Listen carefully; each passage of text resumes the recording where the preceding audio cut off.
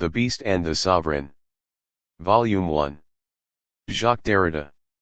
Edited by Michel Liss, Marie-Louise Mallet, and Jeanette Michaud. Translated by Geoffrey Bennington. The Seminars of Jacques Derrida. Edited by Geoffrey Bennington and Peggy Kamoff. Foreword to the English edition. When the decision was made to edit and publish Jacques Derrida's teaching lectures, there was little question that they would and should be translated into English.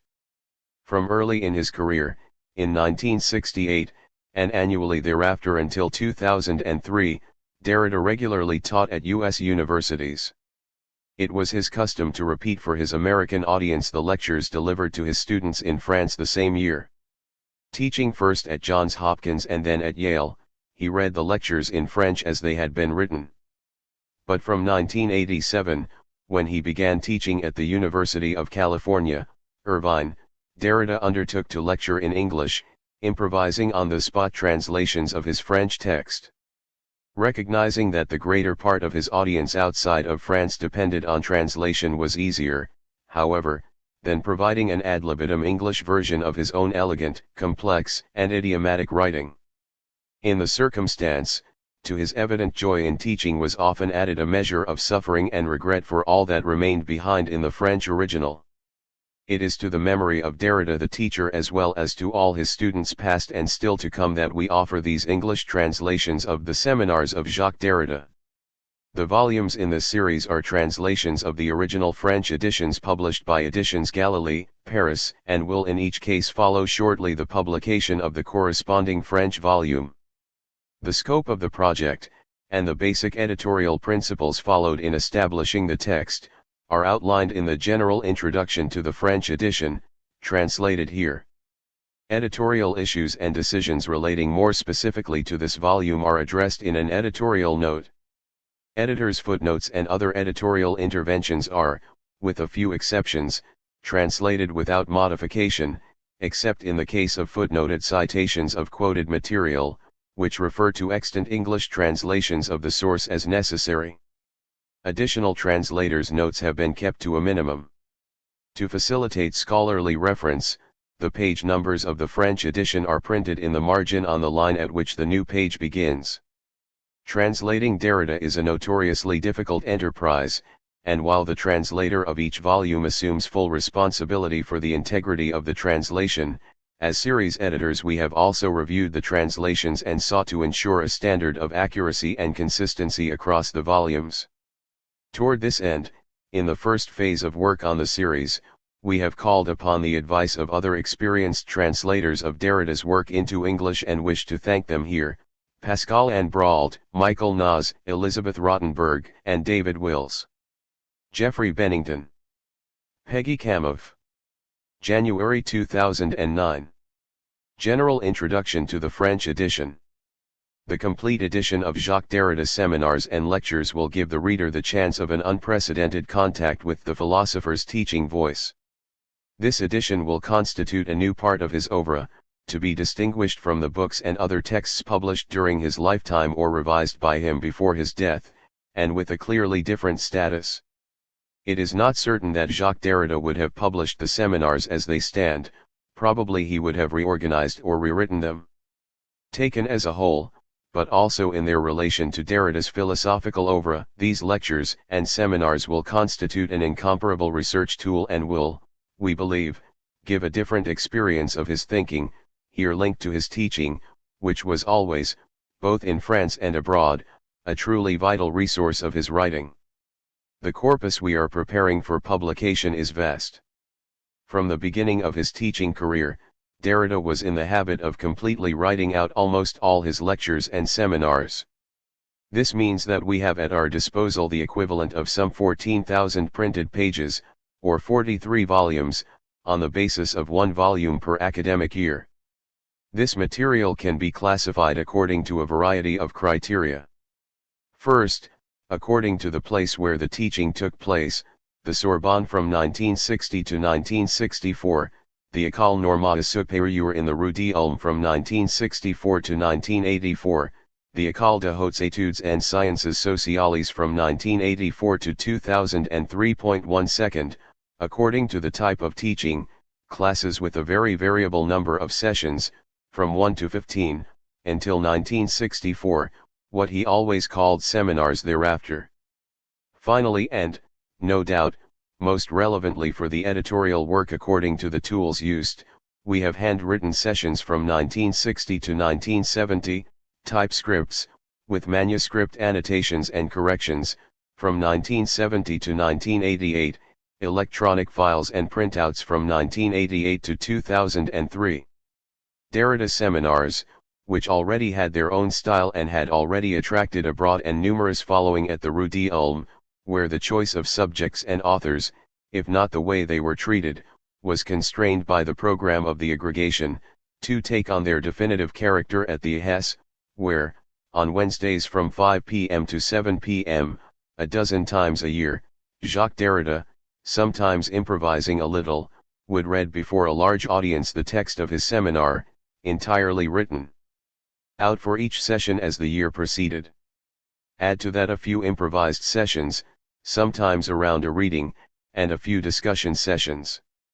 Henceforth free in his choice of subjects, Derrida launched research projects over periods of several years, which linked together in explicit, coherent, and gripping fashion.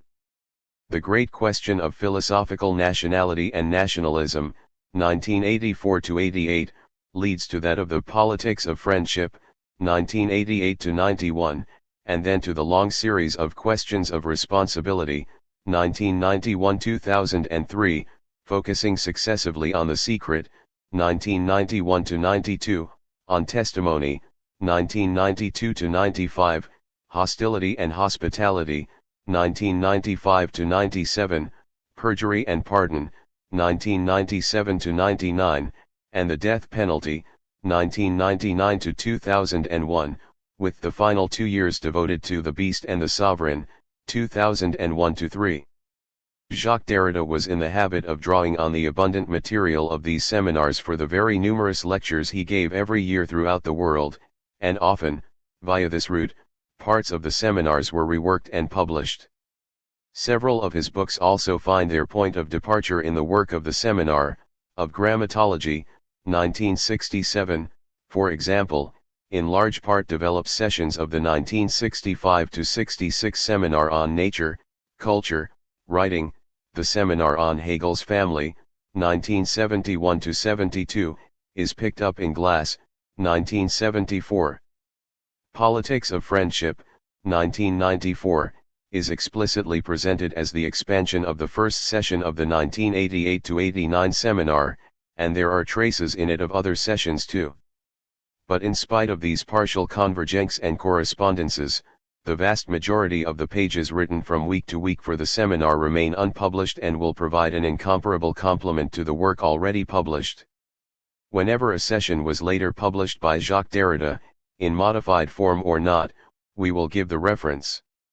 We do not consider it appropriate for the edition of the seminars themselves, as original material, to offer a comparative reading of those versions. As we have already pointed out, the editorial work varies considerably according to the mode of production of the text. For the typewriter period, many handwritten amendments and annotations require a considerable effort of decipherment, the more so for the seminars entirely written in Jacques Derrida's handsome but difficult handwriting, which require laborious transcription. So we shall begin by publishing the seminars of the last 20 years, while beginning preparation of the rest. In all cases, our primary goal is to present the text of the seminar, as written by Jacques Derrida with a view to speech, to reading aloud, and thus with some marks of anticipated orality and some familiar turns of phrase. It is not certain that Jacques Derrida would have published these seminars, although he occasionally expressed his intention of doing so, but if he had taken up these texts for publication, he would probably have reworked them, as he always did, in the direction of a more written text. Obviously we have not taken it upon ourselves to do that work in his place. As we mentioned above, the reader may wish to compare the original version presented here with the few sessions published separately by Jacques Derrida himself. Geoffrey Bennington, Marc Crépon, Marguerite Derrida, Thomas Dutoit, Peggy Kamoff, Michel Liss. Marie-Louise Mallet. Jeanette Michaud. Editorial note. The seminar entitled The Beast and the Sovereign was the last seminar given by Jacques Derrida at the École de Hautes Études en Sciences Sociales, EHES, in Paris, from the fall of 2001 to the spring of 2003. Rather than attempt what could only be a reductive summary, we reproduce here the presentation given by Derrida in the École's yearbook. We pursued the research that in previous years, centering on the problem of the death penalty, had led us to study sovereignty, the political and onto theological history of its concept and its figures. This year we deliberately privileged what intertwined this history with that of a thinking of the living being, the biological and the zoological, and more precisely with the treatment of so-called animal life in all its registers, hunting and domestication, political history of zoological parks and gardens, breeding, industrial and experimental exploitation of the living animal, figures of bestiality and bêtise, etc. The point was not merely to study, from Aristotle to contemporary discussions, Foucault, Agamben, the canonical texts around the interpretation of man as a political animal. We had above all to explore the logics organizing both the submission of the beast, and the living being, to political sovereignty, and an irresistible and overloaded analogy between a beast and a sovereign supposed to share a space of some exteriority with respect to law and right, outside the law, above the law, origin and foundation of the law. We studied a great many philosophical, rhetorical, political, and other indices of this overdetermined analogy, La Fontaine's fables and the tradition that precedes and follows them, texts by Machiavelli, Schmidt, etc. We also attempted a sort of taxonomy of the animal figures of the political, notably from the point of view of sovereignty, always outside the law, above the laws. Alongside the lion, the fox, etc., the character of the wolf, in many cultures, and often the werewolf, in Europe, interested us a great deal, from Plautus to Hobbes and Rousseau.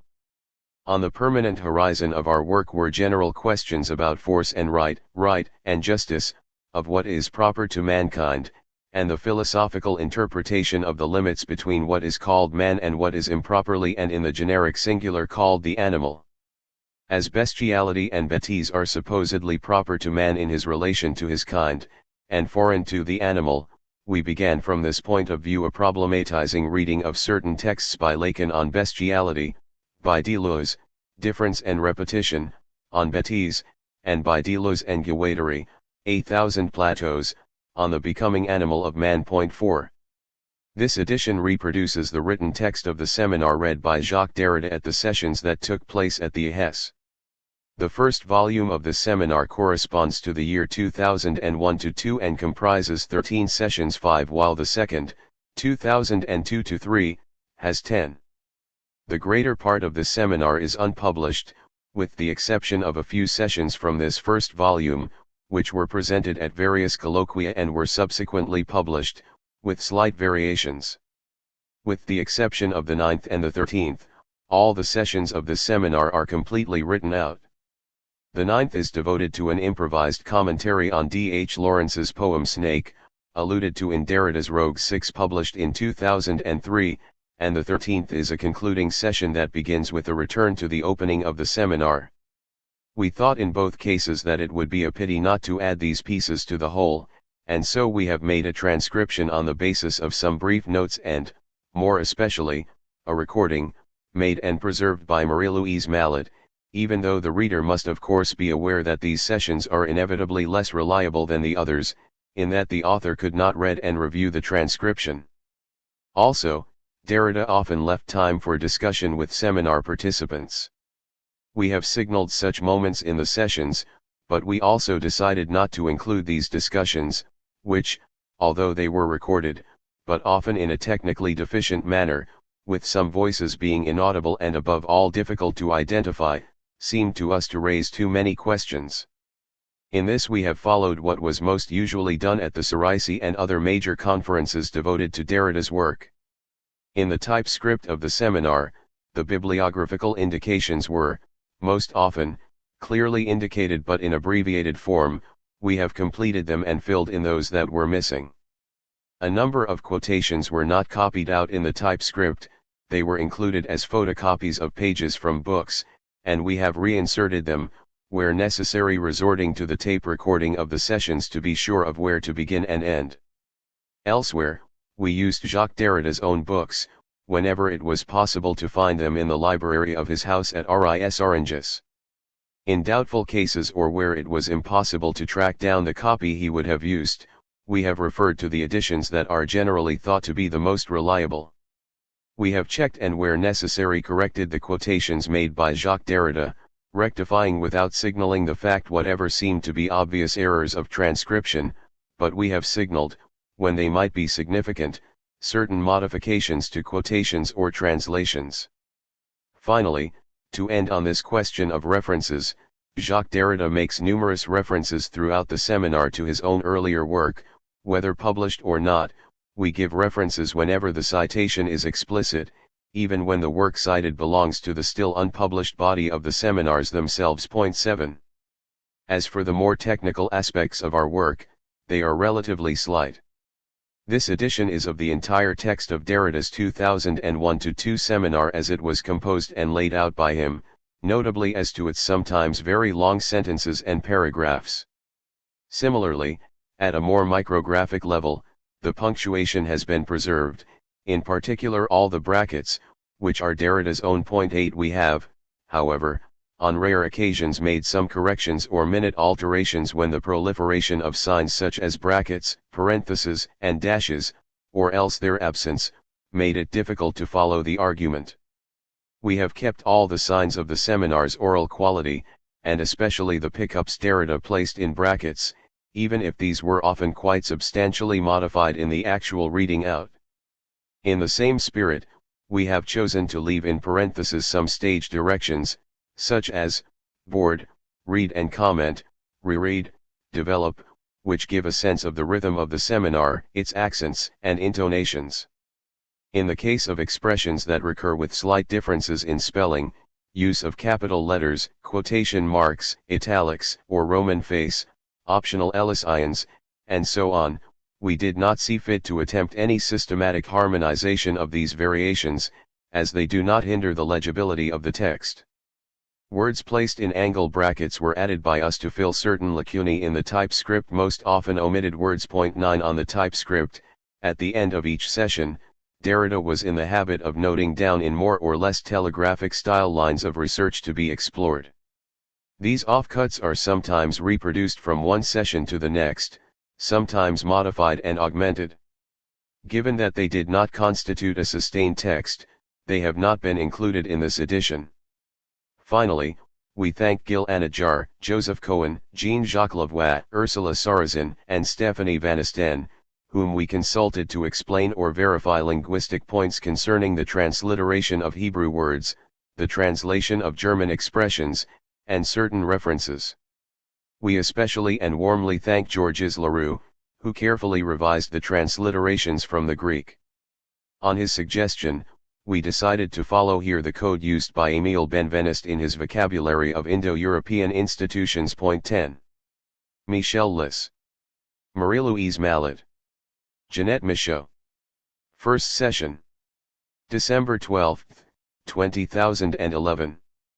Feminine. Masculine law. L.E. Let me recall the title proposed for this year's seminar, The Beast Feminine, La Bête and the Sovereign Masculine, L.E. Souverain. Law, L.E. Naturally I shall try to justify this title as I go along, step by step, perhaps stealthily, like a wolf put à pas de loup. Those of you who followed the last few years' seminars on the death penalty know that the huge and formidable question of sovereignty was central to them. So this inexhaustible question will provide for a certain continuity between the previous seminars and what still remains untrodden from this new approach, by the turn or at the turning of the seminar to come. The question of the animal was also, here and elsewhere, one of our permanent concerns. But the beast is not exactly the animal, and it was only after the fact, after having chosen this title, the literal formulation of this title, the feminine beast and the masculine sovereign, that I understood one at least of the lines of force or one of the silent but insistent connotations in what seemed to me to impose the very letter, down to my unconscious, down to the title's unconscious, la bête etle souverain, namely the sexual difference marked in the grammar of the definite articles, la, le, feminine, masculine, as if we were naming in it, ahead of time, a certain couple, a certain coupling, a plot involving alliance or hostility, war or peace, marriage or divorce, not only between two types of living beings, animal and human, but between two sexes which, already in the title, and in a certain language French se font un scene, are going at each other, are making a scene. What scene? We're shortly going to show it. Nous allons montrer tout à l'heure, literally, we are going to show it in a moment. Point 2, bored. Stealthy as a wolf. Imagine a seminar that began thus, stealthy as a wolf. We're shortly going to show it. What? What are we going to show shortly? Well, we're shortly going to show it. Imagine a seminar that began thus, saying almost nothing, with a we're shortly going to show it. What? What are we going to show shortly? Well, we're shortly going to show it. Why would one say of such a seminar that it moves stealthy as a wolf? This is, however, what I'm saying. Stealthy as a wolf. I'm saying it with reference to the French proverbial expression à pas de loup, which in general signifies a sort of introduction, a discreet intrusion or even an unobtrusive effraction, without show, all but secret, clandestine, an entrance that does all it can to go unnoticed and especially not to be stopped, intercepted, or interrupted.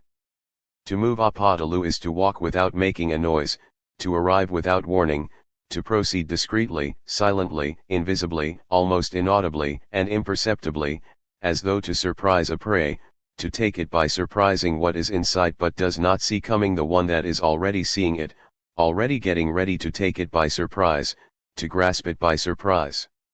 Speech, for we are dealing with silent speech here, speech proceeding à pas de loup would not be proceeding à pas de colombe, dove-footed, according to what a great philosophical tradition says of the dove, of the all but unnoticeable procedure or proceeding of truth advancing in history like one thieving or else flying comme un voleur ou encore un volant. Remember 3. While we're in the columbarium of philosophy, what Kant already said about it in the introduction to the Critique of Pure Reason, about the light dove die Tag for which, in its flight, does not feel the resistance of the air and imagines it would be still better in empty space. And especially Zarathustra, in the book that is one of the richest bestiaries in the Western philosophical library. A political bestiary, what is more, rich in animal figures as figures of the political. A dove crosses a song at the very end of the second part of Also sprach Zarathustra, Die Stillseinstunde, the hour of supreme silence, the stillest hour. That's the title of the song. This hour of supreme silence speaks to me, addresses me, and it is mine, it is my hour, it spoke to me yesterday, he says, it murmurs in my ear, it is closest to me, as though in me, like the voice of the other in me, like my voice of the other, and its name, the name of this hour of silence, my hour of silence, is the name of a fearsome sovereign mistress souverain, gestern gen abend sprach sie mir mein Stillseinstunde, das ist der Name meiner furchtbaren Herren last night. My hour of supreme silence, my hour of the greatest silence, of sovereign silence, spoke to me, this is the name of my terrifying sovereign mistress, das ist der Name meiner furchtbaren Herren. 5. Commentary, the hour, my hour, the hour of my sovereign silence speaks to me, and its name, the name of this absolutely silent one, is that of my most fearsome mistress, the one who speaks to me in silence, who commands me in silence, whispering through the silence, who orders me in silence. As silence. So what is she going to say to him, to me, during this song I'm leaving you to read? After saying to him, to me, says Zarathustra, what is the most unpardonable thing about you dein Unversehrlichstes is that you have the power mocked and you do not want to reign, du willst nicht Herrs chen, you have the power and you do not want to be sovereign. Zarathustra's reply, again convoking sovereign power and beast, for all command I lack the lion's voice. At that moment, his most silent voice tells him, as though in a whisper, de sprak es wieder wie ein flustern ze mir die stilsten Wurzeln des, welch den Sturm bringen. Gedanken, die mit Taubenfussen kommen, lenken die Welt. It is the stillest words that bring the storm. Thoughts that come with dove's footsteps guide the world. Read what follows, a still small voice, one might say in a parody of the biblical book of Kings 1 Kings 19:12, the silent voice commands him to command 6 but to command in silence, to become sovereign, to learn how to command, to give orders, befehlen, and to learn to command in silence by learning that it is silence, the silent order that commands and leads the world. With dove's footsteps, on dove's feet. Now, where were we just now? Not like a dove, we were saying, and above all not on dove's feet, but stealthy like a wolf, on wolf's feet. Which also means, although quite differently than in the case of dove's feet, silently, discreetly, and unobtrusively. What the dove's footsteps and the wolf's footsteps have in common is that one scarcely hears them. But the one announces war, the war chief, the sovereign who orders war, the other silently orders peace. These are two major figures in the great zoopolitics that is preoccupying us here, which will not cease to occupy us and is already occupying us in advance. These two figures preoccupy our space. One cannot imagine animals more different, even antagonistic, than the dove and the wolf, the one rather allegizing peace, from Noah's Ark, which ensures the future the safety of humanity and its animals, the other, the wolf, just as much as the falcon, allegizing hunting and warfare, prey and predation. A great number of idiomatic and quasi-proverbial expressions feature the wolf: howl among wolves, cry wolf, have a wolf in one's stomach, cold enough for a wolf, between dog and wolf, a young wolf, the big bad wolf, etc. 7. These expressions are idiomatic in French. They are not all translatable from one language or culture to another, or even from one territory or geography to another. There are not wolves everywhere, and one does not have the same experience of the wolf in Alaska or in the Alps, in the Middle Ages or today. These idiomatic expressions and these figures of the wolf, these fables or fantasies vary from one place and one historical moment to another. The figures of the wolf thus encounter, and pose for us, thorny frontier questions. Without asking permission, real wolves cross humankind's national and institutional frontiers, and his sovereign nation-states. Wolves out in nature, Dan's law. Nature, as we say, real wolves, are the same on this side or the other side of the Pyrenees or the Alps. 8. But the figures of the wolf belong to cultures, nations, languages, myths, fables, fantasies, histories. If I chose the expression that names the wolf step in the Podaloo, it was no doubt because the wolf itself is there, named in absentia, as it were. The wolf is named where you don't yet see or hear it coming. It is still absent, save for its name. It is looming, an object of apprehension.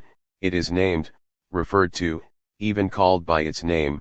One imagines it or projects toward it an image, a trope, a figure, a myth, a fable, a fantasy, but always by reference to someone who, advancing a Podaloo, is not there, not yet there, someone who is not yet present or represented.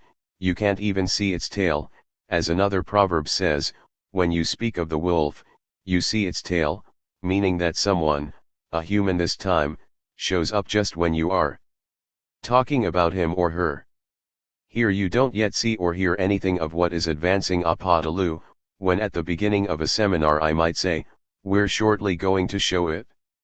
For one of the reasons they are many, too many, I won't get through enumerating them, and I will in fact be devoting the whole seminar to them. One of the many reasons why I chose, in this bunch of proverbs, the one which forms the Syntum Podaloo, is precisely that the absence of the wolf is also expressed in it in the silent operation of the pa, the word pa, which implies, but without any noise, the savage intrusion of the adverb of negation, pa, Podaloo, ilny. A Podaloo. There is no wolf, ilny apa lu. The wolf is not here, perhaps even there is no such thing as the wolf, the clandestine intrusion, then, of the adverb of negation, pa, in the noun, in le pa lu. An adverb haunts a noun. The adverb pa has slipped in silently, stealthy as a wolf, apa lu, into the noun pa step. Which is to say that where things are looming apa lu, the wolf is not there yet, no real wolf, no so-called natural wolf, no literal wolf. There is no wolf yet when things are looming apa lu. There is only a word, a spoken word, a fable wolf, a fabulous animal, or even a fantasy, phantasma in the sense of a revenant in Greek, or fantasy in the enigmatic sense of psychoanalysis, in the sense, for example, that a totem corresponds to a fantasy. There is only another wolf that figures something else, something or somebody else, the other that the fabulous figure of the wolf, like a metonymic substitute or supplement, would come both to announce and conceal, to manifest and mask. And do not forget that in French we also call loup the black velvet mask that used to be worn, that women especially, ladies more often than men, used to wear at one time, in certain milieux, and especially at masked balls.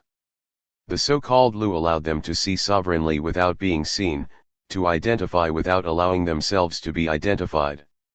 This woman in the loup would be the feminine figure of what I once called a visor effect, the upper part of the armor played on by the father or spectral king in Hamlet, who sees without being seen when he puts down his visor. 9 This time, in the case of the loup, the mask nicknamed loup, the visor effect would play especially, or at least most often, on the feminine side. Why this loup, why loup woman rather than the loup man, in this masked unobtrusiveness, whereas in the proverb when you speak of the wolf, you see its tail, we seem to be taken more toward the masculine side of sexual difference. In both cases, in any case, of sexual difference, pas de loup signifies the absence, the literal non-presentation of the wolf itself in response to its name, and so an evocation that is only figural, tropic, fabulous, phantasmic, connotative. There is no wolf, there is pas de loup. And the absence of this wolf, ungraspable in person other than according to the words of a fable, this absence bespeaks at the same time power, resource, force, cunning, ruse of war, stratagem or strategy, operation of mastery. The wolf is all the stronger, the meaning of its power is all the more terrorizing, armed, threatening, virtually predatory, for the fact that in these appellations, these turns of phrase, these sayings, the wolf does not yet appear in person but only in the theatrical persona of a mask, a simulacrum or a piece of language, i.e. a fable or a fantasy. The strength of the wolf is all the stronger, sovereign even, is all the more all-conquering a raison d'etre for the fact that the wolf is not there, that there is not the wolf itself, were it not for a pas de loup, except for a pas de loup, save a pas de loup, only a pas de loup. I would say that this force of the insensible wolf, insensible because one neither sees nor hears it coming, because it is invisible and inaudible, and therefore nonsensible, but also insensible because it is all the crueler for this, impassive, indifferent to the suffering of its virtual victims, that the force of this insensible beast seems then to overcome avoir raison de everything, because through that other untranslatable idiomatic expression, avoir raison de, to overcome, to win out over, to be the strongest, the question of reason comes up, the question of zoological reason, political reason, rationality in general. What is reason? What is a reason? A good or a bad reason? And you can see that already when I move from the question what is reason, to the question what is a reason, a good or a bad reason, the sense of the word reason has changed. And it changes again when I move from to be right avoir raison, and so to have a good reason to bring forward in a debate or a combat, a good reason against a bad reason, a just reason against an unjust reason, the word reason changes again. Then, when I move from avoir raison in a reasonable or rational discussion, to avoir raison de, to overcome in a power relation rapport de force, a war of conquest, hunting, or even a fight to the death. We're shortly going to show it, I was saying. Imagine a seminar, I was also saying, that began thus, Apodaloo. We're shortly going to show it. What? Well, we're shortly going to show it. Now, it's high time, you had already recognized the quotation. It is the second line of a fable by La Fontaine that puts on stage one of those wolves we'll be talking about a lot, here, then, the wolf from the fable The Wolf and the Lamb. Here are its first two lines. The fable begins with the moral, this time, before the story, before the narrative moment, which is thus, somewhat unusually, deferred. The reason of the strongest is always the best. As we shall shortly show. Point 10. Let me point you at once to a fine chapter that my colleague and friend Louis Marin devoted to this fable by La Fontaine, in his book entitled La Parole Mangie, et autres essays théologico-politiques. Point 11. This chapter of Marin's book is, moreover, entitled La raison du plus fort est toujours la meilleure. The reason of the strongest is always the best, and it is preceded by a brief chapter entitled El Animal Fable, the Fable Animal. Although the path we're going down is not exactly the same, we'll often be crossing this analysis of Marin's, which I therefore strongly recommend that you read. One of the many interesting things about Marin's approach is that it proposes a historical articulation between several exactly contemporary texts, this fable of La Fontaine's, then the Port Royal General Grammar and Art of Thinking, and finally a famous pensée of Pascal's on the relation between justice and force, a pensée to which Marin often returned, and the logic of which is very important to us here. I'm referring to what Pascal places under the title Reason of Effects, and I'll read the whole fragment, even though we'll have to come back to it in more detail later, because interpreting it requires whole treasure houses of attention and vigilance. 298 in Brunswick's classification, 103 in La Fuma's. Justice, force. It is just that what is just be followed, it is necessary that what is strongest be followed. Justice without force is impotent, force without justice is tyrannical. Justice without force is contradicted, because there are always bad people, force without justice stands accused. So justice and force must be put together, and to do so make what is just, strong, and what is strong, just. Justice is subject to dispute, force is easy to recognize and indisputable. And so one could not give force to justice, because force contradicted justice and said that it was unjust, and said that it was force that was just. And thus not being able to make what is just, strong, one made what is strong, just. Point 12. Apart from Marin's, I refer you, among the texts that are one way or another devoted to this fragment, to my little book Force de Loi 13 and the remarkable chapter that Geoffrey Bennington devotes to Paul de Man in Legislations, The Politics of Deconstruction. Point 14. Many wolves will, then, be crossing the stage of this seminar. We are going to show in a moment that one cannot be interested in the relations of beast and sovereign, and all the questions of the animal and the political, of the politics of the animal, of man and beast in the context of the state, the polis, the city, the republic, the social body, the law in general, war and peace, terror and terrorism, national or international terrorism, etc., without recognizing some privilege to the figure of the wolf, and not only in the direction of a certain Hobbes and that fantastic, phantasmic, insistent, recurrent altercation between man and wolf, between the two of them, the wolf for man, man for the wolf, man as wolf for man, man as humankind, this time, beyond sexual difference, man and woman, homo homini lupus, this state of making clear that it is also a way for man, within his human space, to give himself, to represent or recount to himself this wolf story, to hunt the wolf by making it come. Tracking it, in French this wolf hunt is called louveterie. It is just as much a way for man, within his human space, to give himself, to represent or recount to himself this wolf story, to hunt the wolf in a fantasy, a narrative, a mytheme, a fable, a trope, a rhetorical turn, where man tells himself the story of politics, the story of the origin of society, the story of the social contract, etc. For man, man is a wolf. When I say wolf, you mustn't forget the she-wolf. What counts here is no longer the sexual difference between the wolf as real animal and the masklu worn by the woman. Here we are not dealing with this double wolf, this twin word, masculine in both cases, the natural wolf, the real wolf and its mask lu, its simulacrum, but indeed with the she-wolf, often a symbol of sexuality or even of sexual debauchery or fecundity, of the she-wolf mother of other twins, for example the she-wolf that, at the foundation of Rome, suckled turn by turn, each in turn or both at once, the twins Remus and Romulus.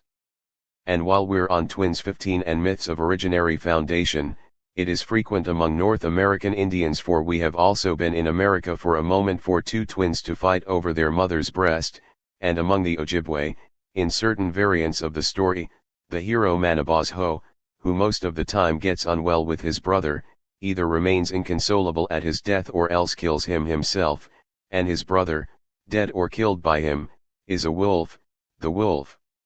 His brother is the wolf, his next of kin is the wolf.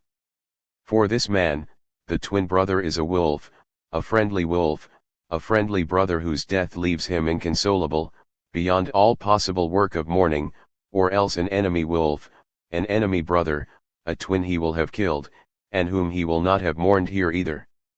Those close to me, brothers, friendly or enemy brothers, are wolves who are my kind and my brothers. And then, given that the pack of mythical wolves is without number, remember Wotan among the German gods, Wotan or Odin in the north. Wotan is a warrior god, a god of warlike fury, cf. Wüten in modern German, to be in a fury, to ravage through warfare, and Wotan decides as sovereign king, as war chief. Sovereignty is his very essence. When he sits on the throne, he is flanked by two wolves, who are like the insignia of his majesty, living coats of arms, the living heraldry of his sovereignty, two wolves to whom he gives everything anyone hands him to eat, for he himself does not eat, he only drinks, especially mead. What is more, Odin Wotan also had the gift of being able to change himself at will into a wild animal, into a bird, fish, or serpent.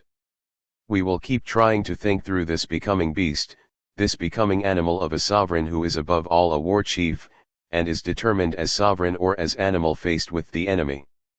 He is instituted as sovereign by the possibility of the enemy, by that hostility in which Schmidt claimed to recognize, along with the possibility of the political, the very possibility of the sovereign, of sovereign decision and exception. In the legend of Thor, son of Odin, or Wotan, and of Iord, the earth, we can also find a terrible wolf story. The giant wolf Fenrir plays an important part on the day of the twilight of the gods.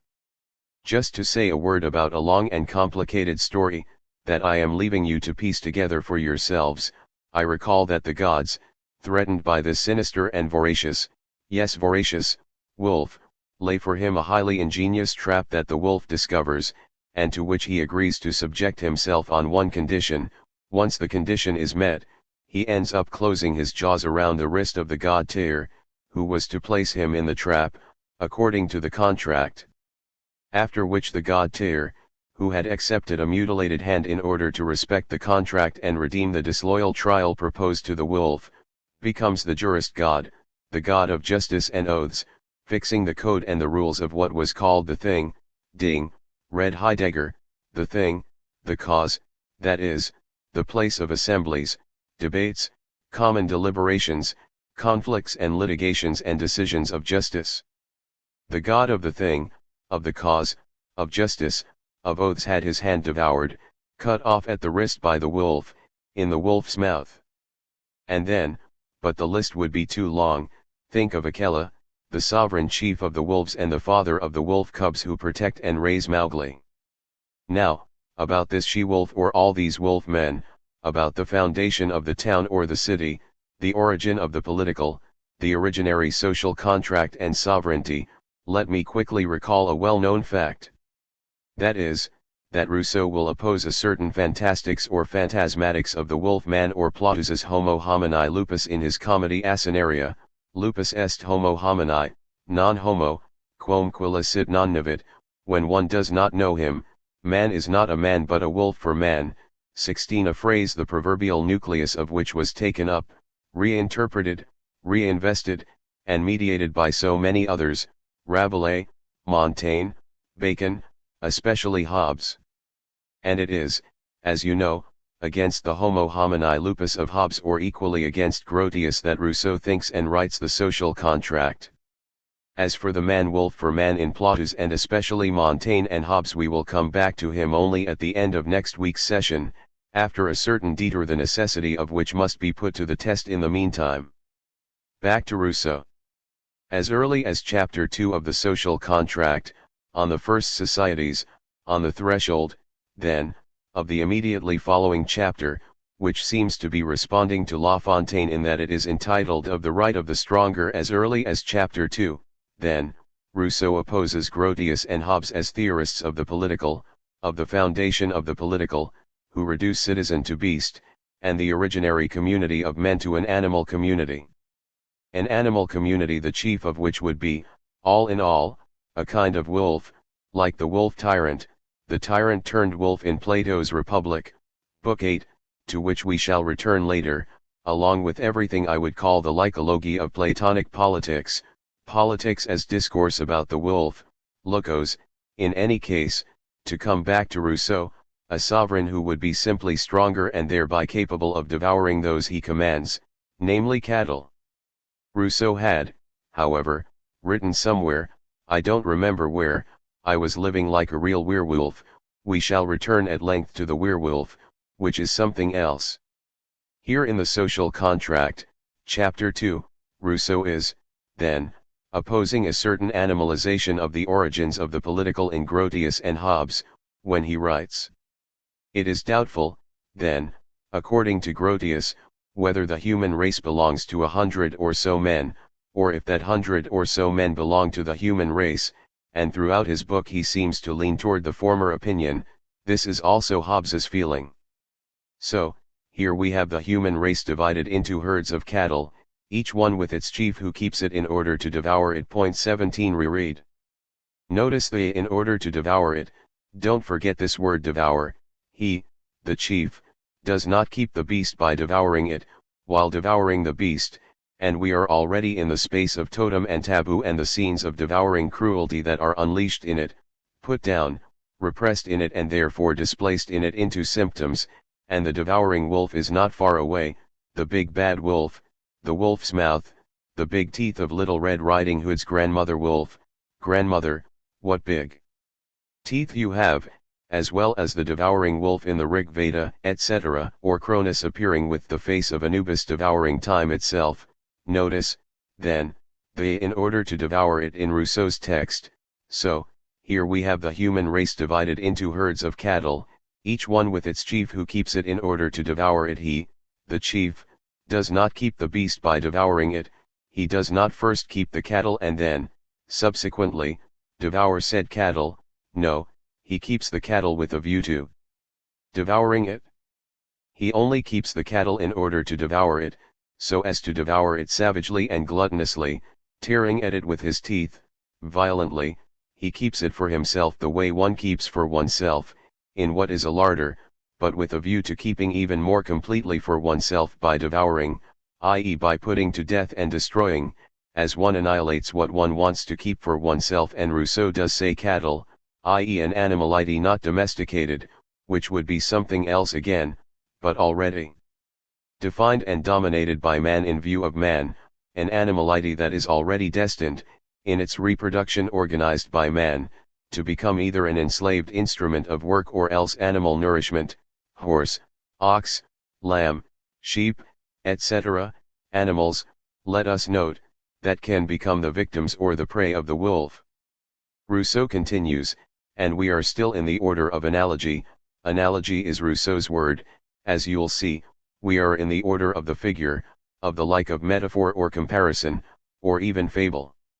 As a shepherd is of a nature superior to that of his herd, the shepherds of men, who are their chiefs, are also of a nature superior to that of their peoples. This is, according to Philon, how Caligula reasoned, correctly concluding from this analogy my emphasis that kings were gods, or that peoples were beasts. The reasoning of this Caligula Point 18. And this is indeed the reasoning of a sovereign, the reason given by a sovereign. Let us not forget that, Rousseau is certainly marking the fact that this discourse, this reasoning, was signed, and signed not by a philosopher or a political scientist but by a chief, an emperor, and therefore by a sovereign himself, situated by analogy and in the animal analogy that he thus accredits, an analogy from which man has in the end disappeared. Between God and beast, kings were gods, peoples were beasts.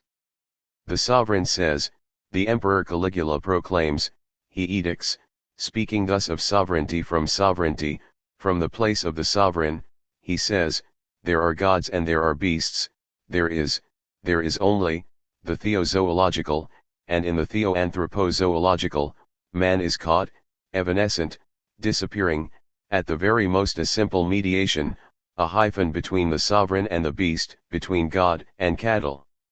Taking up the thread of the quotation again. The reasoning of this Caligula comes down to the same thing as in Hobbes and Grotius.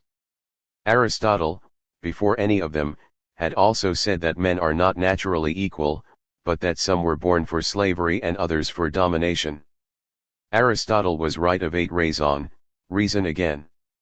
This time in the symptom avoir raison, the point is not to avoir raison de but just to avoir raison, to be just or right, but he took the effect for the cause. Any man born into slavery is born for slavery, nothing is more certain. Slaves lose everything in their irons, even the desire to be free of them. They love their enslavement as Odysseus's companions loved their brutishness. So if there are slaves by nature, this is because there have been slaves against nature. Force made the first slaves. Point 19. Rousseau's thesis is thus both that the reason of the strongest is in fact the best, that it has prevailed and prevails in fact, the stronger has reason of the weaker, the wolf of the lamb, but that if in fact the reason of the stronger wins out, by right the reason of the strongest is not the best, ought not to be, ought not to have been the best, ought not to have been right, and everything will turn around the semantic pivot of the word reason in the fable. When the fable says the reason of the strongest is always the best, is it reason itself, the good reason, the most just reason, true reason, or the reason given, alleged by the stronger, Caligula or the sovereign or the wolf in the fable, which is the best? And best can still mean two radically heterogeneous things, either the reason that prevails in fact or else, on the contrary, the reason that ought to prevail by right and according to justice. If I'm already quoting Rousseau at some length and insistently, while asking you to read what precedes and follows in the social contract, this is, precisely, for several reasons. 1. The first is that we have just seen, in the warp of a few sentences, a crossing of most of the lines of force of our future problematic, beginning with this insistent analogy, this multiple and overdetermined analogy that, as we shall see, through so many figures, now brings man close to the animal, inscribing them both in a relation of proportion, and now brings man and animal close in order to oppose them, heterogeneity, disproportion between the authentic homo politicus and the apparently political animal, the sovereign and the strongest animal, etc. Of course, the word analogy designates for us the place of a question rather than that of an answer. However one understands the word, an analogy is always a reason, a logos, a reasoning, or even a calculus that moves back up toward a relation of production, or resemblance, or comparability in which identity and difference coexist. Here, whenever we speak of the beast and the sovereign, we shall have in view an analogy between two current representations, current and therefore problematical, suspect, to be interrogated, between this type of animality or living being that is called the beast or that is represented as bestiality, on the one hand, and on the other a sovereignty that is most often represented as human or divine, in truth anthropotheological.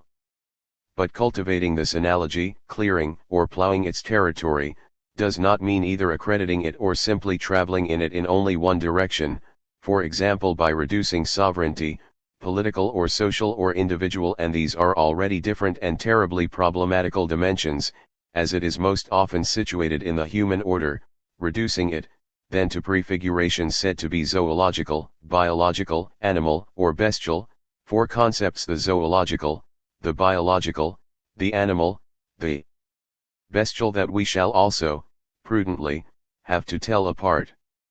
We should never be content to say, in spite of temptations, something like, the social, the political, and in them the value or exercise of sovereignty are merely disguised manifestations of animal force, or conflicts of pure force, the truth of which is given to us by zoology, that is to say at bottom bestiality or barbarity or inhuman cruelty.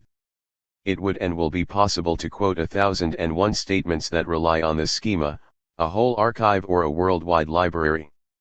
We could also invert the sense of the analogy and recognize, on the contrary, not that political man is still animal but that the animal is already political, and exhibit, as is easy to do, in many examples of what are called animal societies, the appearance of refined, complicated organizations, with hierarchical structures, attributes of authority and power, phenomena of symbolic credit, so many things that are so often attributed to and so naively reserved for so-called human culture, in opposition to nature.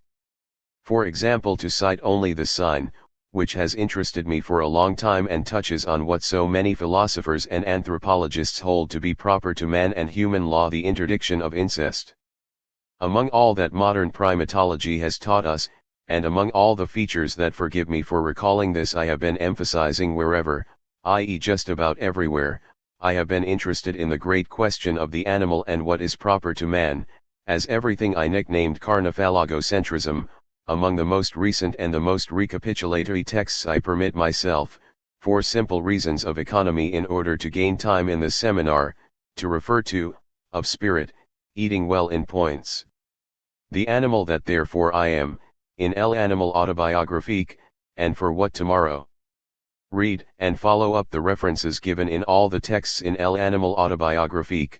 20. For some time now I have been emphasizing the fragility and porosity of this limit between nature and culture, and the fact that there is also avoidance of incest in some societies of so-called great apes. The limit between avoidance and interdiction will always be difficult to recognize, just as there is also, in human societies, some inevitability about incest, if one looks closely, in the very place where incest appears forbidden. The only rule that for the moment I believe we should give ourselves in this seminar is no more to rely on commonly accredited oppositional limits between what is called nature and culture, nature/law, physis/nomos, God, man, and animal, or concerning what is proper to man no more to rely on commonly accredited oppositional limits than to muddle everything and rush, by analogism, toward resemblances and identities. Every time one puts an oppositional limit in question, far from concluding that there is identity, we must on the contrary multiply attention to differences, refine the analysis in a restructured field. To take only this example, very close to our seminar, it will not be enough to take into account this hardly contestable fact that there are animal societies, animal organizations that are refined and complicated in the organization of family relations and social relations in general, in the distribution of work and wealth, in architecture, in the inheritance of things acquired, of goods or non-innate abilities, in the conduct of war and peace, in the hierarchy of powers, in the institution of an absolute chief, by consensus or force, if one can distinguish them, of an absolute chief who has the right of life and death over the others, with the possibility of revolts, reconciliations, pardons granted, etc. It will not suffice to take into account these scarcely contestable facts to conclude from them that there is politics and especially sovereignty in communities of non-human living beings. Social animal does not necessarily mean political animal. Every law is not necessarily ethical, juridical, or political. So it is the concept of law, and with it that of contract, authority, credit, and therefore many, many others that will be at the heart of our reflections. Is the law that reigns, in a way that is moreover differentiated and heterogeneous, in all the so-called animal societies a law of the same nature as what we understand by law in human right and human politics? And is the complex, although relatively short, history of the concept of sovereignty in the West, a concept that is itself an institution that we shall try to study as well as we can, the history of a law, or is it not, the structure of which is or is not, also to be found in the laws that organize the hierarchized relations of authority, hegemony, force, power, power of life and death in so-called animal societies? The question is all the more obscure and necessary for the fact that the minimal feature that must be recognized in the position of sovereignty, at this scarcely even preliminary stage, is, as we insisted these last few years with respect to Schmidt 21, a certain power to give, to make, but also to suspend the law.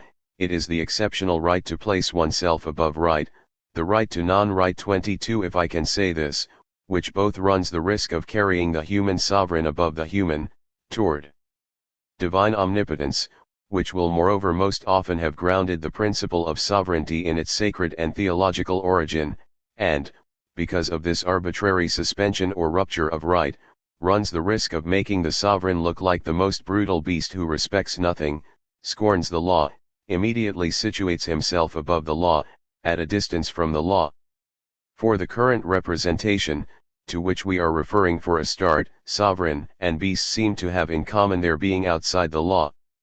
It is as though both of them were situated by definition at a distance from or above the laws, in non-respect for the absolute law that they make or that they are but that they do not have to respect. Being outside the law can, no doubt, on the one hand, and this is the figure of sovereignty, take the form of being above the laws, and therefore take the form of the law itself, of the origin of laws, the guarantor of laws, as though the law, with a capital L, the condition of the law, were before, above, and therefore outside the law, external or even heterogeneous to the law, but being outside the law can also, on the other hand, and this is the figure of what is most often understood by animality or bestiality, being outside the law can also situate the place where the law does not appear, or is not respected, or gets violated. These modes of being outside the law, be it the mode of what is called the beast, be it that of the criminal, even of that grand criminal we were talking about last year and of whom Benjamin said that he fascinates the crowd, even when he is condemned and executed, because, along with the law, he defies the sovereignty of the state as monopoly of violence, be it the being outside the law of the sovereign himself.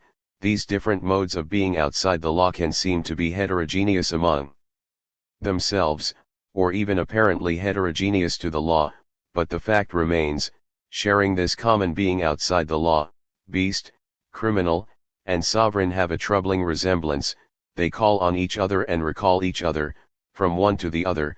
There is between sovereign, criminal, and beast a sort of obscure and fascinating complicity, or even a worrying mutual attraction, a worrying familiarity, an unheimlich, uncanny 23 reciprocal haunting. Both of them, all three of them, the animal, the criminal, and the sovereign, are outside the law, at a distance from or above the laws. Criminal, beast, and sovereign strangely resemble each other while seeming to be situated at the antipodes, at each other's antipodes. It happens, moreover, brief reappearance of the wolf, that the nickname wolf is given to a head of state as father of the nation. Mustafa Kemal, who had given himself the name Ataturk, father of the Turks, was called the Grey Wolf by his partisans, in memory of the mythical ancestor Genghis Khan, the Blue Wolf. I believe that this troubling resemblance, this worrying superposition of these two beings outside the law or without laws or above the laws that beast and sovereign both are when viewed from a certain angle, I believe that this resemblance explains and engenders a sort of hypnotic fascination or irresistible hallucination, which makes us see, project, perceive, as in a X-ray, the face of the beast under the features of the sovereign, or conversely, if you prefer, it is as though, through the maw of the untamable beast, a figure of the sovereign were to appear. As in those games where one figure has to be identified through another.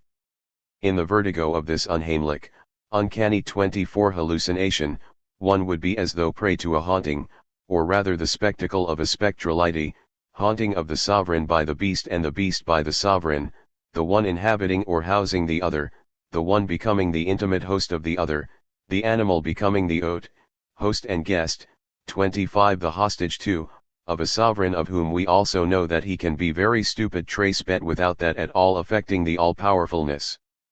ensured by his function or, if you like, by one of the king's two bodies 26 in the metamorphic covering over of the two figures, the beast and the sovereign.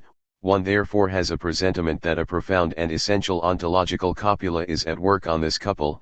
It is like a coupling, an ontological, onto zoanthropotheologico-political copulation. The beast becomes the sovereign who becomes the beast. There is the beast and the sovereign, conjunction, but also the beast is est. The sovereign. The sovereign is est the beast. Point 27.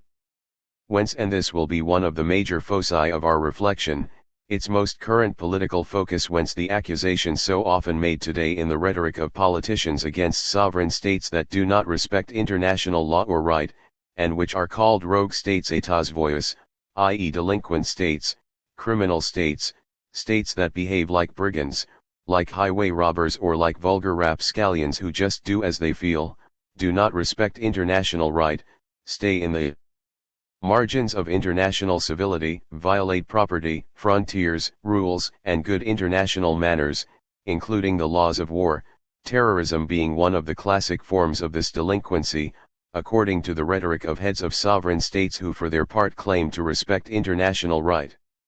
Now état voyou is a translation of the English rogue, rogue state, in German, Skurk, which can also mean rascal, bounder, cheat, crook, rabble, blackguard, criminal, is the word also used to translate rogue. Rogue state in English seems to be the first name. Voyou and skurk are merely translations, I think, for the accusation was first formulated in English, by the United States. Now we shall see, when we go in this direction and study the uses, the pragmatics, and the semantics of the word rogue, very frequent in Shakespeare, what it also tells us about animality or bestiality. The rogue, be it to do with elephant, tiger, lion, or hippopotamus, and more generally carnivorous animals, the rogue is the individual who does not even respect the law of the animal community, of the pack, the horde, of its kind. By its savage or indocile behavior, it stays or goes away from the society to which it belongs. As you know, the states that are accused of being and behaving as rogue states often turn the accusation back against the prosecutor and claim in their turn that the true rogue states are the sovereign, powerful, and hegemonic nation states that begin by not respecting the law or international right to which they claim to be referring, and have long practiced state terrorism, which is merely another form of international terrorism. The first accused accuser in this debate is the United States of America. The United States is accused of practicing a state terrorism and regularly violating the decisions of the UN or the agencies of international right that they are so quick to accuse the others, the so-called rogue states, of violating. We shall return at length to this problematic zone. There is even a book by Noam Chomsky entitled Rogue States, The Rule of Force in World Affairs 28, a book the principal aim of which, supported by a great number of facts and evidence from the geopolitical history of the last decades, is to support an accusation made against the United States. The United States, which is so ready to accuse other states of being rogue states, is in fact allegedly the most rogue of all, the one that most often violates international right, even as it enjoins other states, often by force, when it suits it, to respect the international right that it does not itself respect whenever it suits it not to. Its use of the expression rogue state would be the most hypocritical rhetorical stratagem, the most pernicious or perverse or cynical arm trick of its permanent resort to the greater force, the most inhuman brutality. To take, provisionally, only one example from the overwhelming case made by Chomsky in Rogue States, and selecting within it the bestiary lexicon that is important to us here, I shall invoke only from the beginning of the book the example of the long and complex history of the relations between the USA and Saddam Hussein's Iraq. Certainly, Chomsky has no indulgence for Saddam Hussein or for Iraq, which he describes, relying on a number of well-known facts, as a leading criminal state. p. 24, read all the pages around this. But if Saddam's Iraq indeed comes in at the top of the list of criminal states, if, as U.S. diplomacy has been reminding us regularly for 10 years, Saddam is guilty of using weapons of mass destruction against his neighbors and his own people, Chomsky has no difficulty recalling that for a very long time Saddam was well treated by the USA, as an ally and a client. This treatment only came to an end, leading to a terrible biological war whose Iraqi victims are counted by the thousands, malnutrition, illness, 5,000 children dying every month according to UNICEF quoted by Chomsky, etc. This treatment of Saddam as respected ally and client only came to an end, then, when Saddam stopped following the political and militaro-economic strategy of the USA, and one could say the same about the Taliban. Only at that moment did Iraq, ceasing to be an ally, an accomplice, or a docile client, become a rogue state, and only then did one begin to speak of Saddam Hussein, the leader of a rogue state, as a beast, the beast of Baghdad. 29. I make this remark to announce the fact that we will no doubt be talking a lot, later in this seminar, about what has become known as September 11. That, said too briefly and in pure anticipation, is the obscure place toward which we are directed by the word, itself obscure, analogy between the political sovereign and the beast. This word analogy is not only obscure, like a word whose concept or theorem, whose theoretical tenor, is invisible or inaccessible, it is obscure and dark and black. This word analogy, like the reality of a frightening cloud that announces and carries within it the threat of thunder, of lightning, of tempest and hurricane, it is dark because it is heavy with all the actual and virtual violences and nameless historical ravages, disasters we won't, already don't, have a name for, when the names of right, national or international, war, civil war or international war, terrorism, national or international, lose their most elementary credit. 2. The second reason why I quote these first chapters of the social contract is that we already see cited in them philosophers and philosophemes, political philosophies, that ought to occupy us as a first priority, for example, as you heard, Aristotle, Grotius, and Hobbes. Rousseau here inscribes all three of them rather quickly into the same tradition, neglecting the massive fact that it was in order to break with Aristotle, and with the consequences that Aristotle draws from his famous but still just as enigmatic definition of man as political creature or animal, polit icon zoon, that Hobbes wrote his Leviathan and his De Cive, and developed a theory of sovereignty that will interest us later. Naturally we shall have to read or reread these texts. 3. The third reason why I refer to these first chapters of the social contract is that in the lines I have just quoted, Rousseau adds a footnote to the word brutishness, abrutissement, they love their enslavement as Odysseus's companions loved their brutishness. The note refers to Plutarch. It says, see a little treatise by Plutarch, entitled, That Beasts Have Reason. You will find this fascinating text by Plutarch, Bruta Animalia Rationi Uti, translated into French by Amiot, in the collection published and prefaced by Elizabeth de Fontenay, Trois Traits pour les Animaux. 30. The treatise to which Rousseau refers is found there under the title That Brute Beasts Use Reason. The word brute will often be very important to us, where it seems to connote not only animality but a certain bestiality of the animal. I cannot recommend too strongly that you read these texts, which could detain us for a long time. In That Brute Beasts Use Reason, the first words of a philosophical discussion with several voices already or again convoke the figure of the wolf, the analogy, and the quasi-metamorphosis that organizes the passage between man and wolf, but also lion. The discussion begins, then, with this metamorphic analogy, I think I've understood what you're saying, Circe, and I'll bear it in mind.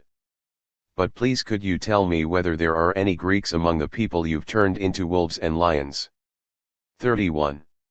Read what follows and notice too that in praising a certain virtue of the animal, one of the participants in the discussion, Gryllus, places, precisely, this animal virtue above or at a distance from the law. Let me read this ethical and political praise of the animal, whose moral and social, even political, virtue goes above or before the law, a bit like, a like that carries the whole charge of the question of an analogy, a bit like the sovereign. You can see, however, that when animals fight with one another or with you humans, they do not employ tricks and stratagems, they rely in their battles on blatant bare bravery backed up by real prowess. They don't need a law to be passed, my emphasis, to summon them to battle, and they don't fight because they're afraid of being court-martialed for desertion. They see the fight through to the bitter end and refuse to give in because they instinctively loathe defeat. Read what follows, and, further on. You don't find animals begging or pleading for mercy or admitting defeat. Error of Plutarch's comment. Cowardice never led a lion to become enslaved to another lion, or a horse to another horse, as it does human beings, who readily welcome the condition which is named after cowardice. Suppose humans trap or trick animals into captivity. If the animals are mature, they choose to reject food, reject thirst, and choose to bring about and embrace death rather than accept enslavement. 32 Comment. If we wanted to place this note in the social contract referring to Plutarch's plea for animal reason into a network, a Rousseauist network, we should have to study closely, in Emile, Book 2, a very long quotation, more than 3 pages, from the opening of the first of Plutarch's 3 treatises. If it is permissible to eat flesh, de Isucarnium. Before quoting Plutarch, the one who speaks to Emile, the imaginary pupil, warns him against eating meat. Children are naturally vegetarian, and it is important not to turn them into meat eaters, both for their health and for their character. For, the master says, it is certain that great meat eaters are in general more cruel and ferocious than other men. This observation is for all places and times. The barbarity of the English is well known. All savages are cruel, and their customs do not lead them to be so. This cruelty comes from their food. Comment, cruelty and without 33 cruelty and death sentence. They go to war as they go to the hunt, and treat men like bears. My emphasis, always this like of the anthropozoological analogy. In England even butchers are not allowed to bear witness, and no more are surgeons. Great criminals harden themselves for murder by drinking blood. 34. Rousseau adds a note here, because of a scruple, because his translator pointed out to him, and translators are always the most vigilant and formidable readers, that in fact English butchers and surgeons did have the right to bear witness, and that only butchers, and not surgeons, were refused the right to sit as jurors in criminal trials. Read what follows, and the very long quotations from Plutarch's plea or indictment, one of the most eloquent in history in the trial of carnivorous culture and its cruel delights. You do not eat these carnivorous animals, you imitate them, you hunger only for the innocent and gentle beasts who do no harm to anyone, who are attached to you, who serve you, and that you devour. My emphasis as a reward for their services. You have no doubt already noticed the recurrence of the lexicon of devourment. Devour, devouring the beast is on this account devouring, and man devours the beast. Devourment and voracity. Devora, vorax, vorator. It's about mouth, teeth, tongue, and the violent rush to bite, engulf, swallow the other, to take the other into oneself, to kill it or mourn it. Might sovereignty be devouring?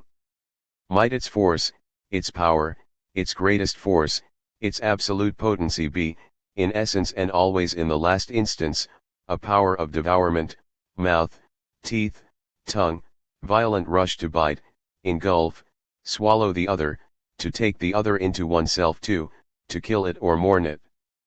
But what goes via interiorizing devourment, i.e. via orality, via the mouth, the maw, teeth, throat, glottis, and tongue, which are also the sites of cry and speech, of language, that very thing can also inhabit that other side of the visage or the face, i.e. the ears, the auricular attributes, the visible and therefore audiovisual forms of what allows one not only to speak but also to hear and listen. Grandmother, what big ears you have, she says to the wolf. The place of devourment is also the place of what carries the voice, the topos of the porte-voix megaphone, literally voice carrier, in a word, the place of vociferation. Devourment, vociferation, there, in the figure of the figure 35 in the face, smack in the mouth, but also in the figure as trope, there's the figure of figure, vociferating devourment or devouring vociferation. The one, vociferation, exteriorizes what is eaten, devoured, or interiorized, the other, conversely or simultaneously, i.e. devourment, interiorizes what is exteriorized or proffered. And on this subject of devouring, proffering, eating, speaking, and therefore listening, of obeying in receiving within through the ears, on the subject of the beast and the sovereign, I leave you to muse on the ass's ears of King Midas that Apollo inflicted on him because he had preferred his rival in a musical competition. The ass is thought, unfairly, to be the most stupid of beasts la plus bête de bêtes. Midas hid these ass's ears under his crown, and when his hairdresser denounced him and divulged his secret to the earth, the rushes, Ovid tells us, murmured in the wind, King Midas has ass's ears. And then in Tristan and Iseult, another king, another animal's ears, the horse's ears of King Mark. The reason of the strongest is always the best. As we shall shortly show. In a sense, no seminar should begin that way. And yet every seminar does begin that way, anticipating and deferring in some manner the monstration or demonstration. Every seminar begins with some fabulous, as we shall shortly show. What is a fable? We could, to begin, ask ourselves, yes, ask ourselves, but what are we doing when we ask ourselves? When one asks something of oneself. When one poses oneself a question, when one interrogates oneself on this or that subject or, which is something different, when one asks for oneself. When one asks oneself for oneself as if that were possible or as if it were an other, we could, to begin, before even beginning, ask ourselves what relation there can be between a seminar and a fable, between a seminar and the mode of fiction, simulacrum, fictive speech, once upon a time and as if narration that we call a fable.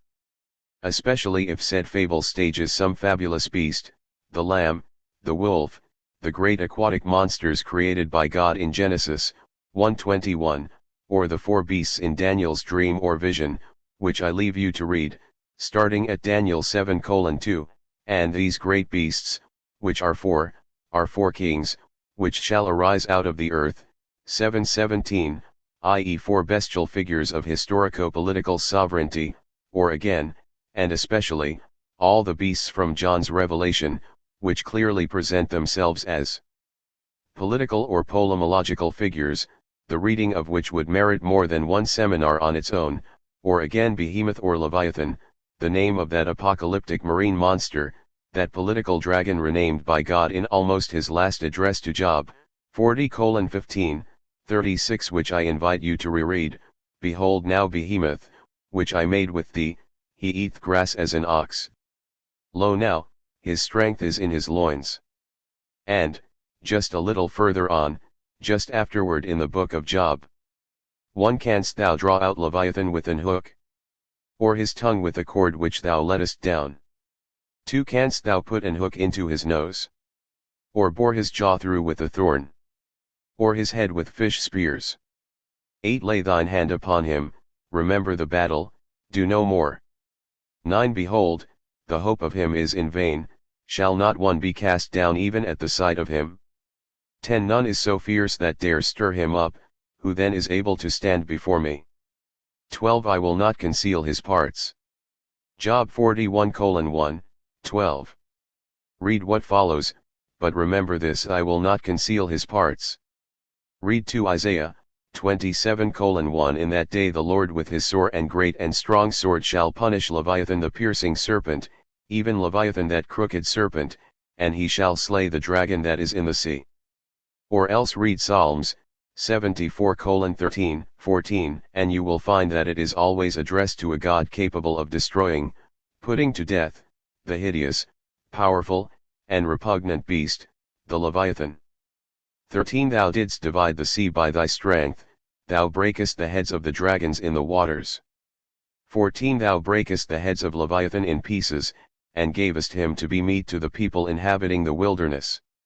Just where the animal realm is so often opposed to the human realm as the realm of the non-political to the realm of the political, and just where it has seemed possible to define man as a political animal or living being, a living being that is, on top of that, a political being, there too the essence of the political and, in particular of the state and sovereignty has often been represented in the formless form of animal monstrosity, in the figure without figure of a mythological, fabulous and non-natural monstrosity, an artificial monstrosity of the animal. Among all the questions that we shall have to unfold in all directions, among all the things that we shall have to ask ourselves, there would, then, be this figuration of man as political animal or political living being, zoon politikon, according to Aristotle's so well-known and so enigmatic formula, Politics 1.1253a3. It is obvious, says Aristotle, that the polis forms part of the things of nature, ton phys, and that man is by nature a political being, kai odi anthropophys politikon zoon, from which he concludes, after having strongly insisted, contrary to what is sometimes understood or read, in the same text, in the same pages, and again just before this, on living and life as, zen, and not as, bios, on the, eu zen, living well, we shall have to come back to this too, he concludes, then, that a being without a city, a polis, an apolitical being, is, by nature and not by chance, dia physn chi ou dia dujan, either much worse, follows, or much better than man, superior to man, Crichton e Anthropo, 37, which clearly marks the fact that politicity, the being political of the living being called man, is an intermediate between those two other living beings that are beast and God, which, each in its own way, would be apolitical.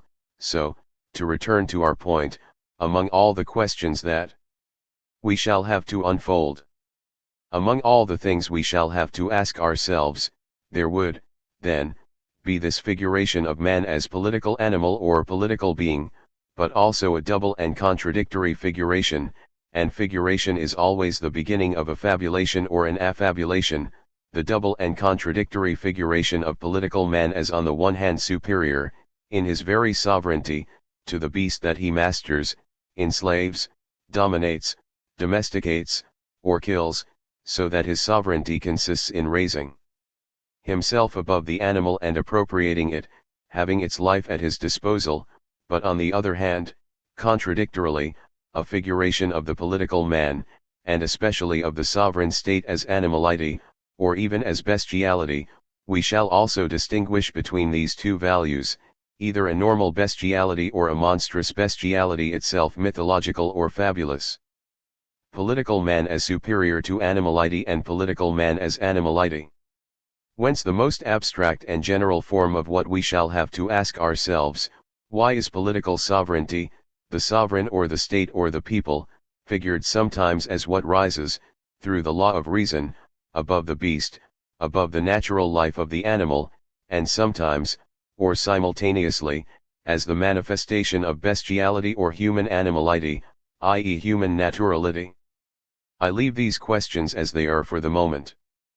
But the principle of a reply, I shall call it prosthetic or prostatic or proststatic, i.e. following the technical or prosthetic logic of a supplement that supplements nature by adding to it an artificial organ. Here the state, seems to come to us from what is no doubt the most arresting example, the one that is most present to our memory, and we shall return to it, of this figuration of the political, of the state and sovereignty in the allegory or the fable of the monstrous animal, and precisely the dragon called Leviathan in the book of Job. I am referring to Hobbes's book Leviathan, 1651, 38 right from its introduction, and in an opposition to Aristotle that we shall have to specify later. Hobbes's Leviathan inscribes human art in the logic of an imitation of divine art. Nature is the art of God when he creates and governs the world, i.e. when, by an art of life, a genius of life, he produces the living and thus commands the living. Well, man, who is the most eminent living creation of God, the art of man that is the most excellent replica of the art of God, the art of this living being, man, imitates the art of God but, being unable to create, fabricates and, being unable to engender a natural animal, fabricates an artificial animal. Art goes so far as to imitate this excellent life form that is man, and I quote, art goes yet further, imitating that rational and most excellent work of nature, man. For by art is created that great Leviathan. The frontispiece of the book represents this gigantic and monstrous man who dominates the city, and Hobbes cites in Latin, in this frontispiece, a passage of Job 41:33, upon earth there is not his like, words followed in the text by he beholdeth all high things, he is a king over all the children of pride, 39. Once again, I leave you to read or reread, I invite and urge you to do so, these 2 or 3 pages, which describe, in God's words, the monster Leviathan. Let me pick up again my quotation from Hobbes's introduction to Leviathan. Art goes yet further, imitating that rational and most excellent work of nature, man. For by art is created that great Leviathan, called a commonwealth or state, in Latin civitas, which is but an artificial man, though of greater stature and strength than the natural, for whose protection and defense it was intended, p. 9. So Leviathan is the state and political man himself, the artificial man, the man of art and institution, man producer and product of his own art, which imitates the art of God. Art is here, like the institution itself, like artificiality, like the technical supplement, a sort of animal and monstrous naturality. And Hobbes will analyze, describe in detail, not conceal his parts, as it says in Job, detail the members of the monstrous body of this animal, this Leviathan, produced as political man by man. And he begins with sovereignty, which is both absolute and indivisible. We shall return to this, and Hobbes no doubt had read Bodin, the first great theorist of political sovereignty, but this absolute sovereignty is, as we shall also see, anything but natural. It is the product of a mechanical artificiality, a product of man, an artifact, and this is why its animality is that of a monster, as prosthetic and artificial animal, like something made in the laboratory, and by the same token, I would say, leaving the genre of commentary for that of interpretation, i.e. following the consequence of what Hobbes says beyond his own explicit intention, if sovereignty, as artificial animal, as prosthetic monstrosity, as Leviathan, is a human artifact, if it is not natural, it is deconstructible, it is historical, and as historical, subject to infinite transformation, it is at once precarious, mortal, and perfectible. Let me return to my quotation and continue it. Art goes yet further, imitating that rational and most excellent work of nature, man. For by art is created that great Leviathan, called a commonwealth or state, in Latin civitas, which is but an artificial man, though of greater stature and strength than the natural, for whose protection and defense it was intended, and in which, the sovereignty is an artificial soul, as giving life and motion to the whole body, the magistrates, and other officers of judicature and execution, artificial joints, reward and punishment, by which fasten to the seat of the sovereignty. Every joint and member is moved to perform his duty, are the nerves. Let me interrupt the quotation for a moment to emphasize 2 points. On the one hand, sovereignty is the artificial soul, the soul, i.e. the principle of life, vitality, vivacity of this Leviathan, and so also of the state, of this state monster created and dominated by the art of man, artificial animal monster which is none other than artificial man, says Hobbes, and which lives as a republic, state, commonwealth, civitas only through this sovereignty. This sovereignty is like an iron lung, an artificial respiration, an artificial soul. So the state is a sort of robot, an animal monster, which, in the figure of man, or of man in the figure of the animal monster, is stronger, etc., than natural man. Like a gigantic prosthesis designed to amplify, by objectifying it outside natural man, to amplify the power of the living man that it protects, that it serves, but like a dead machine, or even a machine of death, a machine which is only the mask of the living, like a machine of death can serve the living. But this state and prosthetic machine, let's say prosthetic, this prostate must also extend, mime, imitate, even reproduce down to the details the living creature that produces it.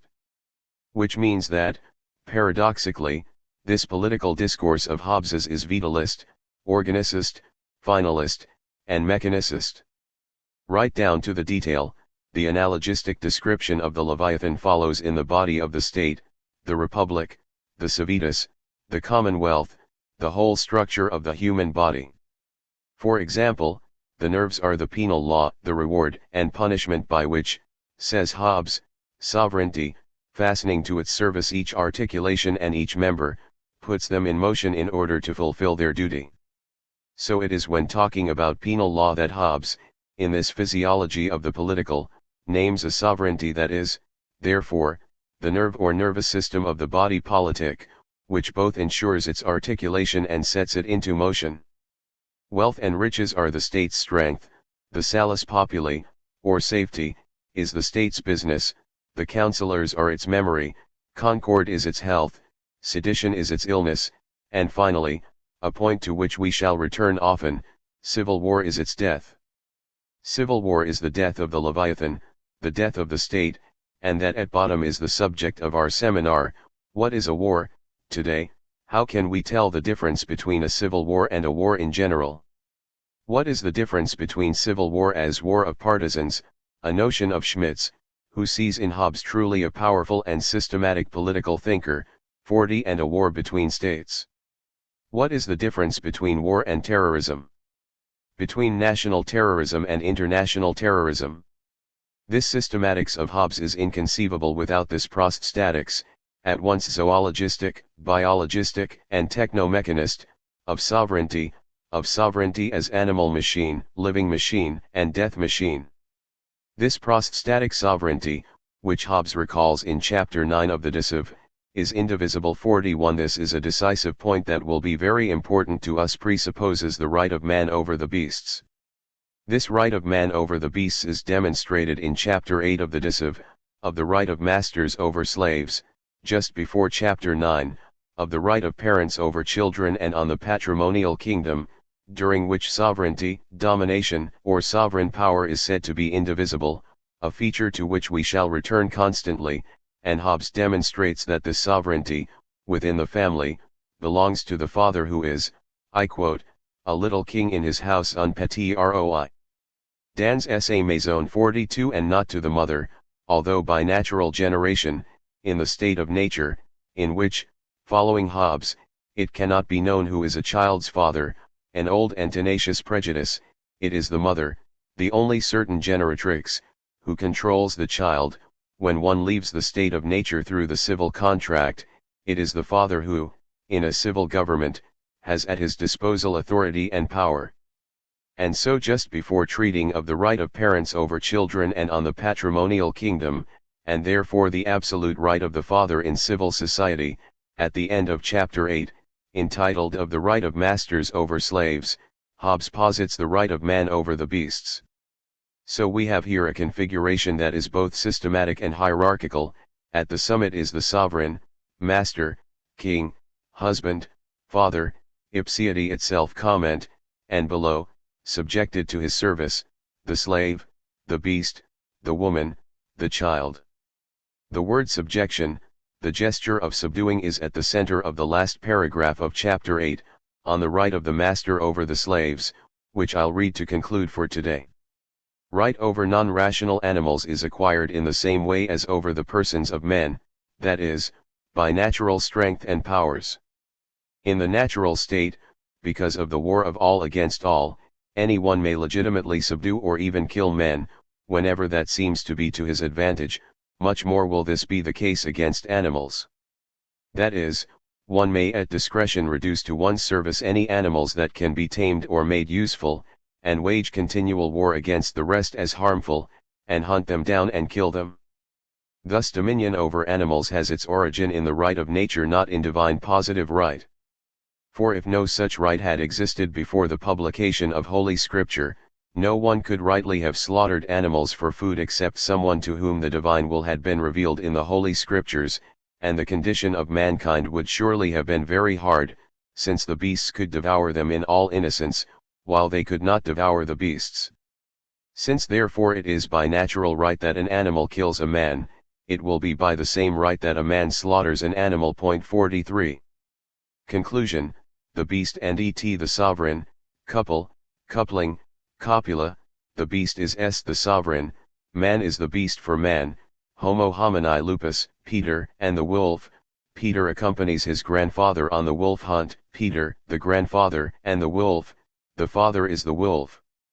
In The Question of Lay Analysis, Die Frage der Laienanalyse, 1926, Freud pretends to be in dialogue, as you know, with an impartial person, and he reminds him that every time a ravenous animal, like the wolf, says Freud, enters the scene in a story, we shall recognize as a disguise of the father. 44 And Freud explains that we cannot account for these fables and myths without returning to infantile sexuality. In the series of the devouring father, we will also find, he says, Cronus, who swallows up his children after having emasculated his father Uranus and before being himself emasculated by his son Zeus, saved by his mother's cunning. But, on the subject of these zoanthropological analogies, or even these zoanthropotheological tropes of the unconscious, for Freud says in Das Unbehagen in der Kultur, 1929-30, that, thanks to technology and mastery over nature, man has become a prosthetic god. 45 Freud, in the same work, at the opening of chapter 7, asks himself the question why, despite the analogies between the state institutions of animal societies and human state institutions, the analogies encounter a limit.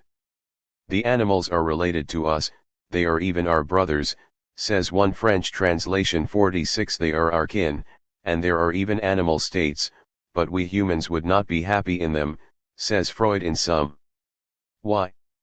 The hypothesis he leaves hanging is that these states are arrested in their history. They have no history and no future, and the reason for this arrest, this stabilization, this stasis, and in this sense animal state seems more stable and therefore more state-like than human states, the reason for their relatively ahistorical stasis is a relative equilibrium between the environment and their drives. Whereas for man, this is the hypothesis that Freud leaves hanging, it is possible that an excess or relaunching of libido might have provoked a new rebellion on the part of the destructive drive, a new unleashing of the death drive and of cruelty, and therefore a relaunching, be it finite or infinite, of history. That is the question that Freud leaves open for us. Read Freud, Civilization and Its Discontents, p. 123. Why do our relatives, the animals, not exhibit any such cultural struggle? We do not know. Very probably some of them, the bees, the ants, the termites, strove for thousands of years before they arrived at the state institutions, the distribution of functions and the restrictions on the individual, for which we admire them today. It is a mark of our present condition that we know from our own feelings that we should not think ourselves happy in any of these animal states or in any of the roles assigned in them to the individual. In the case of other animal species, it may be that a temporary balance has been reached between the influences of their environment and the mutually contending instincts within them, and that thus a cessation of development has come about. It may be that in primitive man a fresh access of libido kindled a renewed burst of activity on the part of the destructive instinct. There are a great many questions here to which as yet there is no answer. 47. Second session. December 19, 2011. The Feminine Beast and the Masculine Sovereign, La. Le. What and who? Who or what? Go figure à la savoir.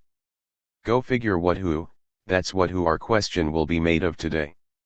The beast and et the sovereign, the beast is the sovereign, that's how our couple seems first to show up, a couple, a duo or even a duel, but also an alliance, almost a hymen, whose boisterous tête-à-tête we already began to interrogate last week.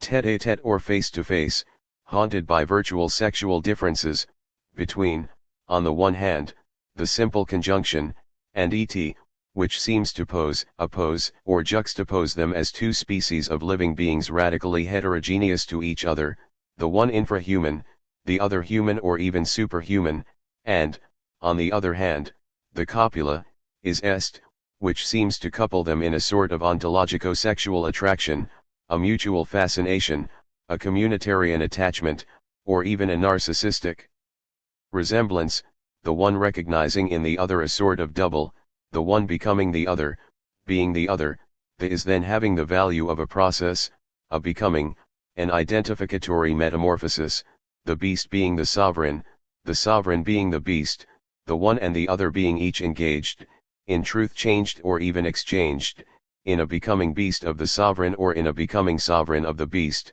the passage from the one to the other, the analogy, the resemblance, the alliance. The hymen depending on the fact that they both share that very singular position of being outlaws, above or at a distance from the law, the beast ignorant of right and the sovereign having the right to suspend right, to place himself above the law that he is, that he makes, that he institutes, as to which he decides, sovereignly.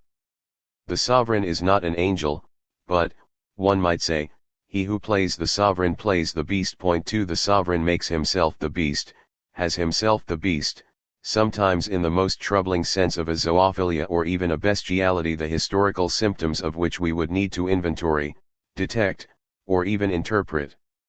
That's our first impetus, the nerve of our et/est analogy.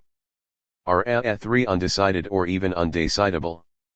Because every decision, by its essence a decision is exceptional and sovereign, must escape the order of the possible, of what is already possible and programmable for the supposed subject of the decision, because every decision worthy of the name must be this exceptional scandal of a passive decision or decision of the other, the difference between the deciding decision and the undecided decision itself becomes undecidable, and then the supposed decision, the exceptionally sovereign decision, looks, like two peas in a pod, just like an indecision, an unwilling, a non-liberty, a non-intention, an unconsciousness and an irrationality, etc. And then the supposed sovereign subject begins, by an invincible attraction, to look like the beast he is supposed to subject to himself, and we already know, having often last time too verified it, that in place of the beast one can put, in the same hierarchy, the slave, the woman, the child.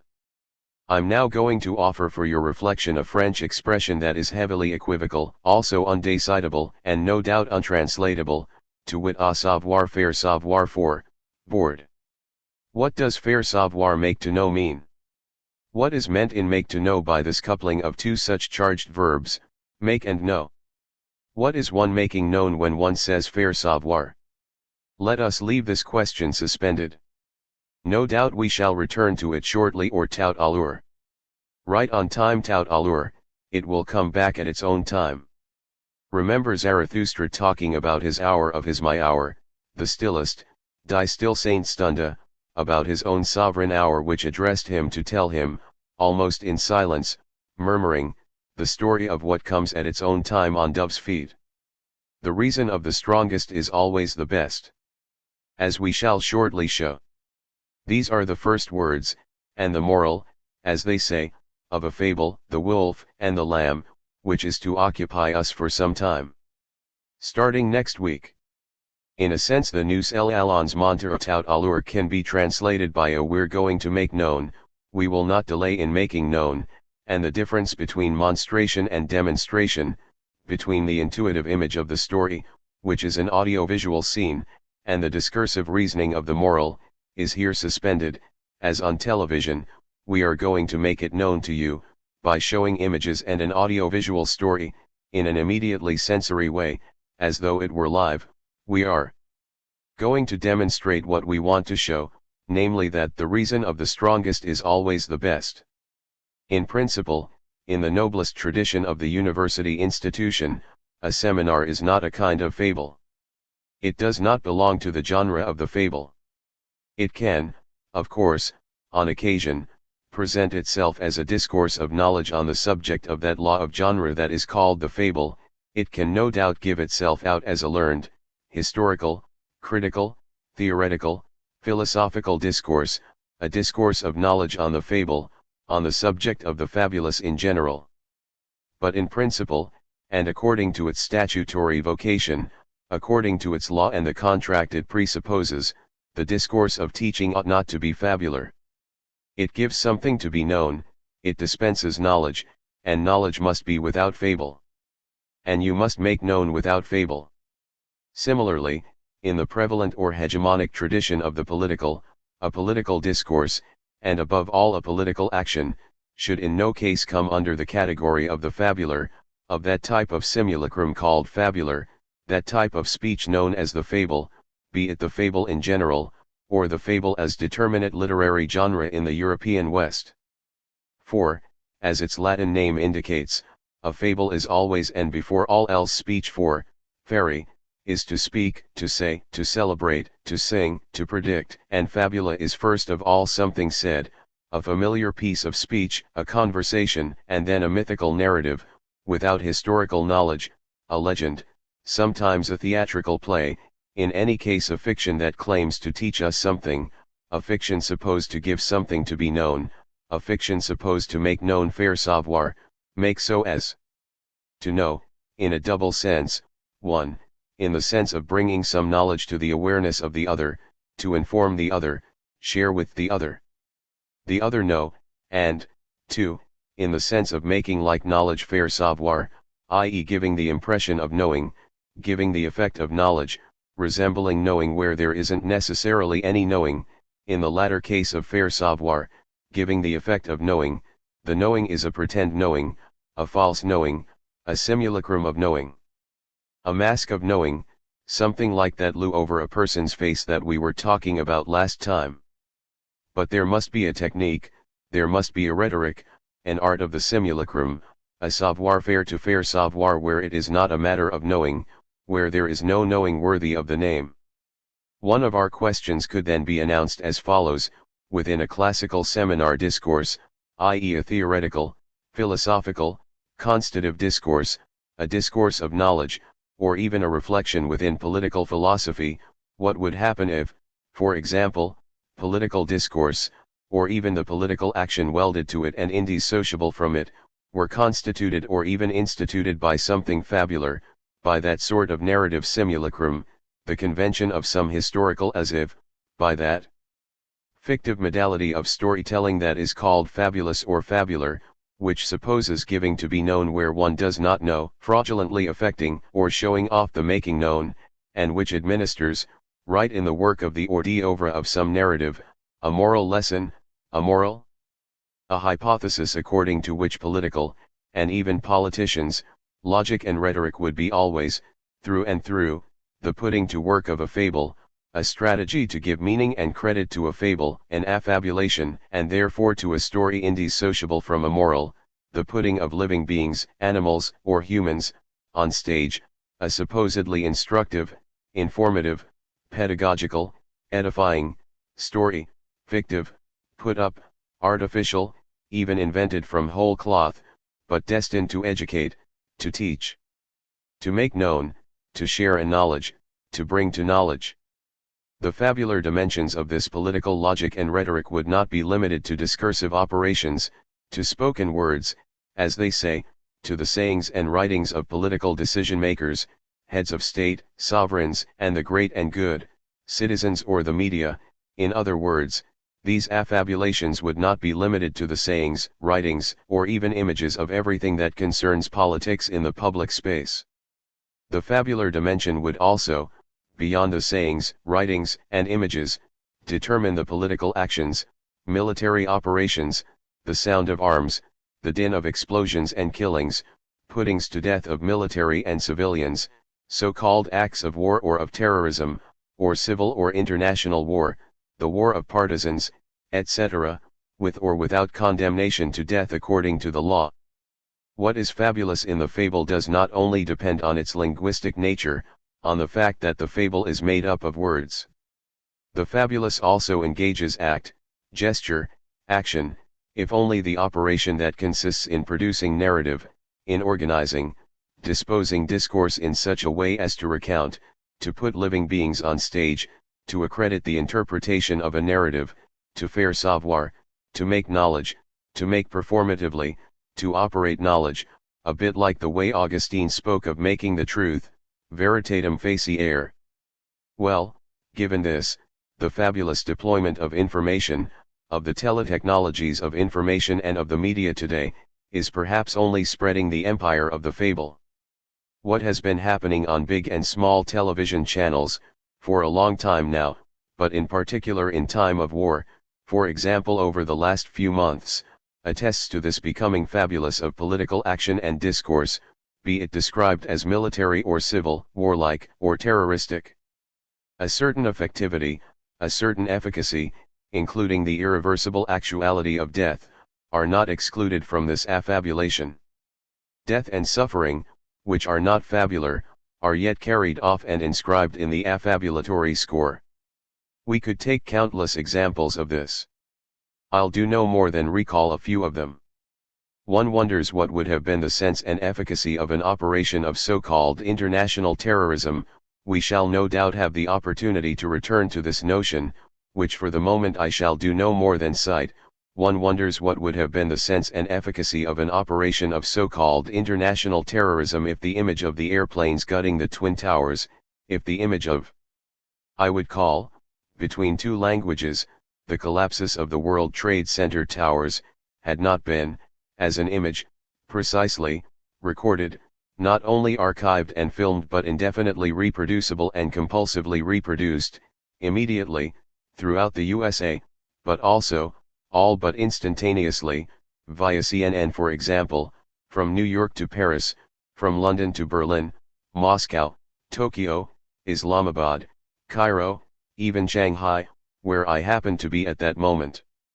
This technical reproducibility is an integral part of the event itself, from its origin on. As are the making known faire savoir and the know-how savoir-faire of the making known that are immediately at work, put to work in organized fashion on both sides of the front, by the supposed aggressor no less than by the supposed victim, who have an equal interest in knowing how to make this making known as efficient, powerful, reproducible, and widely broadcast as possible. In other words, the technical reproducibility of the archive does not come along after the fact to accompany it, but conditions its very putting to work, its efficacy, its scope and its very meaning, if there is a meaning.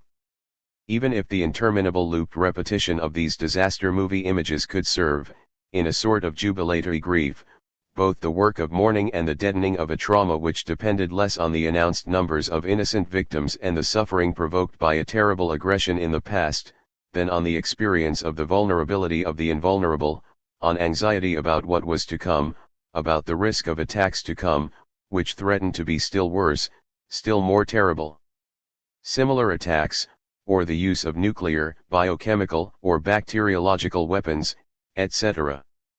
Without the deployment and the logic of image effects, of this making known, this supposed making known, without this news, the blow struck would have been, if not nothing, at least massively reduced, let's say reduced to what is made of the news of a famine or a typhoon scarcely reported or felt when they come from a county far from Europe or America, or reduced to the number of traffic accidents in all the holiday weekends in a year, or those dead from AIDS in Africa, or the effects of the embargo on Iraq, so many human catastrophes which are anything but natural and inevitable accidents like an earthquake, and even there, hurricanes or earthquakes, qua catastrophes said to be natural and inevitable, do not produce the same effects, as we know so well, according to the wealth and level of development of the country concerned. Which reminds us of this obvious fact: the effect and repercussion of these cataclysms are also conditioned, in their breadth and their impact, by a politico-economical situation, and therefore by the power of the media, a signifying power, then, both ethological and ethical, the ethos of ethology here making the link between the organization of the natural habitat and ethics, therefore so-called human responsibility in the fields of economics, ecology, morality, law, and politics. The putting to work of the image, as we well know, is not, then, limited to archiving, in the sense of a preserving recording, but it makes archiving an active interpretation, one that is selective, productive qua reproductive, productive of a making known narrative as much as reproductive of images, know-how of making known, which works just as well for the collapses of the Twin Towers as for the name, and much less the image, of the Pentagon, as much for the apparitions, I think that's the best word, of Osama bin Laden on screens the world over, initially relayed by the channel Al Jazeera, whose role in this process would be worth more than one seminar. Among the innumerable indices of this power of high-tech 5 archiving which conditions the political efficacy of the event, rather, earlier Pluto, plus Tot, than it records it so as to preserve it, which co-produces the event that it is supposed merely to reproduce and archive. I am thinking, for example, there would be so many other examples, of what I saw on television when I was in New York 2 weeks or so after September 11th. On the one hand, even beyond the censorship or half-imposed half-spontaneous control over the main radio and TV channels, so beyond hetero or auto-censorship, in a distinction to which it is harder and harder to give credit, at the very moment when, given that the logic of the market is part of the logic of war, capitalist control of the news consisted quite simply in the American administration's buying, as was clearly its right in the logic of a globalized world, buying all the images taken and broadcast by a satellite able to see and make seen every inch of Afghanistan, and therefore to make known to the whole world what was happening on the ground, and in particular the victims among the civilian population, the real effects of the bombing at that very moment, at the apparently opposite extreme of this control of making known by purchasing power, by the political savoir-faire of the market, at the apparently opposite extreme, at the pole of archiving and public broadcasting of the archive of panoptical and panauditory transparency, one could have access to an extraordinary recording. And what was it? Well, during the attack on the Twin Towers and their collapse, an anonymous private individual, a very well-equipped amateur radio enthusiast in San Francisco, woken by a phone call at 6 a.m. on September 11th, given the time difference between East and West coasts, had immediately fired up a sophisticated system, as they say, that he had set up and that allowed him clandestinely to intercept and record, from San Francisco, all the messages exchanged around the Twin Towers, by the New York Police and Fire Department, NYPD, FDNY, cries of victims and all, on the other side of the country. This man testified on camera and placed his recordings at the disposal of the TV channels.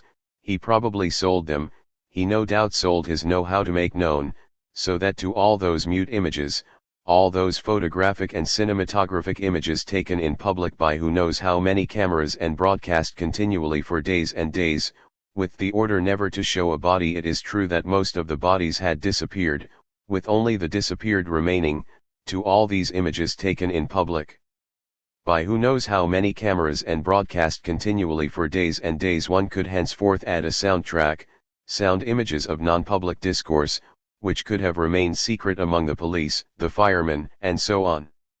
In this way it was possible to have the impression, illusory or not, of having at one's disposal the total archive, both public and non-public, of the totality of the event, all making known in an exhaustive making known, with the obvious exception of the death experienced within the towers by those who disappeared without even leaving a body.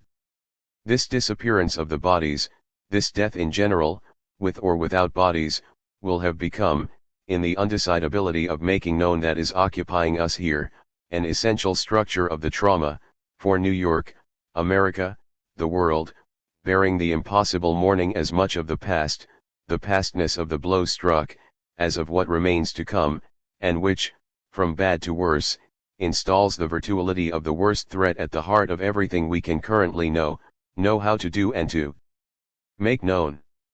In all cases it has to do with knowing how to cause fear, knowing how to terrorize by making known.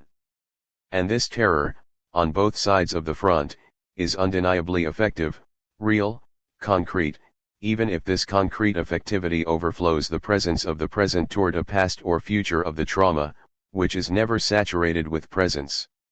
So that all this knowledge, this know-how, this making known, might well go via fable, simulacrum, fantasy, or virtuality, might well go via the unreal and fabular inconsistency of media or capital, for on both sides the violence also moves indissociably via media and capital, in ways that are simultaneously fabular, unreal, virtual, dependent on belief, on faith, and credit no capital without an accredited fable, and yet terribly effective and efficacious in their effects.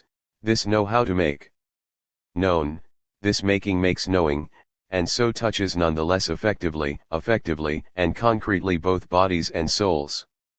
And that is the essence without essence of terror, the becoming terrorism of terror, both anti-state terror and state terror, be it actual or virtual. We really are dealing here with that fear, that terror, or panic that Hobbes in Leviathan said was the political passion par excellence, the mainspring of politics. If we were to do a history of terror or terrorism, so-called national and international terrorisms, the modern name terrorism coming initially, as you know, from the terror of the French Revolution, of a revolution that was also at the origin of all the universal declarations of human rights. If we were to proceed to a conceptual genealogy of terrorism, to wit, of know-how, always technically equipped, sometimes poorly, sometimes highly, of this know-how that organizes the panic of supposedly civil populations in order to exert the pressure of public opinion on public, governmental, or military policy, we should have to reconstitute all the political theories that have made fear or panic, and so terror or terrorism as knowing how to make fear reign, an essential and structural mainspring of subjectivity, of subjection, of being subject, of submission or political subjection. And there we should find, as close as can be to sovereignty, which is, as it were, its correlate fear, fear as it is defined by the Leviathan, for example. Leviathan is the name of an animal machine designed to cause fear, or of a prosthetic and state organon, a state as prosthesis, the organ of a state prosthesis, what I nickname a proststatics, which runs on fear and reigns by fear. For example, in chapter 27 of Leviathan 6, fear is defined the only thing, p. 150, that, in the humanity of man, motivates obedience to the law, non-infraction of the law, and keeping the laws. The correlate on the side of the passions, the essential affect of the law, is fear. And as there is no law without sovereignty, we shall have to say that sovereignty calls for, presupposes, provokes fear, as its condition of possibility but also as its main effect. Sovereignty causes fear, and fear makes the sovereign. The chapter that recognizes in fear a fundamental political passion is entitled Of Crimes, Excuses, and Extenuations. Reading or rereading it, you will see that the condition for there to be crime, in the strict sense of the term, and so for there to be infraction of the law and infraction punishable by law, is that there be a sovereign power. The civil law ceasing, crimes cease, says Hobbes, or again, when the sovereign power ceaseth, crime also ceaseth, for where there is no such power, there is no protection to be had from the law, and therefore every one may protect himself by his own power, p. 147. So, as long as there is not yet instituted sovereignty, for Hobbes, is always an institution, and therefore a non-natural prosthesis, everyone has the right to preserve his own body and does not have to give up this self-protection. He can then kill, without crime and without being incriminated, out of legitimate self-defense, and one should not even call this legitimate or legal, as there is no law yet. He can kill to protect himself without it being a crime, since there is not yet sovereignty and thereby law. Sovereignty is ordained, says Hobbes, there is institution of sovereign power to ensure the bodily security of the subjects. Once this sovereignty is instituted, once it has been delegated, by contract, by convention, to ensure the protection of the citizens, then there can be crime if someone ensures his own protection without going via the state to which he has entrusted it by contract. I will not go here into the detail of this long chapter, which you will read for yourselves. I'll retain only this: if I kill a man who threatens to kill me as soon as he can, when, as Hobbes says, I have time, and means to demand protection, from the sovereign power, p. 150, then I commit a crime. Just as if, when exposed to offense, I fear contempt, and then exert terror, Hobbes's word, terror, by private revenge, this terror I exert is a crime. So that everything comes down to fear. I can commit a crime and exert terror by fear, but it is the same fear that makes me obey the law. Fear is sometimes cause of crime, as when the danger is neither present, nor corporeal, p. 150. This is an important precision. Hobbes privileges bodily fear and the present of the body, but there is in all fear something that refers, essentially, to non-body and non-present, if only the future of a threat, What causes fear is never fully present nor fully corporeal, in the sense that the purely corporeal is supposed to be saturated with presence. Fear always exceeds corporeal presence, and this is why it is also the passion correlative to the law. Fear is thus both the origin of the law and of the transgression of the law, the origin of both law and crime. And if you take fear to the limit of the threat either exerted or felt, i.e. terror, then you have to conclude that terror is both what motivates respect for laws and the transgression of laws. If you translate law by sovereignty and state, you have to conclude that terror is equally opposed to the state as a challenge as it is exerted by the state as the essential manifestation of its sovereignty. Whence Hobbes's measured statements, I mean measured into more and less, more or less. There is, at bottom, only fear. Fear has no opposite, it is coextensive with the whole field of the passions, and here with political passion. The political subject is primarily subjected to fear, and it is fear that is sometimes the most propitious, sometimes the least propitious, but one cannot not count on it and with it. And fear is primarily fear for the body proper, for one's own proper body, i.e. for life. Life lives in fear. Life is essentially fearful, fear is the passion of life, etc. Of all passions, that which inclineth men least to break the laws, is fear. Note the strange logico-grammatical turn of this definition. Hobbes does not say that fear drives one to obey the laws, more than any other passion.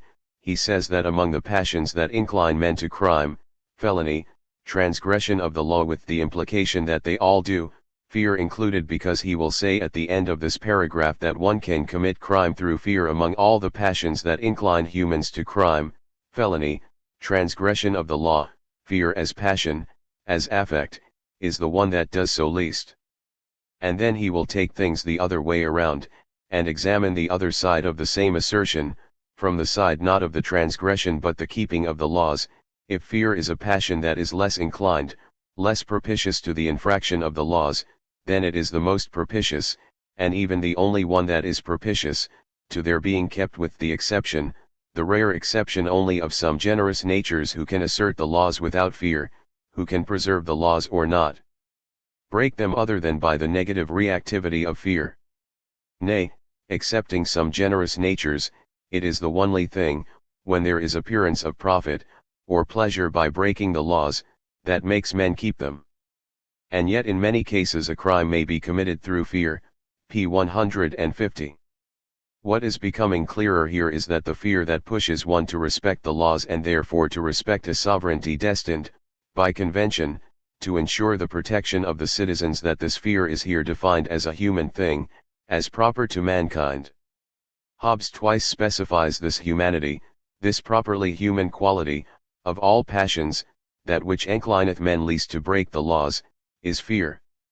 Nay, it is the only thing, when there is appearance of profit, or pleasure by breaking the laws, that makes men keep them. This humanity, this proper to man, here signifies that sovereignty, laws, law, and therefore the state are nothing natural, and are posited by contract and convention. They are prostheses. If there is a prosthetic structure to the Leviathan as political animal or monster, this is because of its conventional, thetic, contractual structure. The opposition between physis and nomos, nature and law, as opposition between physis and thesis, nature and convention, or nature and positing, is here fully and decisively functional. It follows that law, sovereignty, the institution of the state are historical and always provisional, let's say deconstructible, essentially fragile, or finite or mortal, even if sovereignty is posited as immortal. It is posited as immortal and indivisible precisely because it is mortal and divisible, contract or convention being destined to ensure for it what it does not have, or is not, naturally. So that if sovereignty is, as Hobbes says, the soul of the commonwealth, 7. This soul is an artificial, institutional, prosthetic, and mortal soul. It lasts only as long as law, sovereignty, and the state are able to protect fearful subjects against what is causing them fear. The word protection here bears the whole burden of the political, i.e. the insurance contract made between scared or terrorized subjects to delegate to the state or the sovereign the charge of protecting them when they cannot protect themselves. They must then obey what protects them. For the fear that pushes them to obey the laws, obedience to the laws, their condition as subject to the law only lasts the time that the sovereign can ensure their protection. This insurance policy police d'assurance which basically entrusts to sovereignty the very police, the protection of security, comes down to moving from one fear to another. One institutes sovereignty because one is fearful, for one's life, for one's own body, and therefore because one needs to be protected, and then one obeys the law one has instituted through fear of being punished if one breaks the law. Between protecting and obliging to obey there is an essential link. I protect you means, for the state, I oblige you, you are my subject, I subject you. Being the subject of one's fear and being the subject of the law or the state, being obliged to obey the state as one obeys one's fear, are at bottom the same thing. If you like, in the two senses of the word oblige. I oblige you by forcing you to obey, by constraining you, because I oblige you by doing you the service of protecting you. I oblige you by forcing you to obey in the same movement by which, obliging you by doing you the service of protecting you, I oblige you to have gratitude, I oblige you to recognition and gratitude, to recognize the state and the law, and to recognize them for obliging you, in both senses of the word, constraining and doing a service by protecting, obliging to recognize. It is in this sense that Schmidt, in a passage that I shall read in a moment, will say that protego ergo obligo is the cogito ergo sum of the state. In the paragraph of Leviathan that I am going to read, I emphasize the lexicon of protection, where this lexicon and its logic explain the paradox of the mortal immortality of sovereignty.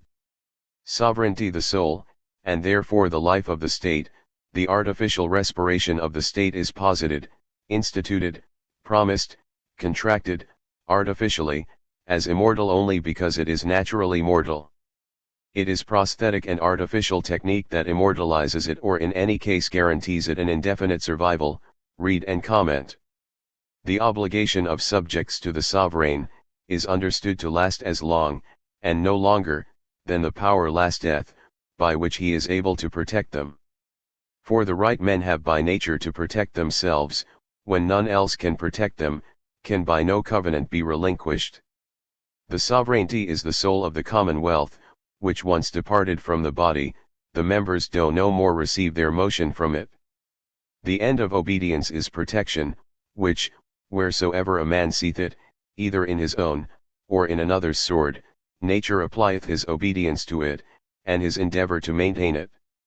And though sovereignty, in the intention of them that make it, be immortal, yet is it in its own nature, not only subject to violent death, by foreign war, but also through the ignorance and passions of men, it hath in it, from the very institution, many seeds of a natural mortality, by intestine discord.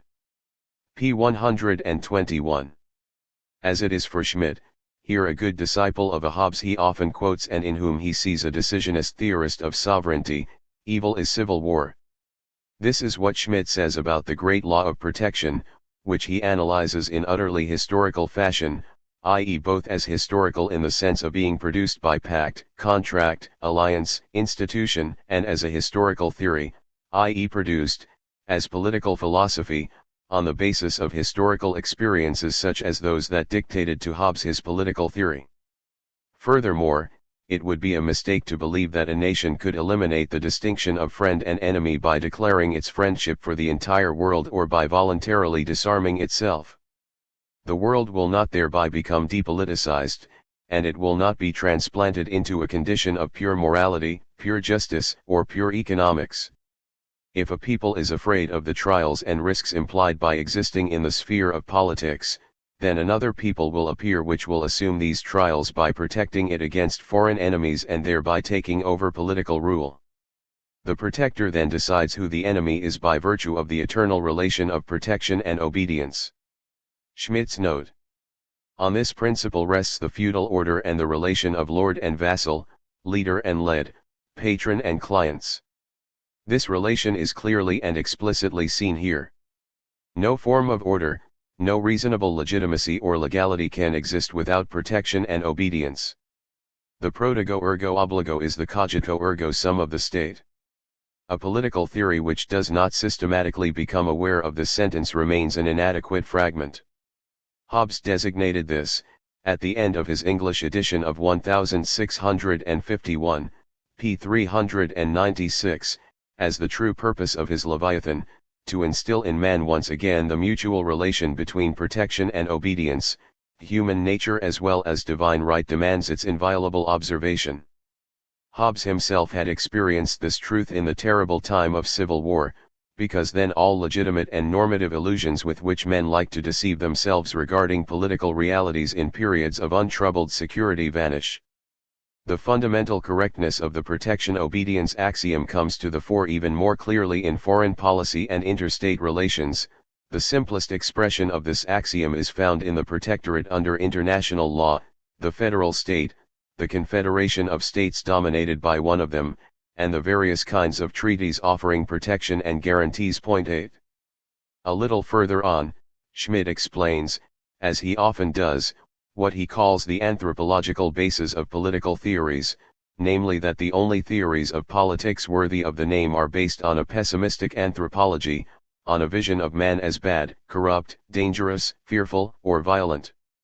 On the basis of this criterion, a pessimistic anthropology of man as a dangerous animal, Schmidt grants the quality of political theorist worthy of the name to Machiavelli, Bossuet, de Maistre, Donoso Cortés, Hegel, Marx, Taine and above all Hobbes.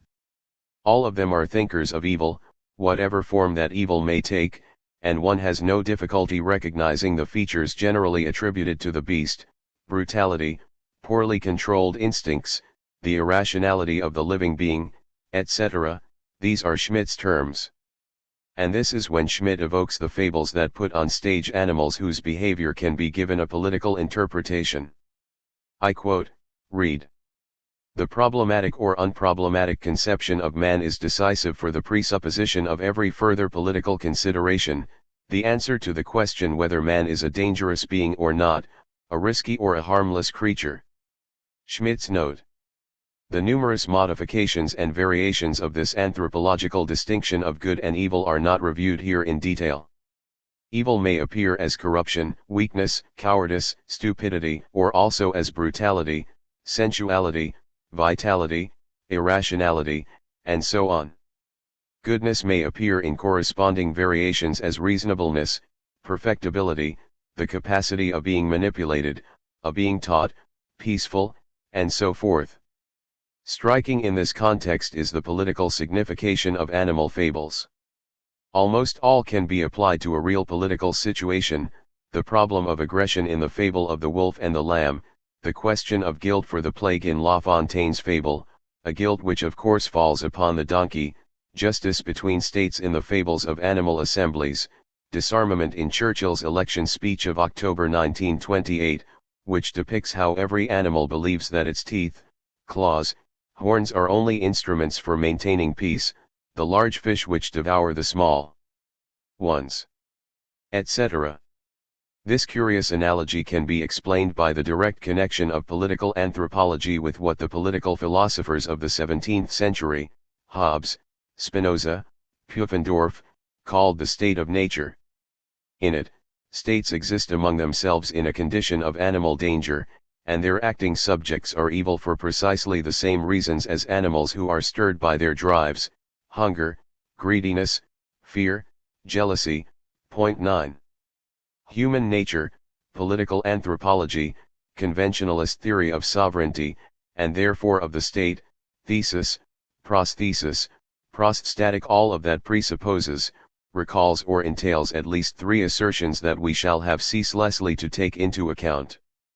On the one hand, this conventionalist, and not naturalistic, theory makes prosthetic sovereignty proper to man. And this artificial prosthesis of the sovereign state is always a protection. The prosthesis protects. Protection is its essential purpose, the essential function of the state. On the other hand, This protectionist prostatic posits the absolute indivisibility of sovereignty. Indivisibility is an analytic part of the concept of sovereignty. Divisible or shareable sovereignty is not sovereignty. Third, finally, the convention, the thesis, the prosthesis, the contract at the origin of sovereignty excludes God just as much, and this will be the important point for us here, as it excludes the beast. In order to recognize the logic of these three theses, which are, at bottom, posited on the originary thesis or prosthesis, you can read, among other things, chapter 18 of Leviathan, entitled Of the Rights of Sovereigns by Institution. Hobbes begins by positing that a state is instituted, a commonwealth is said to be instituted, when a multitude of men, as it were, become one in their representation, when the one emerges to represent the many. To this end, the multitude comes to an agreement and a convention, a covenant, a word that is also used, as you'll remember later, to translate the alliance between God and the Jewish people, and covenant is both a noun meaning contract, convention, alliance, commitment, and a verb, to covenant, meaning to commit oneself, to sign a convention, to be party to a contract or an alliance they agree, and covenant, says Hobbes, a common wealth is said to be instituted, when a multitude of men do agree and covenant, every one with every one, that to whatsoever man, or assembly of men, shall be given by the major part, the right to present the person of them all, that is to say, to be their representative. P. 121. According to this covenant, according to this convention designed to protect them from each other in peace, protect is the most frequent word in these pages. Along with convention they authorize themselves to authorize all, I repeat, all, the actions and all, I repeat, all, the judgments of the man or assembly of men that the majority of this multitude has given the right to represent them. Even those who voted against are obliged, they oblige themselves to be obliged to obey unconditionally. And it is during the exposition of everything that is entailed by this unconditional obedience to the convention, I leave you to follow this at the beginning of chapter 18, that Hobbes encounters and rejects the objection that one can place a convention or a commitment above the one that institutes the state. For example, a commitment with respect to God. Some people might claim that they are disobeying the human sovereign because they are obeying God, whose sovereignty trumps that of statesmen. As you can imagine, this point is a delicate one for those who, like me, often speak of an onto theologico-political structure of sovereignty, to be deconstructed. For Hobbes's response, like Bodin's, for that matter, seems, I say seems, to want to untie so-called modern state sovereignty, as established by convention or institution, from divine sovereignty. But things get complicated, in Bodin as well as in Hobbes, and we shall have more than one sign of this.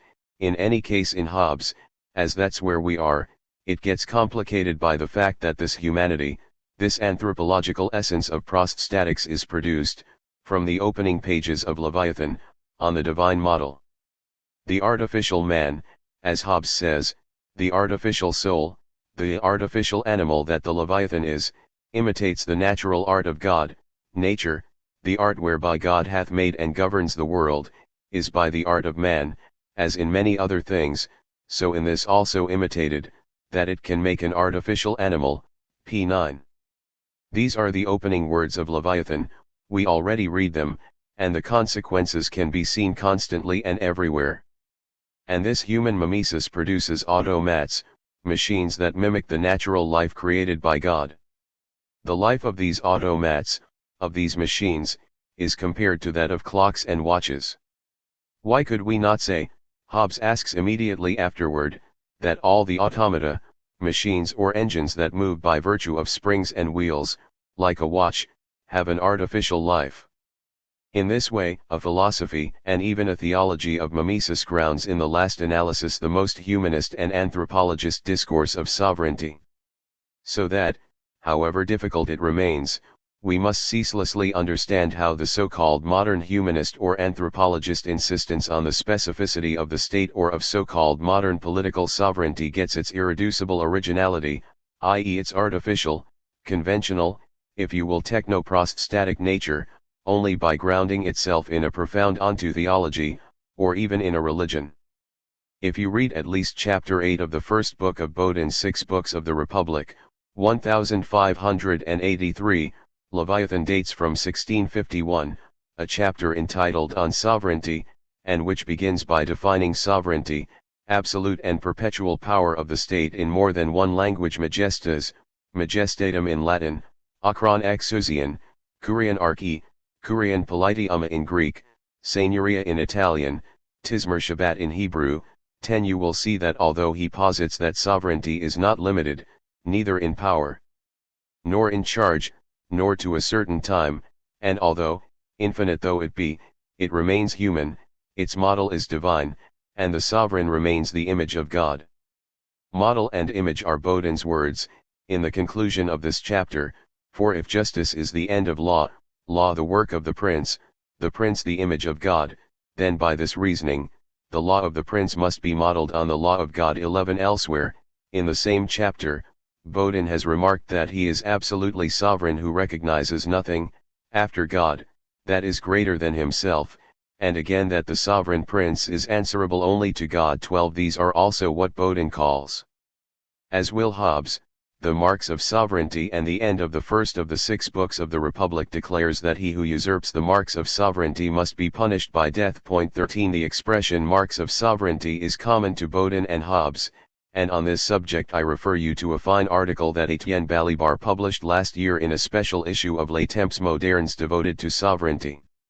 14. In which he recalls that the expression marks of sovereignty comes no doubt from a whole theological and juridical history, and in passing he contests the appropriation of Bodin by Schmidt, who sees in him the first decisionist theorist of sovereignty, the first theorist of the exception that authorizes the sovereign to suspend right, that gives him the right to suspend right and place himself above the law that he embodies.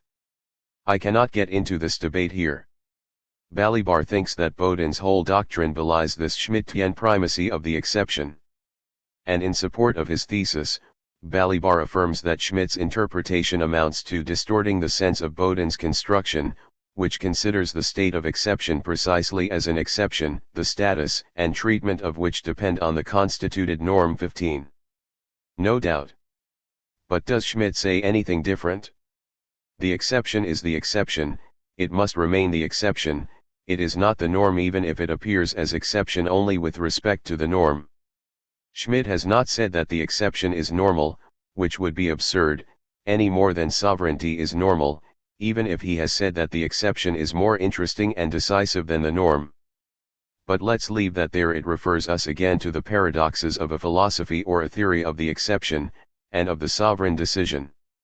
A theory of the exception, especially a juridical or political theory of the exception, is impossible qua philosophical theory, even if the thought of exception is necessary. This is perhaps the site of a difference between, on the one hand, the theoretical, science, philosophy, even the concept, and, on the other hand, what one can call, for want of a better term, thought.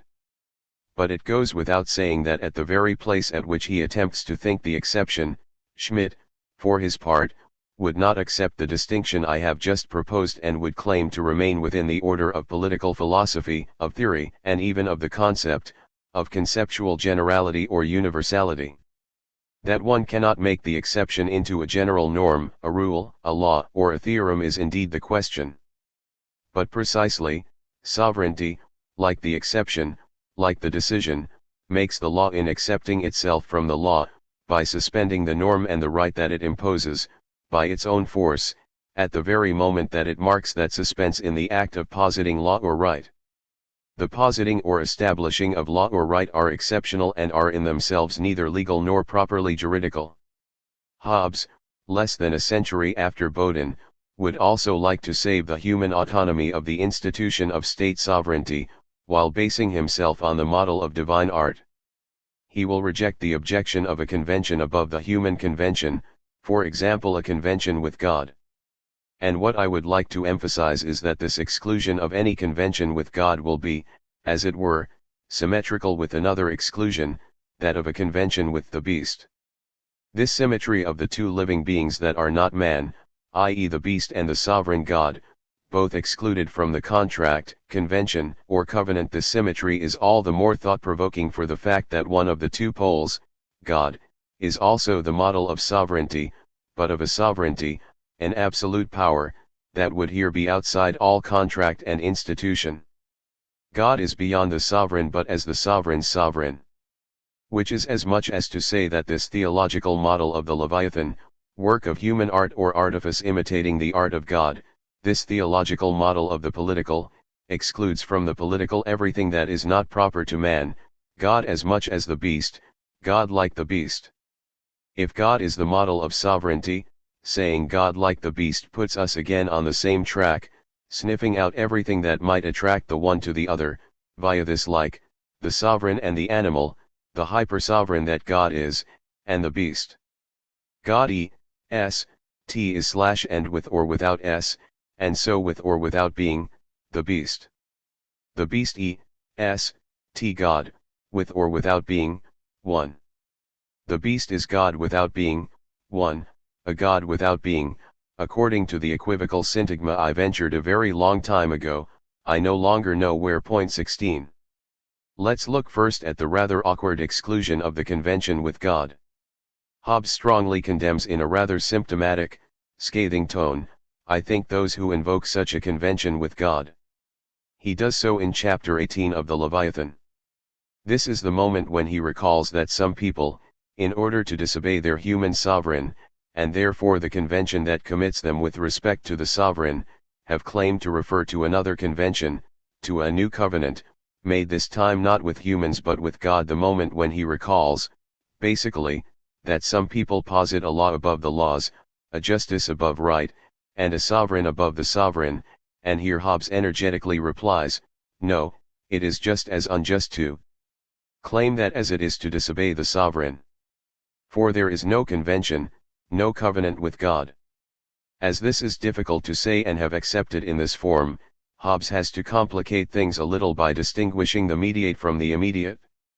He basically specifies that there is no immediate covenant with God, but only by mediation of some body that representeth God's person, which none doth but God's lieutenant, who has sovereignty under God. But, he adds, this pretence of covenant with God, is so evident a lie, even in the pretenders' own consciences, that is not only an act of an unjust, but also a vile, and unmanly disposition. 17. This passage is rich, complex, and abyssal. It merits a highly stratified analysis.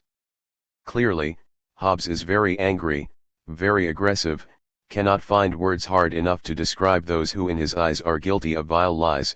They are liars who know that they are lying, they are unjust, cowardly, vile, and unwholesome. Of what are they guilty in their very lie? Before coming back to this, we have to imagine that in order to be effectively so motivated, so dogged, so violent and passionate, Hobbes must have had in view risks close at hand, enemies even in the politics of his country, where he was subject and actor, as you know. What is always remarkable with the great philosophers of politics, with all philosophers when they deal with politics, is that, more than ever, their philosophemes are also, in a very marked way, those of citizens and politicians of their own time, implicated and exposed in the national political field of their time. Of course this is true of all philosophers in general when they talk about politics, from Plato to Kant, Hegel, or Heidegger. But in another way, with a stricter style of commitment, that of statutory players in politics, as it were, office holders, politicians, it is more true still, true in another sense, of philosophers who were essentially thinkers of the political on the verge of modernity, of people like Machiavelli, Hobbes, and in another way Bodin, Montaigne, or Schmitt. All these people were involved, as players, in the affairs of their countries or cities. They were, in some capacity or other, at one moment or another, in politics. And we need to be attentive, especially where it is difficult to do so, to separate out the threads that tie them to the political web of their time and their nation even as they remain for us, beyond that initial web, guiding threads for a vaster problematic that, while always remaining historical and periodized, epochal, nonetheless still adapts to broader historical sequences, sometimes up to our own time. For example, why and how is it that what Bodin and Hobbes say about sovereignty, which is so essentially and internally marked by the political turbulences of their time and countries, retains nonetheless such a strong and durable conceptual relevance for the fundamental problems, the basic problems of sovereignty still today, even where the basis of sovereignty and the rigor of a logic of nation-state sovereignty are traversing a zone which is more than critical. Back to Hobbes's anger. Where is the guilt of the unjust, the cowards, those who lie and know that they are lying when they claim to have a covenant with God Himself? Immediately, they are guilty of at least three things. 1. First, of lying to men. What they claim is not true and they cannot testify to it or bring human proof of it, by definition. Or at least immediately perceptible proof or signs of an immediate convention with God. Whence Hobbes's concession, we'll be coming back to it, as to a possible mediation and a possible human lieutenant of God. What Hobbes refuses is the immediate alliance or covenant with God. So the lie is in the allegation of immediacy.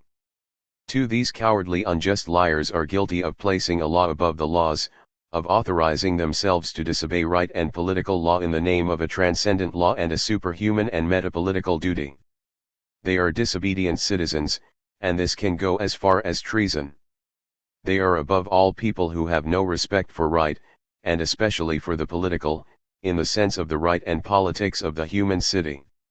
Today they would be conscientious objectors, partisans of civil disobedience 18 etc., who place a law above the laws or above the constitution of the country. Or again, today, in a way that is at least analogous, those people who place the rights of man above the rights of the citizen or nation-state politics. They are, basically, agents of depoliticization, in Schmidt's sense, people who threaten politics as grounded in territory, nation-state, the nation-state figure of sovereignty, etc. 3. These terrible people who claim to have an immediate convention or covenant with God are like Jews, and this resemblance is accredited by the word covenant, the term most often used to translate into English the alliance of Iov with the nation of Israel, a covenant that precisely makes them into a chosen people receiving its law, its orders, its mission, its right, and its duties, only from divine transcendence, beyond all politics or all human politico-juridical institution. Whether or not there be here on Hobbes's part a reference to the covenant of the chosen people, there is little doubt that the awkward insistence on the difference between mediacy and immediacy, especially the allusion to the mediator, the one who intercedes as the human lieutenant of God, the one who, standing in for tenant lieu to God, representing God on earth among men, God made man, as it were, articulating a human politics, a human sovereignty, a human state in accord with God. But without an immediate convention with God there is little doubt, then, that this concept of standing in, of lieutenants, of the substitute representative of God in the earthly city of human politics and state, is there to justify or in any case leave open the possibility of a Christian foundation of politics, but a mediated foundation, not breaching, threatening, or reducing the human specificity and autonomy of the political, and therefore the human face of sovereignty and of the convention that founds it. I must insist on this point, for what is at stake is decisive. It is about nothing less than the foundation, theological or not, religious or not, Christian or not, of the concept of political sovereignty, in any case of one of the most powerful, prevalent, accredited, legitimate concepts of properly human, political, and supposedly modern sovereignty. Many expert commentators on Hobbes, or on Bodin, believe it necessary to insist on the modernity of their concept of sovereignty, insofar as it is supposed to be, precisely, emancipated from theology and religion and would supposedly have finally landed on purely human soil, as a political and not a theological concept, as a non-theologico-political concept. But things seem much more complex to me, as do the logic and rhetoric of these theorists of the political.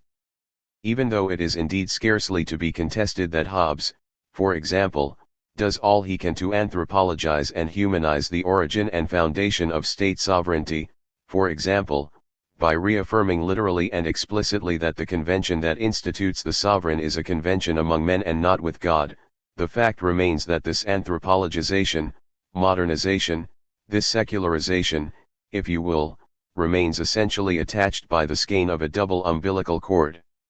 On the one hand, there is this imitation we were talking about just now, which, from the opening of the Leviathan, describes and analyzes the human institution of the state, artificial man, artificial soul, Leviathan, etc., as copies of the work of God. On the other hand, this logic, Christian or not, of lieutenants, I-19 say Christian or not out of prudence or respect for the implicit that must remain implicit, but the allusion to some body, in two words, that represents God, seems indeed to refer to someone who is also a body, an incarnation of God on earth, to a son of man as son of God, or to someone who, in the Bible, will have represented God. I refer you, to make this difficult point more specific, to the gripping chapter 16 of Leviathan, on the concept of person and personification, a chapter that puts forward three examples of the personal representation of a personated God, all three of whom speak therefore for God, in the place of God, in the name of God, Moses, Jesus Christ, and the Holy Spirit. In any case, this logic, be it Jewish, literally Christian or not, of the lieutenants of God, of the lieutenant as sovereign after God, clearly marks the fact that the proper place of the sovereign, the appropriate topos of the topolitics of this human sovereignty, is indeed that of an authority that is subject, subjected, submitted to, and underlying divine sovereignty. Be it Moses, Christ, the monarch king as Christian king or an assembly of men elected and instituted as sovereigns, their place always stands for the place of God Shintlu de Dieu. The human sovereign takes place as place-taking lieutenant, he takes place, the place standing in for the absolute sovereign, God.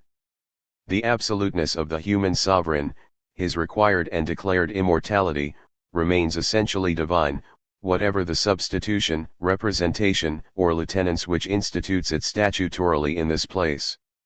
If this is really so, if my reading is not unfair, in other words if this humanistic or anthropologistic modernity of the institution of sovereignty and the state retains a profound and fundamental theological and religious basis, if the apparent exclusion of all convention with God does not contravene, to the contrary, this theologico-politics, then we could try, without any further transition, by a sudden movement, the better to attempt to understand further the architecture, the essential architectonic of this so-called modern, humanistic, and secular construction, we could try to move all in one go to the place of another exclusion. An exclusion that would not be the entirely apparent exclusion of a covenant or convention with God. What exclusion? Well, precisely, the exclusion, entirely symmetrical in its apparent asymmetry, of a convention with the beast. Earlier in Leviathan 20 the two exclusions, that of the contract with God and that of the contract with brute beasts, are, as it were, juxtaposed and consecutive, contiguous, even superimposed. This superimposition, one paragraph above the other, one immediately after the other, lays open their proximity to a stereoscopic vision, that of the relief that is properly, as is true of any relief. What remains to our seminar? Point 21. What remains on the table in this seminar is what remains to be thought of this metonymic contiguity between the beast and God, the beast, the sovereign, and God, the human and political figure of the sovereign being right there, between the beast and God, the beast. And God becoming in all senses of this word the subjects of the sovereign subject of the sovereign, the one who commands the human sovereign, and the subject subjected to the sovereign. These three figures replace each other, substitute for each other, standing in for each other, the one keeping watch as lieutenant or stand-in suppleant for the other along this metonymic chain. Double exclusion, then, of the convention with God and the convention with the beast, but this time, and this is the point I think it important to note, the exclusion, the justification of the exclusion of the covenant with God as with the beast invokes language, a question of language and more especially of response.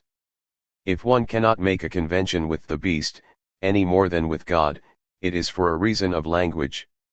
The beast does not understand our language, and God cannot respond to us, that is, cannot make known to us, and so we could not know in return if our convention is or is not accepted by him.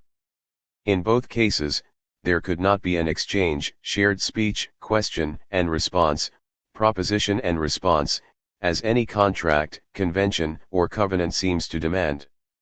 I shall say in a moment why it is important to me to insist not only on language as exchange but on this dimension and this moment of response or responsibility. Before I do that, I quote these two paragraphs from chapter 16. The second concerns the exclusion of the covenant with God, but if it is not redundant with respect to the one I have already quoted, this is precisely because of the argument he puts forward this time, that of the acceptance of the contract in a response. Here is the quotation. To make covenant with God, is impossible, but by mediation of such as God speak to argument of the lieutenant again, then, either by revelation supernatural, or by his lieutenants that govern under him, and in his name, for otherwise we know not whether our covenants be accepted or not. P. 77. Just before, in the preceding paragraph, Hobbes had posited, and I mean posited, for there is something profoundly thetical and dogmatic in this gesture, that a covenant with beasts, brute beasts, is impossible.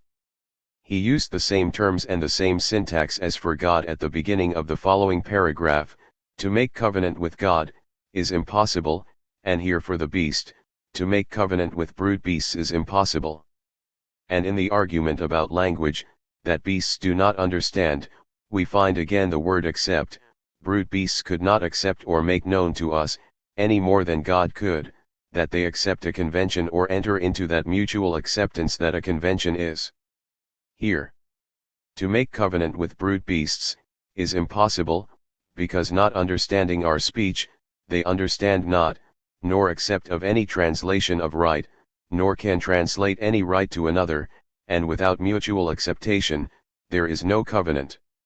Ibid, my emphasis. I shall not hasten to say brutally, as I in fact think, that all that is brutally false, that it is false to say that beasts in general, supposing any such thing to exist, or so-called brute beasts, what does brute mean, do not understand our language, do not respond or do not enter into any convention. I shall not hasten to recall the often refined understanding that many of said beasts have of our language, nor even to recall that even if they probably don't make literal, discursive conventions with men, in our languages and with a notary public present, on the one hand, there are nevertheless all sorts of conventions, i.e. agreements or disagreements acquired by learning and experience, and so not innate or natural, between what one calls animals and what one calls humans, and I am not just thinking of all the relations that are organized in domestication, training, in horse riding, for example, and then taming, and then organization of territory, marking of frontiers and interdictions. We shall speak at length, later, of the political history of menageries and zoos, but there is, beyond these forms of violence, which, moreover, have their human equivalents, I mean all sorts of human zoos and menageries of which we shall speak too, 22. And on the other hand, conversely, no one can claim, and certainly not Hobbes, that the human conventions at the origin of states always or even most often take the form of literal, discursive, and written contracts, with mutual and rational consent of the subjects concerned. As always, to stick to the schema of my recurrent and deconstructive objections to this whole traditional discourse on the animal, as though any such thing could exist in the general singular, one must not be content to mark the fact that what is attributed as proper to man also belongs to other living beings if you look more closely, but also, conversely, that what is attributed as proper to man does not belong to him in all purity and all rigor, and that one must therefore restructure the whole problematic. So I shall not hasten to recall or announce all that today. I shall insist only on the motif of the response which one finds at work in the double exclusion from convention in the case of God as well as in that of the beast. From Descartes to Lacan inclusive, from Kant to Hegel to Heidegger inclusive, thus passing through Hobbes, the most powerful, impassive, and dogmatic prejudice about the animal did not consist in saying that it does not communicate, that it does not signify, and that it has no sign at its disposal, but that it does not respond. I have tried elsewhere, in published and unpublished texts, to show in detail how this distinction between reaction and response remains dogmatic and thereby problematic. Point 23 in all those I have just named. I will not go back over that here. I simply remark that Hobbes is Cartesian from that point of view, that his discourse on the beast belongs to that tradition. Later, we shall read a chapter from De Civ in which, criticizing Aristotle, Hobbes says more about the beasts and the reasons why, in his view, animal societies do not merit the name of civil societies. 24 And, above all, and this is more interesting for us at this point, the double exclusion we are talking about, in associating in non-convention beast and God, but also in non-response, gives us to think that the sovereign, God himself, like the beast, does not respond, that in any case we cannot be assured of his acceptance, we cannot count on his response. And that is indeed the most profound definition of absolute sovereignty, of the absolute of sovereignty, of that absoluteness that absolves it, unbinds it from all duty of reciprocity. The sovereign does not respond, he is the one who does not have to, who always has the right not to, respond répondre, in particular not to be responsible for répondre to his acts. He is above the law le droit and has the right le droit to suspend the law. He does not have to respond before a representative chamber or before judges, he grants pardon or not after the law has passed. The sovereign has the right not to respond, he has the right to the silence of that dissymmetry. He has the right to a certain irresponsibility. Whence our obscure but I believe lucid affect, whence the double sentiment that assails us faced with the absolute sovereign, like God, the sovereign is above the law and above humanity, above everything, and he looks a bit stupid bet, he looks like the beast, and even like the death he carries within him, like that death that Levinas says is not nothingness, non-being, but non-response. The sovereign like a god, like a beast, or like death, those are the remains of a like that are still on our table. If sovereignty were, but I don't believe it, proper to man, it would be so much like this expropriating ecstasy of irresponsibility, like this place of non-response that is commonly and dogmatically called bestiality, divinity, or death.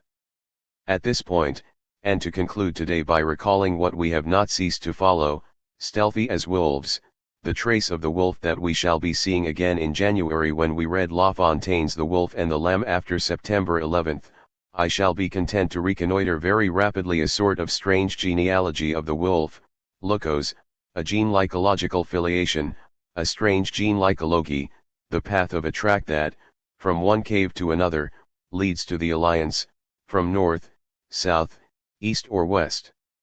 Between all these claimants to sovereignty who thus assemble and so resemble each other, the wolf, man, God. The one for the other. I believe that we shall be better placed now to hear not only the Homo homini lupus but better to understand the passage of God in this landscape. On the track of this common gene-lycology, the sovereign, the wolf, man, God, the wolf man, God wolf, God the father the wolf or grandmother wolf, etc., I shall leave, as markers for next year, 3 quotations to be put on the stand, racking the thread of the story of Homo homini lupus, a syntagma that has never ceased being transferred or onto which one has never ceased transferring, with God always on the path of this transference. 3 quotations only for the moment. 1 Hobbes, first, at the beginning of the De Civ's dedicatory epistle to the Right Honourable Earl of Devonshire.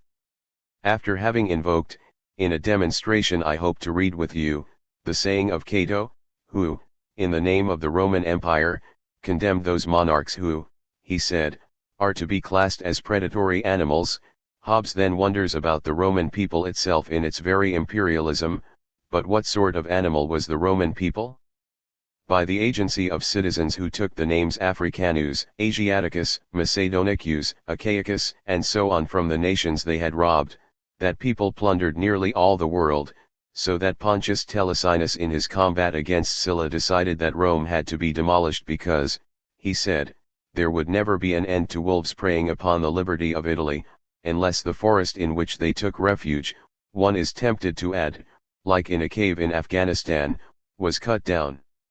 Hobbes continues, there are two maxims which are surely both true, man is a god to man, and man is a wolf to man. 25.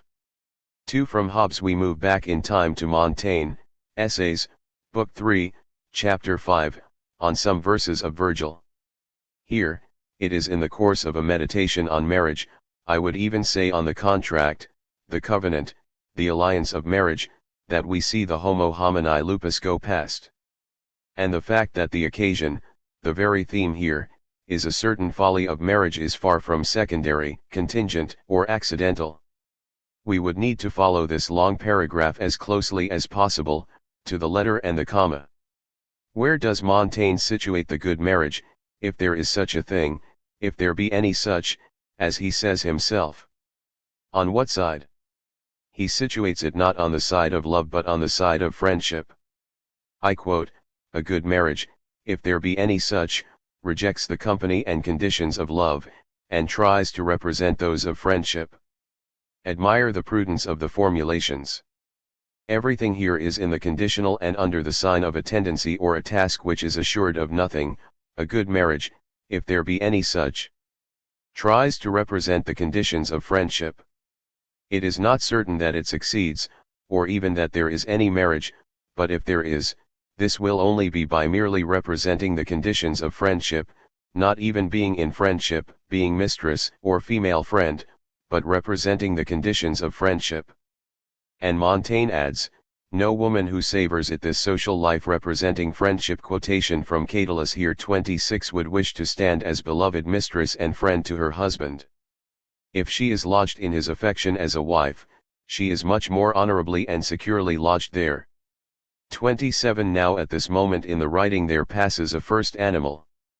A first animal crosses the text, an animal both wild and or domestic. A bird. A sound marriage, a precious and rare thing that we cannot do without and that we constantly decry, is like a cage from which one would like to escape when one is inside, and in which one would like to be enclosed when one is outside, and this is one of the examples of what thus lets itself be tamed, trained, broken, domesticated. Here an example of that domestication we were talking about just now, domestication in the proper sense of the term, one of those conventions, both human and animal, that bend a living being to the law of the household or the family, to the oikos and the domus, to domestic economy.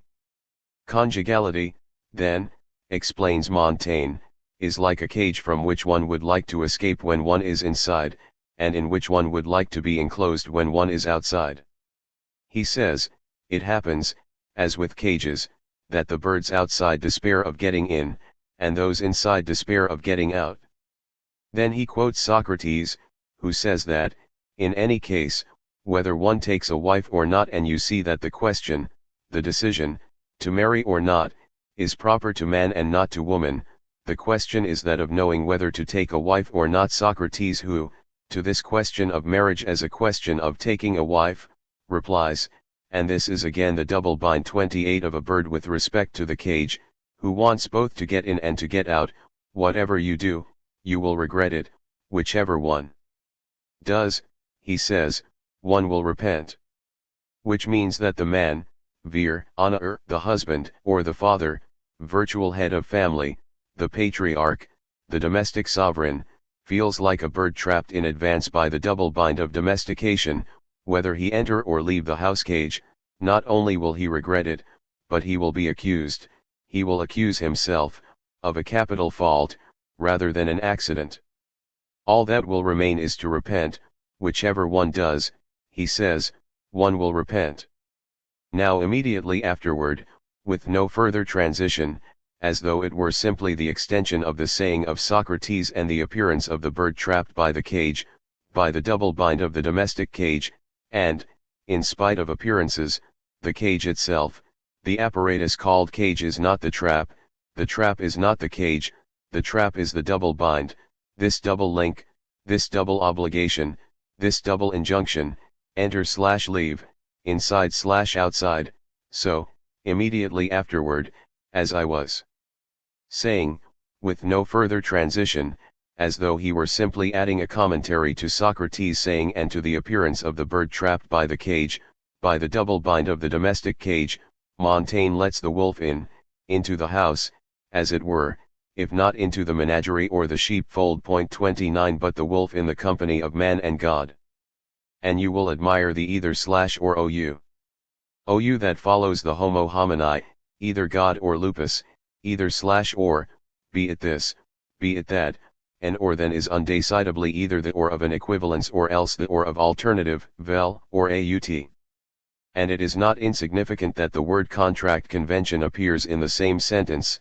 It marriage is a convention to which fits perfectly the saying homo homini, either Deus, or lupus. And since, in Montaigne's homo homini lupus, the question is marriage, love, or friendship, and therefore sexual differences, this is perhaps the right or appropriate moment to recall, in this genealogy, some wolves from Plato. Not merely the tyrant wolf or wolf tyrant from the Republic, 8.566a, where, if you look it up, you will see the alternative between be either slain by his enemies or become a tyrant and be transformed from a man into a wolf, e tyrannian kai lyko ex anthropogenes tai. But also, even more relevantly for us, the wolf and the lamb of the Phaedrus, 241c, d, where the question of love and friendship is adapted to the desire to eat the other, to a you really have to eat the other. 30 Read everything that precedes this passage as well. These things, dear boy my little one, Opie, you must bear in mind, and you must know that the fondness of the lover, ten erstophilia, is not a matter of goodwill, but of appetite which he wishes to satisfy, just as the wolf loves the lamb, so the lover adores his beloved os likoi arnas agapasin, os pedophilasin erasti. 3 Finally, the common saying, referring to the at least supposed origin of the saying, i.e. Plautus, who was born in Sarsina, in northern Umbria basically in a colony of Rome and who learned Latin and came to the capital very young. I will content myself with reading and translating the 2 lines from the comedy Asinaria.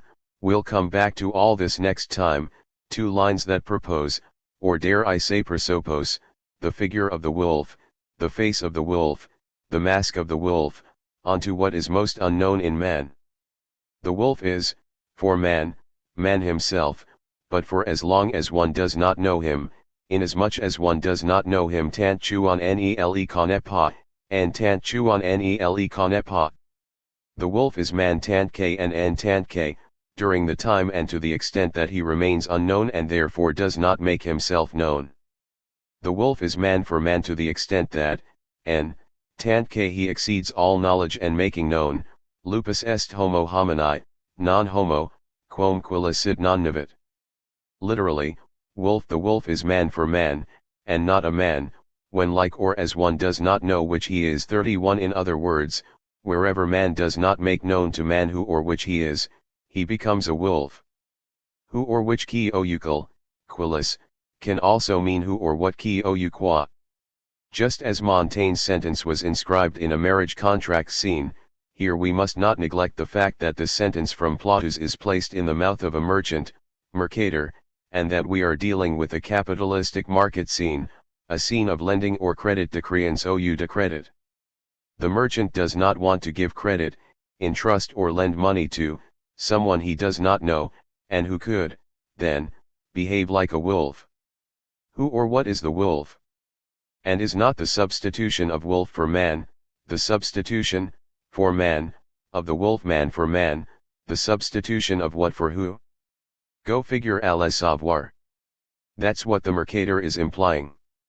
He wants to know and he asks go figure, because lupus est homo homini, non homo, quom quilicid non navit, which can be translated, as in the French translation I have to hand, Alfred Ernout, as when one does not know him, man is not a man, but a wolf for man, but perhaps too, in a less convincing but grammatically possible way, the wolf is a man for man, which is not a man, when one does not know him. This grammar, the same and different, shakes up the decidable authority of the who and the what and the order of substitution. The beast is it who or what? When there is substitution, there can always be qui pro quo, a who for a who but also a who for a what or a what for a who. Go figure. Will we be able to show it in a moment? Or make it known next year? In any case, we shall return to all this by different paths, of which at least one will pass via the fable, i.e. orality, an oral speech about a possible devourment, as in The Wolf and the Lamb by La Fontaine, which, you see, comes on the scene quite late. There, it is quite late. Happy New Year. Third session. January 16, 2002. The Feminine Beast and the Masculine Sovereign. La. Le. She and he. The she-wolf and the wolf. Beware of the wolf Gare-Olu. And I lived like a real werewolf loup-garou, that's a confession by Rousseau, at the end of the first book of his Confessions. Point 1. There are others, confessional phrases that present him, Jean-Jacques, as a wolf in his own eyes, as a wolf in the eyes of others, in other contexts, with other rhetorics and meanings. But here, Rousseau describes himself as a werewolf, he presents himself as a werewolf, that is, a wolf man, and he does so. One might find this surprising because of an immoderate, compulsive, raging taste for reading, for bookish culture, and for buying books. The question remains of the difference between reading and not reading, neglecting the book or not, neglecting, neglego, neglegere, to read. Neglect is that not always a way of not reading or not electing elire or gathering, legere, the not, nec, neg, carrying the whole burden of the question on negation, denegation, repression, suppression, forgetting, amnesia, etc., in a context of legere, reading, putting together or gathering. Rousseau stops stealing, as he approaches the age of 16, in order to devote himself to reading and what he calls his love of imaginary objects. And this love of reading, legere, the love of the book, paradoxically, this love of imaginary objects, far from turning him toward culture and cultivated society, makes him savage, mute, silent, asocial. Savage is his word. My humor became taciturn, savage, my head was beginning to spoil, and I lived like a real werewolf. I felt the desire to consult an English translation of this passage. Point 2. And, marvelously for us, loup-garou werewolf is translated as outlaw. A little like rogue, isn't it, voyeur, unsociable, outside the law. I lived like an outlaw. For je vive un vrai loup-garou.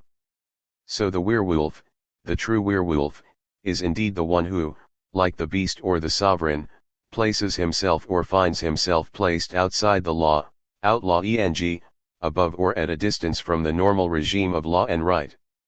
So, let's not forget, let's not neglect the wolves, from one year to the next. Never forget the he and the she wolves. Does that mean do not hunt them? Or not suppress them? Or not repress them? Or not neglect them? And if to forget, suppress, repress, neglect, with or without negation, disavowal or denial, is in a certain way to chase, away, is chasing to expel, exclude, flee, neglect, or else, on the contrary, to follow, pursue, persecute, track down, run after? So we still need to know how to deal with the wolf. And to know what kind of chase we're dealing with, in what we have called our genealogy of the wolf, our book of wolves, our genealogy. A genealogy that must inscribe in its tree, its genealogical tree, what is called the lycanthrope, the wolf man, man-made wolf or wolf-made man. When one associates the wolf with the tree, there immediately arises the dream of Freud's Wolfman 3, the wolf man who recounts how he saw, in a dream, sitting in a tree, a big walnut tree, 6 or 7 white wolves who, let's not forget, also resembled other animals, foxes, he said, and there are foxes waiting for us today, or sheepdogs, because they had big tails like, always the analogy, foxes, and ears pricked like, dogs. So there is a whole menagerie, a whole zoological crowd that does more than swarm, that is meaningfully organized in the wolf-man's dream.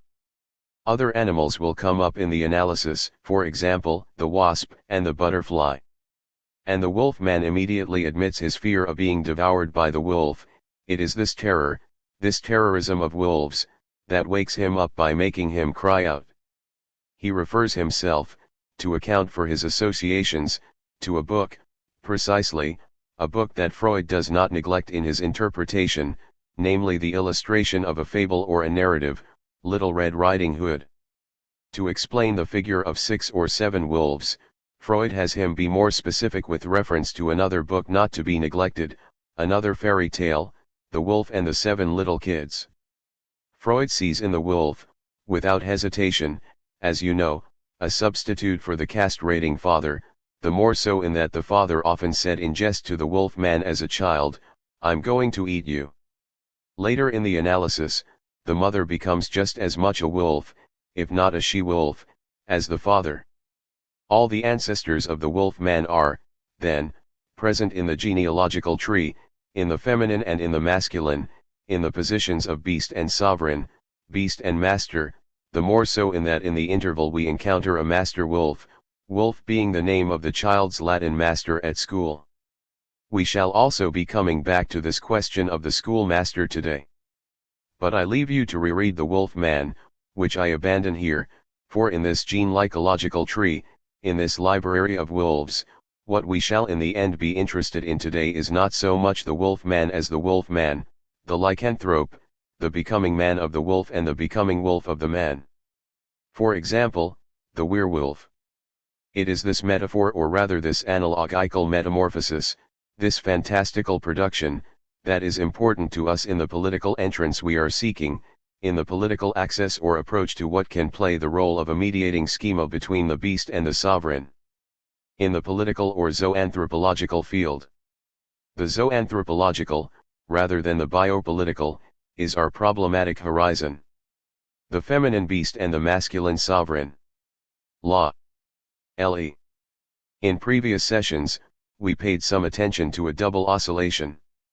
A double vacillation too seemed to give its rhythm to something like the pendulum of this title, of the simple statement or rather the oral saying of this text. In French, in the French tongue, and I insist on the tongue and the genders it imposes on us. La bet etle souverain. La. Le. And as for orality, between mouth and maw, we have already seen its double carry portée, the double tongue, the carry of the tongue that speaks, carry as the carry of the voice that vociferates, to vociferate is to carry the voice, and the other carry, the other devouring one, the voracious carry of the maw and the teeth that lacerate and cut to pieces. Vociferation and devourment, we were saying, but let us not hasten to attribute speech to the mouth of man supposed to speak and voracity or even the vociferation of the cry to the animal's maw. It is precisely this simple and dogmatic opposition, the abuses of this oversimplification that we have in our sights here. We had, then, started to give some weight to an oscillation, a vacillation come in a not quite fortuitous way to affect the pendulum of the title thus pronounced, in the French tongue, la bet etle souverain. La. Le. This oscillating or vacillating rhythm is imprinted on each of its words, the articles, la, le, the nouns, or substantives, bet, souverain, the verb, the copula, or the conjunction, et, est. And as I have just noted, the suspension of this pendulum is double. On the one hand, first oscillation, the sexual difference marked at least by French grammar, la le, which seemed by chance, as we illustrated with more than one fact and more than one text, to confirm that the beast was often the living thing to be subjected, dominated, domesticated, mastered, like, by a not insignificant analogy, the woman, the slave, or the child. Remember the Hobbes texts we read on this subject, on the subject of the right over beasts, in the decisive.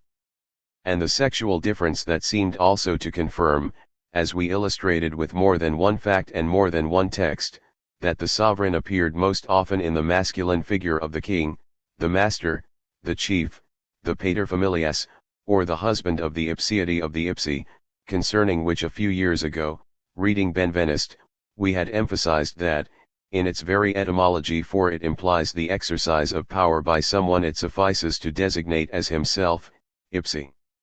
The sovereign, in the broadest sense of the term, is he who has the right and the strength to be and be recognized as himself, the same, properly the same as himself.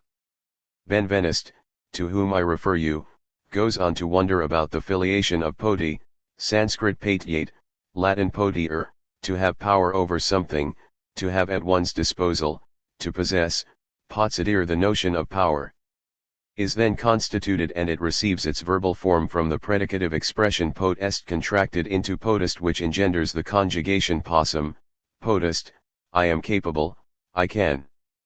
5. Now, and I insist on this point, for we will not cease to measure its consequences, Benveniste had inscribed the value of ipsiety, the ipsi, the oneself, the him, one, self in the same filiation, as though power were first of all recognized in the one who could be designated, or who could be the first to designate himself as the same, a himself, a oneself.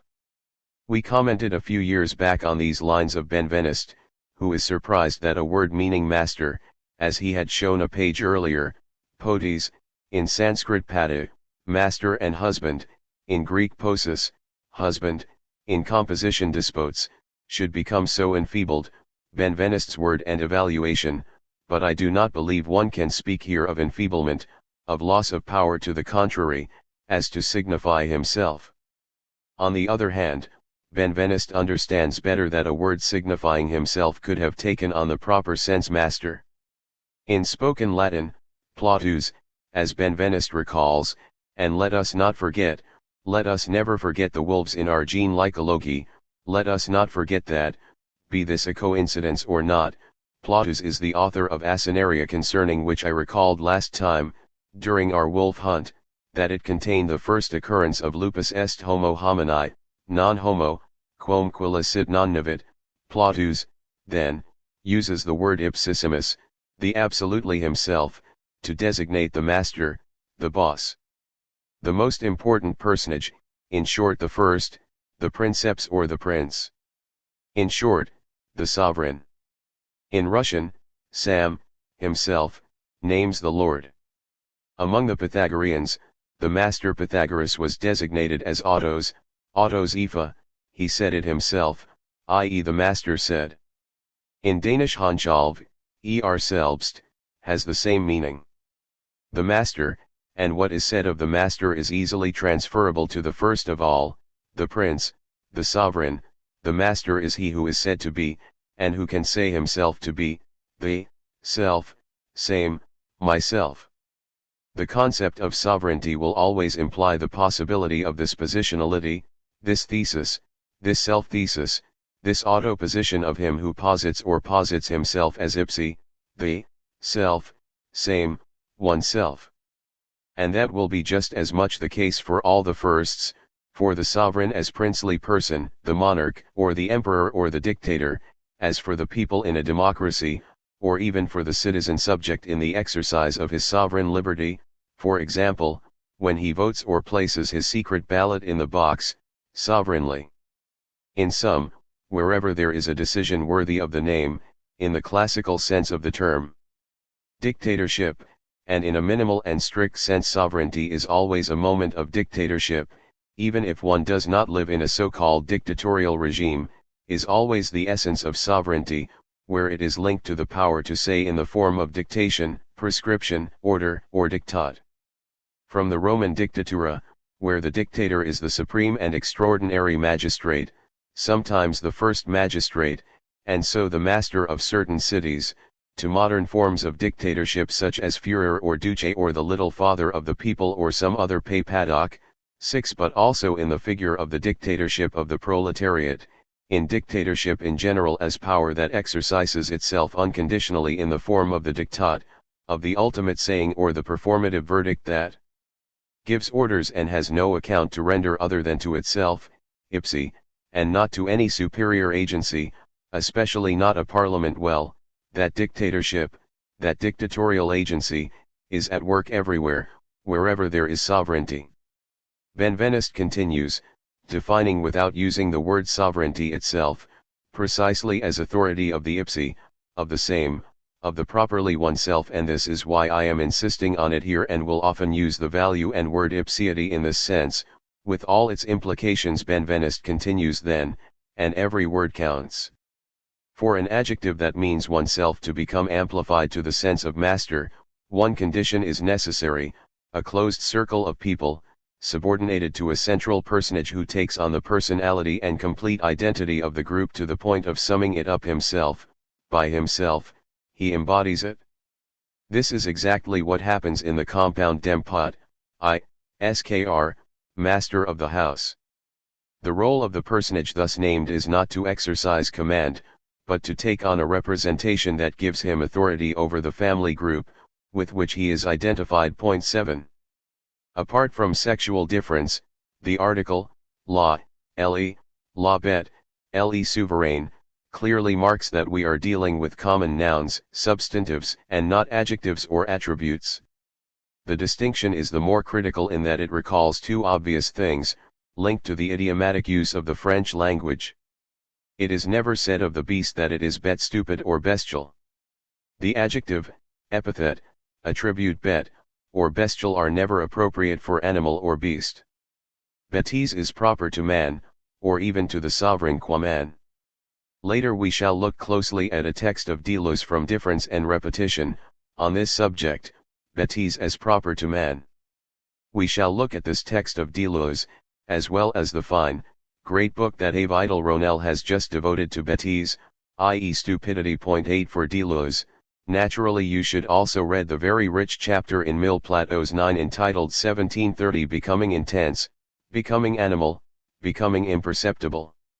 You will find there not only references to the wolf man that the wolves look at, the werewolf, pages 303 and 323, 249 and 264, and the phenomenon of wolf children, p. 335 273, the becoming whale of Ahab in Moby Dick, p. 374 306.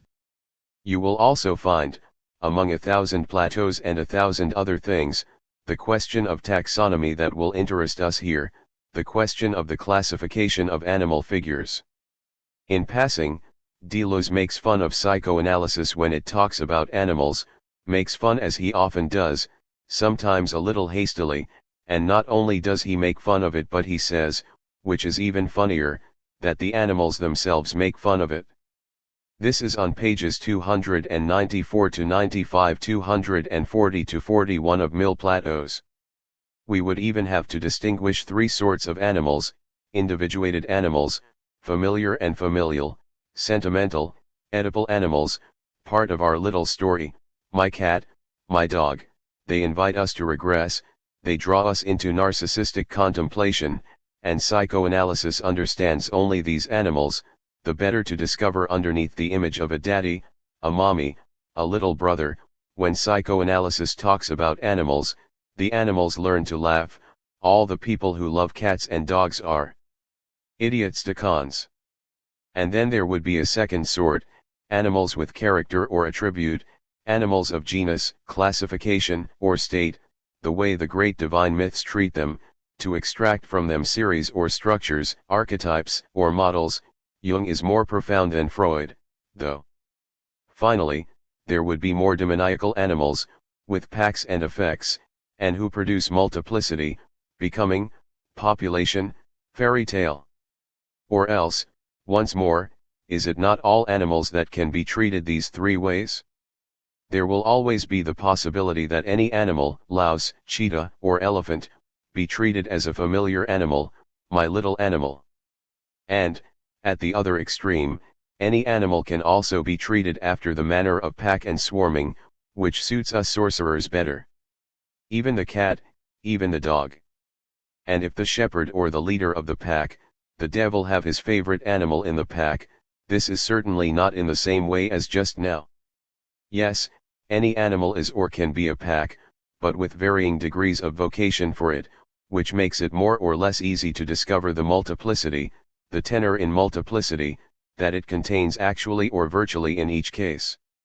Banks, bands, flocks, populations are not inferior social forms, they are affects and potentials, involutions, which catch up all animals in a becoming that is no less powerful than that of man with animal.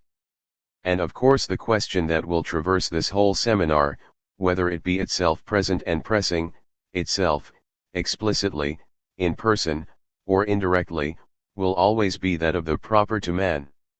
And, moreover, bestiality, characterized either as perversion or sexual deviancy, zoophilia that pushes people to make love with beasts or to make love to beasts, or as cruelty, this bestiality, this double bestiality, zoophilic or cruel, would also be proper to man. And later we shall look closely at a text of Lacan's on this subject, bestial cruelty as proper to man. On the other hand, second oscillation, between conjunction and copula, the et which can just as well, in two letters, e, t, juxtapose, compare, or even oppose beast and sovereign, but which can just as well, in three letters, e, s, t, couple in 1,000 different ways the being beast and the being sovereign, couple them across a copula, is, which describes an affinity through an analogy of proportion, attraction or reciprocal fascination. Or even, as we shall come to confirm today, a predisposition to grafting, composition of mixtures, figures participating in both at once, beast and sovereign, man, beast and man coupling in the sovereign. For the prosthesis, as graft, is not only what gives rise to the figure of the sovereign state as Leviathan, i.e. says Hobbes, an artificial animal, an animal machine, what last time I was calling prostatics. Prosthesis as graft, that can be a composition or mix of the human beast.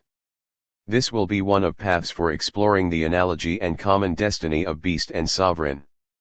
For example, we shall come to this in a moment, let us never forget the wolves and the werewolf. Not the wolf man, but the wolf man, as werewolf.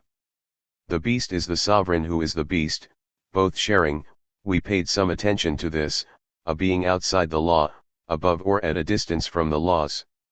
One of the many nodal tensions that we shall have, if not to unknot, at least to reconnoiter in as strict and tight a way as possible, is that if sovereignty is, indeed, defined as the proper of man, in the sense of artifice, law, conventionality, contract, as we had recognized them in Bodin and Hobbes, and even if a theological grounding we also took this complication into account continued deep down to legitimate this humanity, this anthropological and supposedly secular dimension of sovereignty, if sovereignty is, indeed, defined as the proper of man, it is nonetheless also in the name of man, the humanity of man, the dignity of man, therefore a certain proper of man, that a certain modernity has begun to question, to undermine, to put into crisis nation-state sovereignty.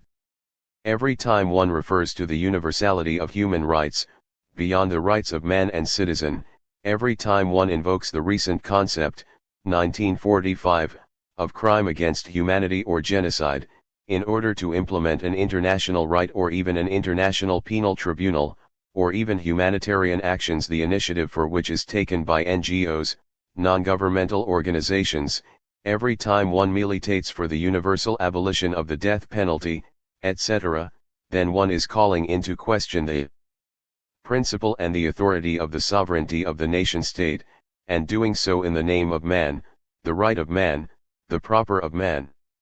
It is in the name of a certain proper of man, which sometimes remains, so I believe, completely to be thought, merely promised to a thought which does not yet think what it thinks, and that the Dasein accredits with a firmness matched only by its naivete.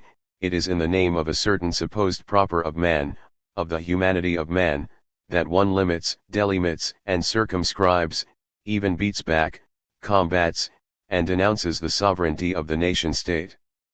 I'm careful to say the sovereignty of the state and the nation-state, for the humanity of man or of the human person invoked by human rights or the concept of crime against humanity, by international right or the international penal agencies, all these agencies might well be invoking another sovereignty, the sovereignty of man himself, of the very being of man himself, ipsi, ipsissimus, above and beyond and before state or nation-state sovereignty. It is, moreover, let it be said in passing, this invocation of the human, the humanitarian, or even of human rights above the state that Schmidt holds to be depoliticizing, to be responsible for the modern neutralization of the political or for depoliticization, in Politisierung. In truth, and this is why I say invocation of the human or the humanitarian above the interest of the state, Schmidt believes he can always discern in this humanistic and humanitarian discourse a ruse of war, a strategic ruse put to work by a state struggling for hegemony, the ruse of a wolf, a werewolf, if not of a fox. Let us never forget the wolves and the foxes. Depoliticization, the move beyond state sovereignty, would on this view be a piece of hypocrisy in the service of a sovereignty, of a determinate nation-state hegemony. Schmidt, in the 1930s, is not yet speaking of globalization, mondialization, worldwideization, but this is clearly what he has in view in his critique of the premises of a new international right, a society of nations, etc. The world of globalization would then be a stratagem, a false concept or a concept forged in order to pass off some particular interest as a worldwide or universal interest, pass off the interest of one nation-state or a restricted group of nation-states as the world, as the universal interest of humanity in general, as the interest of the proper of man in general. After having asserted that humanity as such die Menschheit als Solche cannot wage war because it has no enemy, at least on this planet, comment on this last detail. The concept of humanity excludes the concept of the enemy, because the enemy does not cease to be human being, and hence there is no specific differentiation in that concept. 10. After having asserted this, i.e. that the concept of humanity cannot be a political concept or the basis for a politics, Schmidt goes on to try to show that in fact, wherever this concept is put forward in the pursuit of war, and there would be so many examples today, it is a lying rhetoric, an ideological disguise, tending to mask and smuggle in nation-state interests, and therefore those of a determinate sovereignty. Humanity is only a word, then, a name in the name of which particular and momentary interests of particular states are being served. That wars are waged in the name of humanity im Namen der Menschheit, Schmidt continues, is not a contradiction Widerlegung of this simple truth, quite the contrary, it has an especially intensive political meaning, a more intense political meaning, an intensification of the political meaning, einen besonders intensiven politischen Sinn. In other words, today, all the combats in the name of the rights of man, supposedly above nation-state sovereignties, would not be a true depoliticization, but a marked intensification of the state political in the service of determinate interests. When a state fights its political enemy in the name of humanity, it is not war for the sake of humanity, but a war wherein a particular state, a determinate state, ein bestimmter Staat, seeks to usurp a universal Konzept, einen universalen Begriff zu occupieren, such against its military opponent. At the expense of its opponent, it tries to identify itself with humanity in the same way as one can misuse peace, justice, progress, and civilization in order to claim these as one's own and to deny the same to the enemy. The concept of humanity is an especially useful ideological instrument of imperialist expansion. Menschheit in quotes ist ein besonders brauchbares ideologisches Instrument imperialistischer Expansionen, and in its ethical humanitarian form und in ihrer ethisch humanitarian form it is a specific vehicle of economic imperialism. Here one is reminded of a somewhat modified expression of Proudhon's, whoever invokes humanity wants to cheat. To confiscate the word humanity, to invoke and monopolize such a term, solcher haben and nehmen, such a sublime term, the sublime goes missing in the English translation, tr, probably has certain incalculable effects. Nur den schrecklichen Anspruch manifestieren, literally, can only be the sign of the terrifying demand, such as denying the enemy the quality of being human, die Qualitat des Menschen, and declaring him to be an outlaw of humanity, or la loi and or el humanite appear in French in Schmidt's text, and a war can thereby be driven to the most extreme inhumanity zur äußersten Unmenschlichkeit. But besides this highly political utilization of the non-political term humanity, aber abgesehen von dieser hochpolitischen Verwurtbarkeit de unpolitischen Namens der Menschheit, I repeat and retranslate, with the exception of the highly political instrumentalization, utilization of the apolitical or non-political name humanity, there are no wars of humanity as such. Humanity is not a political concept, Menschheit ist kein politischer Begriff, and no political entity nor society and no status and state, corresponds to it. The 18th century humanitarian concept of humanity, der humanitäre Menschheitsbegriff, was a polemical denial, one ought to say a polemical denegation, in polmische Verneinung of the then existing aristocratic feudal system and the privileges accompanying it. Point 11. Read what follows, on this supposed natural and universal right that is in fact an ideal social construction, sociale Idealkonstruktion.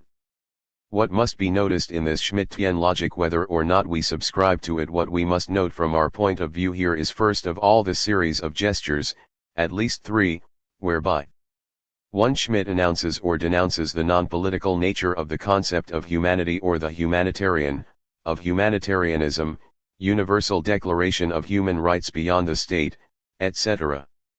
2. Schmitt announces or denounces, under this apparent non-politicality, a self-interested hyperpoliticity, a disguised intensification of political interests of an imperialist and especially economical form. 3. And this is what will matter most to us, Schmitt announces and denounces what is terrifying, schrecklich, and even terrorizing in this pretension, in this hyperstrategic, hyperpolitical hypocrisy, in this cunning intensification of the political. What is terrifying, according to him, what is to be feared or dreaded, what is schrecklich, scary, what inspires terror, because it acts through fear and terror, is that this humanitarian pretension, when it goes off to war, treats its enemies as hors la loi, outside the law, and or el humanite, outside humanity, in French in Schmitt's text, i.e. like beasts, in the name of the human, of human rights and humanitarianism. Other men are then treated like beasts, and consequently one becomes oneself inhuman, cruel, and bestial. One becomes stupid, bestial, and cruel, fearsome, doing everything to inspire fear. One begins to take on the features of the most fearsome werewolf. Let's not forget the wolves, because one is claiming to be human and worthy of the dignity de la dignite of man. Nothing, on this view, would be less human than this imperialism which, acting in the name of human rights and the humanity of man, excludes men and humanity and imposes on men inhuman treatments. Treats them like beasts. One sees here at work, itself in an equivocal, one could even say hypocritical way, a Schmittian discourse which plays on two registers. On the one hand, Schmitt does not hesitate to take on a concept of the political that must be dissociated from every other dimension, not only economic but ethical. The political presupposes the enemy, the possibility of war, the evil nature of man.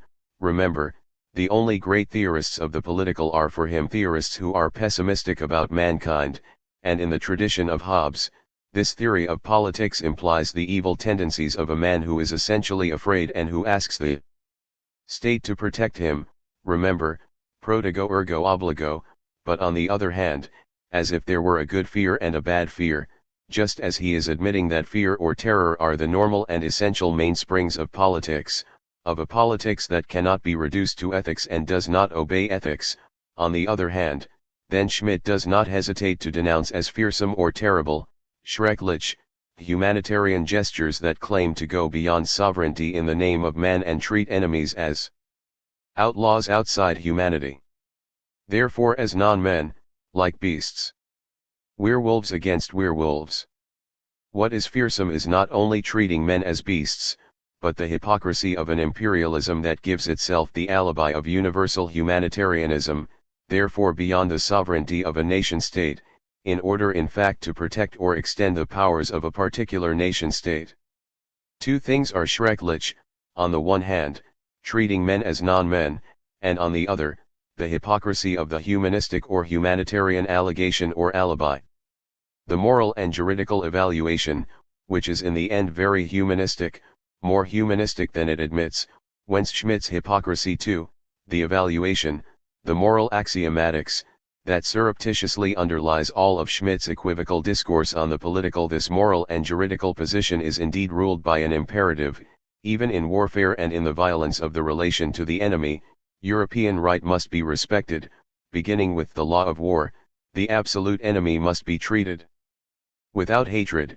Political hostility is not hatred as a psychological passion, war must be declared from state to state, sincerely declared, the rights of war must be loyally respected, and must oppose armies and not terrorist partisans attacking civilian populations, etc. At bottom, when a hypocritical imperialism combats its enemies in the name of human rights and treats its enemies like beasts, like non-men, or like outlaws, like werewolves, it is waging not a war but what would today be called a state terrorism that does not speak its name. It is itself behaving like a werewolf. We shall see later whether and to what extent Schmidt is still Machiavellian, as he often seems to claim, or whether he is not betraying a certain Machiavelli. It will again be a question, let's not forget, of wolves and a few other beasts. So I recommend that you read, then, at least the whole of chapter 6 of the concept of the political, on the Entpolitisierung, the depoliticization, on the dishonest fiction, unrealike fiction, of a universal peace without states, on universality as total depoliticization and renunciation of the state.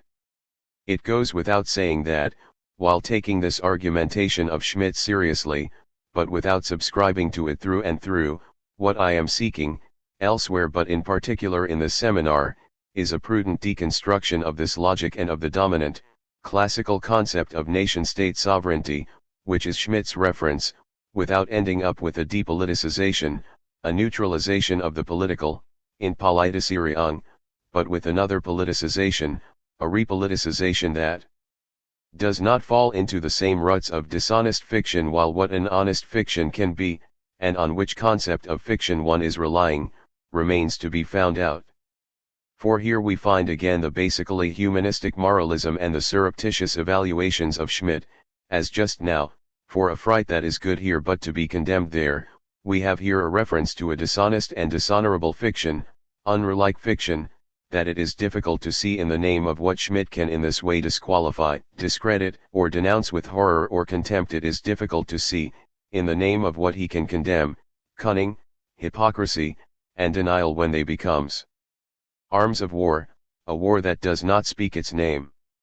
Schmidt's implicit but unavowed axiomatic is that a war should speak its name, and that one must always say and sign one's name, that an imperialism should present itself as such, that war should be declared, that states and sovereigns should be sincere, and that honor, air, glory, good reputation founded on loyalty, as opposed to an unrealike fiction, the lie of a disloyal fiction, that this honor remains a secure value.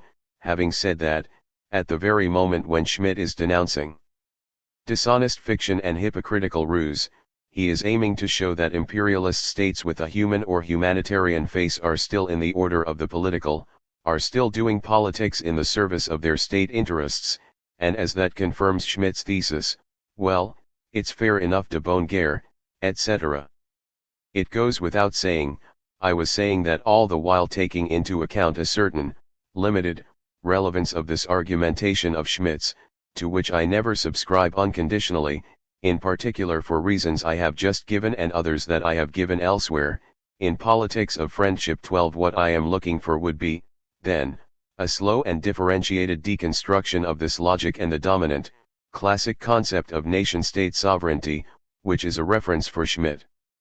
Without ending up with a depoliticization, but an other politicization, a repoliticization that does not fall into the same ruts of the dishonest fiction, without ending up, then, in a depoliticization but another politicization, a repoliticization, and therefore another concept of the political. It is all too obvious that this is more than difficult, and that's why we are working at it and allowing ourselves to be worked on by it. When I say slow and differentiated deconstruction, what do I mean by that? First, that the rhythm of this deconstruction cannot be that of a seminar or a discourse ex cathedra. This rhythm is first of all the rhythm of what is happening in the world. This deconstruction is what is happening, as I often say, and what is happening today in the world through crises, wars, phenomena of so-called national and international terrorism, massacres that are declared or not, the transformation of the global market and of international law. What is happening is so many events that are affecting the classical concept of sovereignty and making trouble for it. In this seminar, we are only beginning to reflect on, and take into account, as consequentially as we can, what is happening. On the other hand, as we are already realizing, and this is why I say slow but especially differentiated, it cannot be a matter, under the pretext of deconstruction, of purely and simply, frontally, opposing sovereignty. There is not sovereignty or the sovereign. There is not the beast and the sovereign.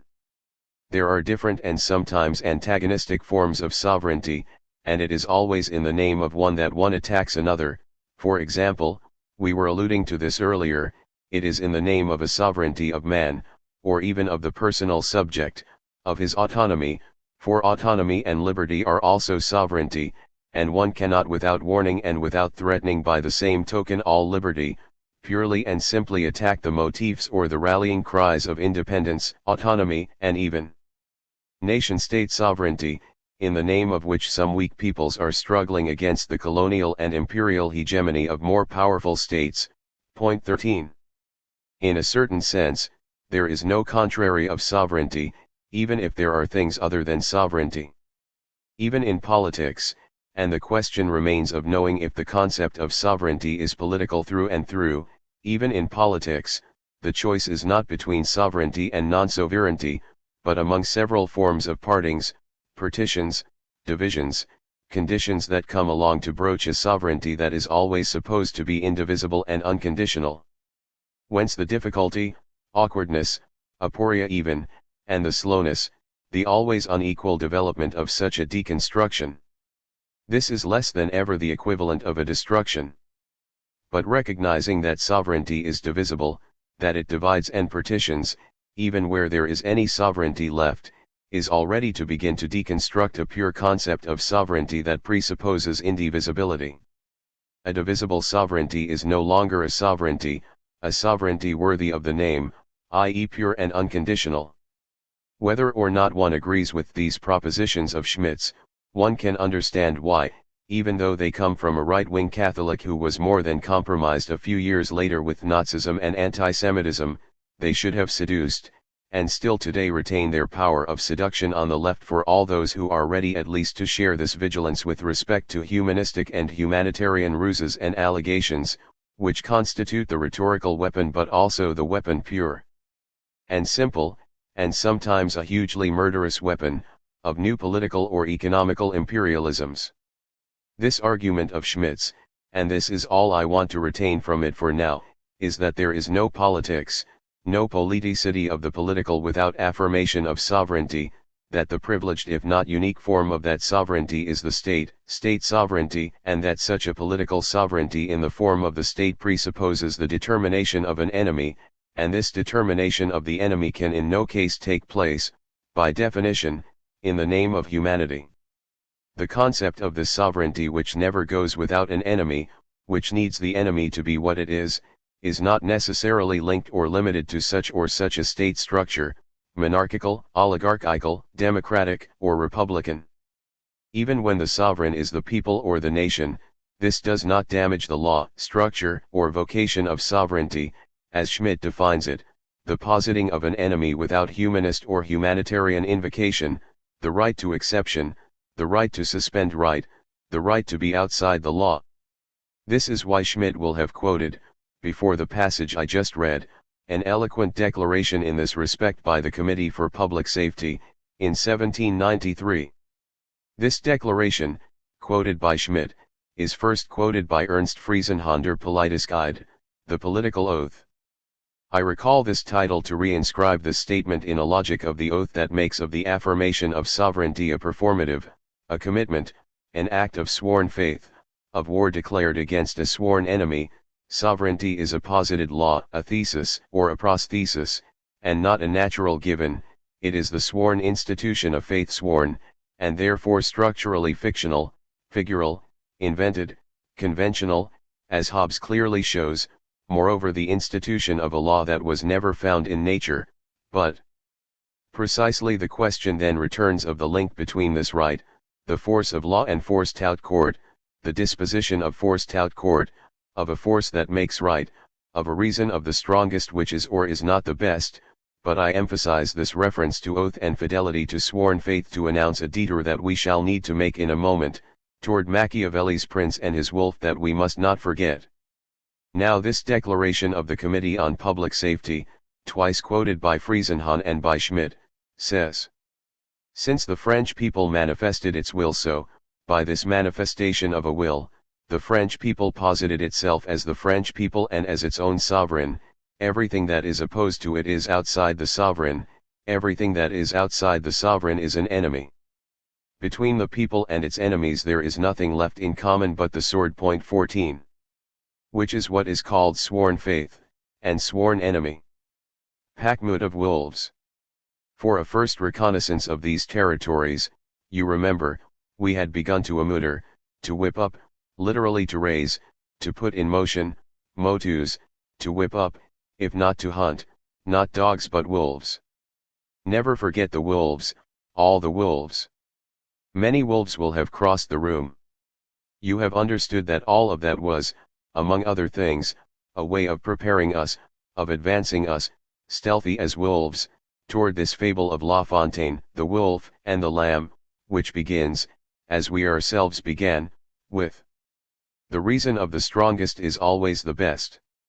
As we shall shortly show. We began thus, saying also that no seminar should begin that way, like a fable, nor should it recommend or command that one begin that way, by we shall shortly show. Show what? Well, that the reason of the strongest is always the best. A violently tautological proposition, then, pragmatically tautological, in La Fontaine and here too, as though this still remained, as a seminar, a fable, or an affabulation, since I am here using, by force of law, taking into account my accredited position as a professor authorized to speak ex cathedra for hours, weeks, and years, accredited by a convention or by a fiction the honesty of which remains to be proved, by you or by me, and even then an always revisable and renewable consensus gives? Force of law to the force of law, a violently tautological proposition, then, pragmatically tautological, for if we shall shortly show, what are we going to show, with La Fontaine? Well, that the reason of the strongest is always the best. As the reason of the strongest is always the best, I authorize myself by the reason of the strongest, that I am here, by situation, by hetero and auto position, to defer the moment at which I shall show or demonstrate that the reason of the strongest is always the best, but in fact, I've already shown it in fact by the very fact of deferring, authorizing myself to defer, I've already demonstrated this prevalence of fact over right. My demonstration is performative avant la lettre, as it were, and pragmatic before being juridical and rational and philosophical. I show by the very movement, by doing it, as I go along, by producing the event of which I speak and that I announce I shall speak of, I demonstrate that force wins out over right and determines right, and I do so without waiting. Because it is already demonstrated at the moment I announce that you'll have to wait a little. A violently tautological proposition, then, since I am here using, taking account of, my accredited position as a professor authorized to speak, ex cathedra, of the reason of the strongest, I am using my power, which consists in beginning this way not that way, beginning by having you wait, by deferring, warning you not to forget the wolf, or the werewolf or the outlaw, making you wait for the moment when I'll show you what I promise I will show and demonstrate. The reason of the strongest is at work right here, at the very moment at which I claim to interrogate it, or even to place it in question or even merely to defer the demonstration. The demonstration has already taken place, in the very promise and in the difference, the act of deferring the demonstration. Unless one proves the stronger and belies what I say, but in making me a liar, in contradicting me, you will merely displace the side of the greatest force, and the reason of the strongest will, still and, always be the best. As if I were myself, let's never forget it, a wolf, or even the werewolf. That could be, We're coming to it and we're going to show it in a moment.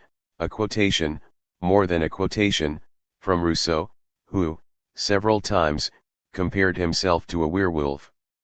Let's never forget the he-wolf and the she-wolf, we were saying. One always forgets a wolf along the way.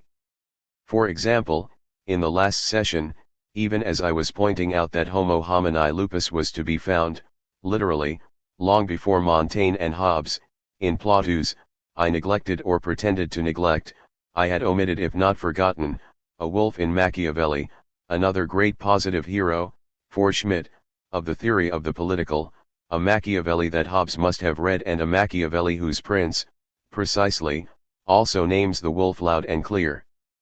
But if I pretended to forget this wolf, to suppress or repress it, to chase it away like another one I'll come to in a moment, Machiavelli will tell us how to beat back, chase away, or hunt this wolf. It was intentionally, for reasons I'm going to show you in a moment, with the intention of drawing your attention today to composite figures, fabulous graphs of man-beasts or human-animals, mixes that we haven't yet talked about. Now, of course Leviathan is a marine monster, a monstrous animal which, like the whale in Moby Dick, belongs to the aquatic element in which it intends to reign, but the Leviathan is not a composite of man and beast. If there is something prostatic in it, this is not by reason of a composition, of a synthesis, of a composite essence of man and beast, like those we are getting ready to encounter. The Leviathan, a monstrous animal, is not monstrous after the fashion of Chimera, the Chimera, a monster from Lycia, born of Typhon and Echidna, with 3 heads, lion, goat, dragon spitting flames, killed by Bellerophon, and which, having descended to a common noun, has given its name to all sorts of fabulations, fantasies, mythical productions, or hallucinations, even in Descartes, which are precisely the element of what is of interest to us here, the element of fabulation in which the analogies between beast and sovereign find their resources and their schemata. I'm using the word schema by analogy, but primarily to signal toward analogy, precisely, i.e. toward the mediating element or the mixed.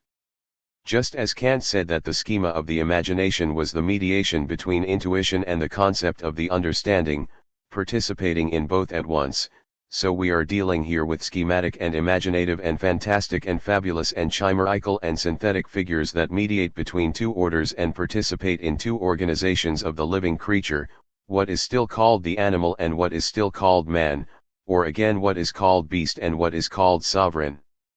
But if it is indeed this fantastic and synthetic and prosthetic composition that matters to us here, today it is neither on the side of the Leviathan nor on the side of the Chimera that we shall search for or encounter our monsters, but on the side of another logic of composition, graft, mixture, and biosynthetic alloy. On the horizon of this encounter is a double question, which I leave open. In the first place, why, in the great corpus of animal figures that people the fable of the political, do we find this or that animal and not others? We can make the most open and liberal list, from the wolf to the fox, from the lion to the lamb, from the serpent to the eagle, to ants or frogs, but we'll have to concede that not all the animals of earth and sky are represented, do not seem to be as prone, as equally appropriate, to political figuration. Why? Is it because of the regions of the world, with their specific fauna, because of the geographical and ethological areas in which this fabulous discourse on the political was born and developed its history, the Middle East, Greece, the Mediterranean, Europe? Perhaps. Is it because of the proper nature, the form, and the psychology supposed, I stress supposed, by fiction, anthropomorphized in advance to pertain to such animals, the supposed cunning of the fox, the tranquil strength of the lion, the voracious violence of the wolf, who can also turn protective, paternal, and maternal? Perhaps. In any case, the necessity for a typology and a taxonomy is already looming, in this rhetoric that runs the risk of looking, if not like the order of Noah's Ark, which certainly did not house all the animals on earth, at least like the order of menageries, zoological parks, or circuses, which I mean to talk to you about quite soon and at some length. Point 15. That is the first question of this couple of questions I am leaving open. The second, which is linked to it, would be the following: in the obvious though surprising abundance of animal figures that invade discourses on the political, the reflections of political philosophy, how to give due consideration on the one hand to this profound necessity that we are precisely in the process of interrogating and trying to interpret in this seminar, but also, on the other hand, to the compulsion, let's call it psychic and libidinal, that seems to push the philosophers of the political, all of those who are passionately interested in holding a discourse on power, on political power, and who would supposedly represent for their part a certain type of man or woman, usually a man, at least until now, the irresistible compulsion which seems either to push them or to attract them toward zoomorphic visions or hallucinations, push or attract them toward a field where there is a greater chance of fantastic animal apparitions, I say apparitions in the sense of phenomena, but also of visionary epiphanies, be they chimerical or not. How to give due consideration to this element of inventive and passionate hallucination, which is interested, compulsive, which is itself possible only if an intrinsic necessity, which we are analyzing here, indeed increases the chances of fantastic and fabulous apparitions in the field of power and therefore of political sovereignty.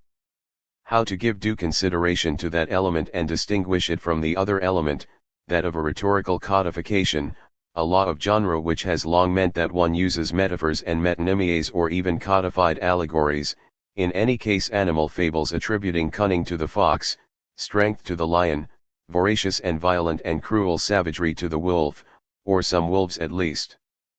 But there too, in the element of codified rhetoric and the law of genre, there really must be involved what at the beginning would belong to a nature or an essential structure of the field of the political as such, of political power and political sovereignty.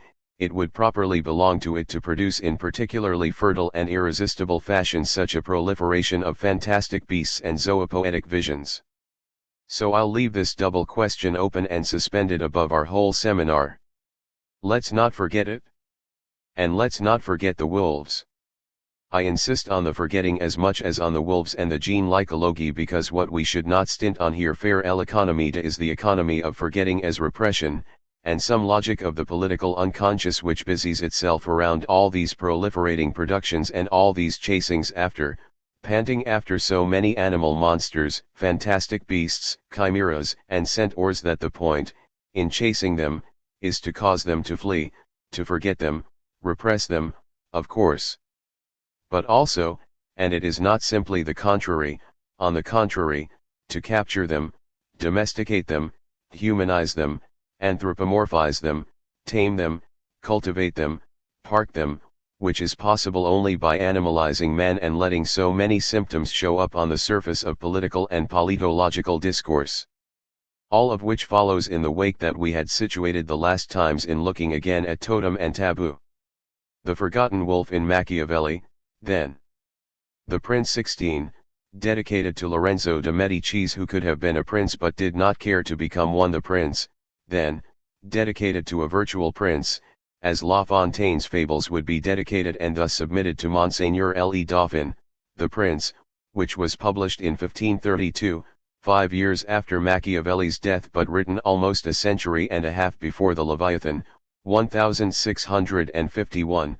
The Prince, which you will read or reread, includes a chapter 18, entitled In What Mode Fate Should Be Kept by Princes 17, or, in the old French translation by a certain Giraudet, undertaken on the pressing demand or the advice of General Bonaparte, whether princes should be faithful to their commitments. Les princes doivent être fidèles à leurs engagements. Repeat both titles, on a question that could not be more current, not only the respect of armistices, of ceasefires, of peace treaties, but also, and basically the way it always was, since this is the very structure of any contract and any oath, the respect of sovereigns' commitments before an institution or a qualified and authorized third party, for example, the respect or not of UN resolutions by the USA or Israel, everything that concerns UN resolutions, but also the commitments made by the UN with respect to so-called international terrorism, a concept judged to be problematic by the UN itself. We talked about it, and the consequences that it drew from the current situation, with the authorization given to the USA to ensure its legitimate defense by any means judged appropriate by the USA alone. Now in this chapter on the faith to be kept by princes, on the question of knowing in what mode faith should be kept by princes, or whether princes should be faithful to their commitments, this same question of the fidelity of the prince to his given word or sworn faith appears to be inseparable from the question of what is proper to man. And this double question, which appears in truth to be but one, is treated in a way that is interesting for us.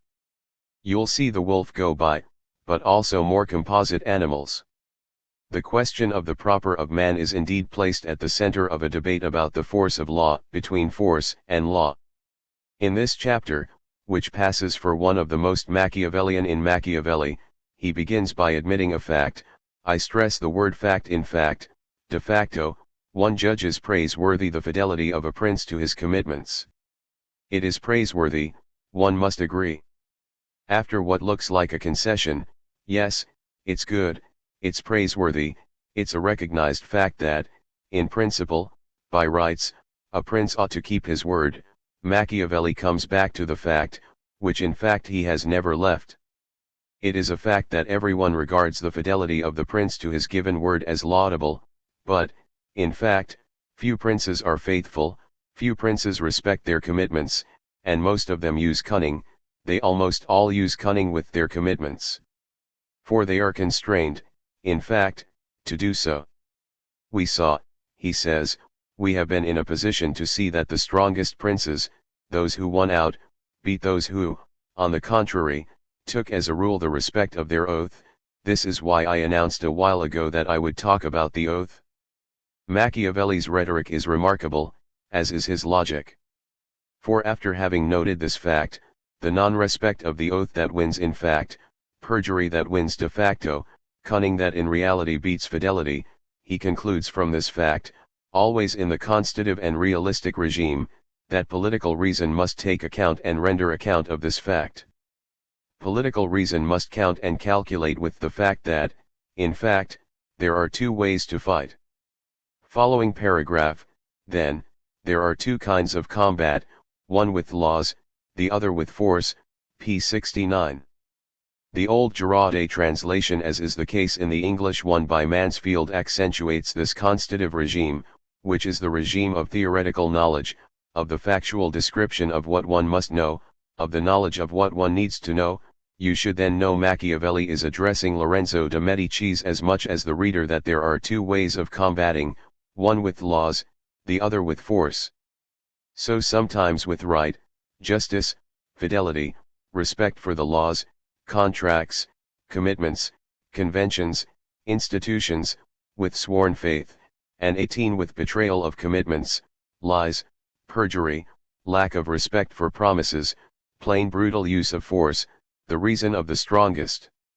From this attested fact that one can combat in two ways, with laws or with force, and Machiavelli starts from a situation of war and not peaceful management of the city. He does not speak of the ordinary exercise of power by the prince but of a situation of war, which seems to him to be more revealing, exemplary, more paradigmatic of the essence of the vocation of the prince, namely response or riposte to the enemy, dealing with the other city as enemy city. Machiavelli draws strange conclusions, which we must analyze closely. Combat with laws, and so according to fidelity to one's commitments, as a sincere prince respectful of the laws, is, he says, proper to man. These are his words, proper to man, a Kantian argument in its principle, as it were, not to lie, to have the duty not to lie or perjure, is proper to man and his dignity. When one lies, when one betrays, which one can always do, in fact one is not speaking as a man, not as a man worthy of human dignity, digni de la dignite humane. In fact, one is not speaking, one is not addressing the other as a man, as another man. One is not speaking to one's fellow man son semblable. Hold on to this value of semblable, which will occupy us a great deal later. But what comes next in Machiavelli, who is not here speaking from an ethical point of view but from a political point of view, and who is measuring the possibility of the political, the law of the political against the test of war, what comes next in Machiavelli's discourse is, as we might expect, less Kantian. The second way to combat, he says, combat with force, is that of beasts. No longer man but the beast. Force and not law, the reason of the strongest, is what is proper to the beast. After this second moment, Machiavelli notes in a third moment of the argumentation that, in fact, the first way to combat, with the law, is insufficient, and remains, in fact, impotent. So one must, in fact, resort to the other. Thus the prince must combat with both weapons, both law and force. He must then behave both as man and as beast. Therefore it is necessary for a prince to know how to use as appropriate the beast and the man, p. 69, translation modified, Derrida's emphasis. This it is necessary, specified by the as appropriate, according to the circumstances, fitting in an appropriate manner his response to the urgency of a situation or a singular injunction, etc., to a polemology, a war, or a singular machology, a singular conjuncture of combat. This it is necessary makes one move from the constative or descriptive regime to the prescriptive regime. When action by the law, fidelity to one's oath, etc., is impotent, does not work, is weak, too weak, then it is necessary to behave as a beast. The human prince must behave as though he were a beast. Machiavelli does not say that the prince is man and beast at the same time, that he has a double nature, but he is not far from saying so and from putting this double nature under the authority of an it is necessary. If the prince is not man and beast at the same time, if in his very essence he does not unite these two essential attributes, he must nonetheless behave as if it were the case, and Machiavelli recognizes in this as if what I would here call two import sportees, a pedagogical import and a rhetorical import. The pedagogical import is itself double and touches doubly on this quasi-double nature of the prince, who must act as if he were at once man and beast. Pedagogy in the first place because that is, Machiavelli tells us, what the writers of antiquity teach and have taught us. And this teaching will have taken an allegorical form, that is Machiavelli's word. It is by allegory or animal fabulation, the better to be heard, that these ancient writers called in animal figures. But this time it is not a question of this or that animal but of a man-horse mix, the centaur Chiron, Kentauros, the noun, the Greek adjective Kentauros meant worthy of a centaur, i.e. brutal, coarse, bestial. The Kentauros was a hybrid being, born of Kentauros and Thessalian Mares, a huge history to which I refer you. One could devote more than one seminar to it. There is a book by Dumézil on the problem of centaurs, 1929.19. To remain with the minimum that matters to us here, I recall that centaurs, often represented, in their double human and animal nature by the articulation of a human front, human trunk and face, and an equine rear, in a horizontal order, then, not vertical, front and rear and not top and bottom, also present another ambiguity, besides that of the human and the equine animal. For they are both savages, savage beasts, the barbarian, terribly natural and, on the other hand, civilizing heroes, masters, pedagogues, initiators into the most diverse domains, skillful with their hands. The name Chiron allegedly comes from chair, hand, whence surgery, and centaurs have not only human trunk and face but also human arms and hands, initiators, then, in the art of hunting, and hence synergetics, music, medicine, etc. On the one hand, they represent the most asocial savagery, and Apollodorus will say of them that they are savage, without social organization, of unpredictable behavior, 20 in particular because of their unbridled sexuality, which makes them attack women and wine. Sexuality is most often held to be bestial in itself. Sexual desire is the beast in man, the most boisterous and most avid, the most voracious beast. And this is the case of the centaur Chiron, mentioned by Machiavelli. Centaurs are also virtuous pedagogues. Chiron teaches medicine to Aesculapius. Achilles, as also evoked by Machiavelli, receives a princely education in the world of the centaurs, and Chiron teaches him to subdue boars and bears with his bare hands, he also teaches him music and medicine. Homer says of Chiron that he is the most just among centaurs, 21, a model of ethics. If this gene-like ecological thing interests you, reread the story of the Argonauts and the Golden Fleece, where you'll find an abundant population of wolves and the centaur Chiron. Among the 7 sons of Aeolus, 1, Athamas, king of Boeotia, went mad, because that is what the gods decided, because the gods made him go mad and delirious to punish him for having planned to kill some of his children, children of a first marriage. Banished, wandering, Athamas can only settle where the wild wolves offer him hospitality, in Thessaly. He does not meet these wolves at just any moment, and the hospitality they offer him is not just any hospitality. He stumbles upon them as they are sharing some lambs they have just killed. On the basis of this lyco-philanthropic hospitality, Athamas founds a city, after marrying the Mysto.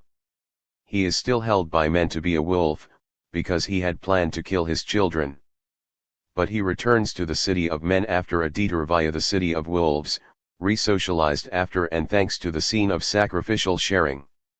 Herodotus's version says that the city of wolves, the polis of wolves, always dissolves rapidly, that the social bond immediately comes undone, but that the dissolution of the social bond between the wolves coincides in this case with the hospitality offered to Athamas, namely a young man more wolf than they, who consequently, by sitting at their table, takes a place from which they are expropriated. As though, I'm taking a risk and improvising this interpretation, hospitality led to the end of the social bond for the hospitable city, which, by giving up on itself, as it were, by dissolving itself, abdicates into the hands of the guest who becomes sovereign. This is also the move from beast to what is proper to man. For at that moment Athamas becomes a man again, stops being a wolf by eating the wolves' leftovers. His humanity is returned to him, his life as a lone wolf comes to an end thanks to the wolf's sacrifice. If now you follow the thread of another descendant of Aeolus, another of his sons, Critias, king of Iolcos in Thessaly, you will encounter the centaur Chiron. Critias's son Aeson, grandson of Aeolus, chased out by a usurper, Peleus, wants to put his newborn son into safety. The son is Jason, who receives his name, Jason, from the centaur Chiron, to whom his father entrusted him to allow him to escape from Peleus, and to have him educated and brought up. And that's where we find the Chiron mentioned by Machiavelli.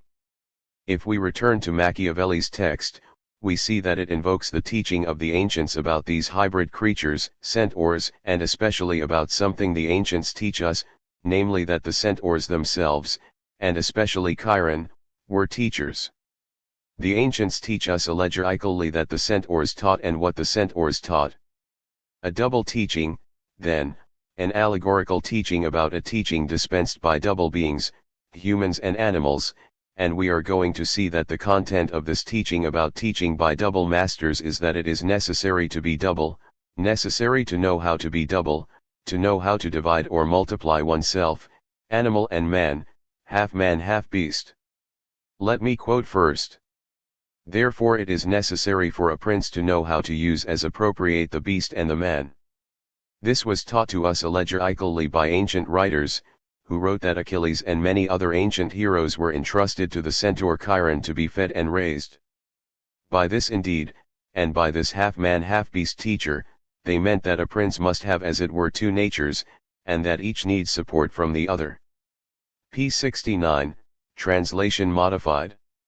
So what the ancients meant to teach us, by recounting this story about teaching, is that one of the greats, a hero, Achilles for example, was raised by a being with a man's head and a horse's body, half man half beast, and that what this hybrid taught him is to be, in his image, qua prince, both beast and man, half beast, half man. In this double nature, the beast needs the support of the man, by the face and hands and heart of man, the front of the centaur, and the man needs the support of the body, the rest of the body and the legs of the horse, which allow him to walk and stand upright. But this is not exactly the path followed by Machiavelli, once he has said of the prince that he must have a double nature, half man, half beast. he is going to pursue and appropriate for himself the allegory by having other animals enter this political arena. Not over-insisting on the human part of this centaur prince, of this sovereign pupil and disciple of a centaur, on the human part of this prince who must be both man and beast, he prefers to emphasize the need for this animal part to be itself hybrid, composite, a mix or graft of two animals, the lion and the fox. Not only one beast but two in one. The prince as beast, the beast that the prince or this half-prince also is, the princely beast must itself be double, both lion and fox. So at one and the same time man, fox, and lion, a prince divided or multiplied by three. But as for the beast here, Machiavelli insists more on the cunning of the fox, which clearly interests him more, than on the strength of the lion, a strength that he does not even name, whereas he names and renames cunning, i.e. knowing and know-how as knowing how to trick, knowing how to lie, knowing how to perjure or knowing how to dissimulate, the knowing how not to make known of the fox. I quote. Thus, since a prince is compelled of necessity to know well how to use the beast, he should pick the fox and the lion, for if he is only lion, he will not defend himself from snares, if he is only fox, he will not defend himself from wolves, so he needs to be a fox to recognize snares and a lion to frighten the wolves. Those who stay simply with the lion are very unskillful. p. 69, translation modified. There are at least three things that we need to retain from this passage, from this zoanthropolitical theater, from this multiplicity of animal protagonists. 1. First, the enemy here, the sworn enemy, is always a wolf. The beast that has to be hunted down, chased away, repressed, combated, is the wolf. The point is to defend oneself against the wolves. But even more interestingly and pointedly, and this I emphasize, it is important to frighten the wolves. If he is only fox, he will not defend himself from wolves, so he needs to be a fox to recognize snares and a lion to frighten the wolves.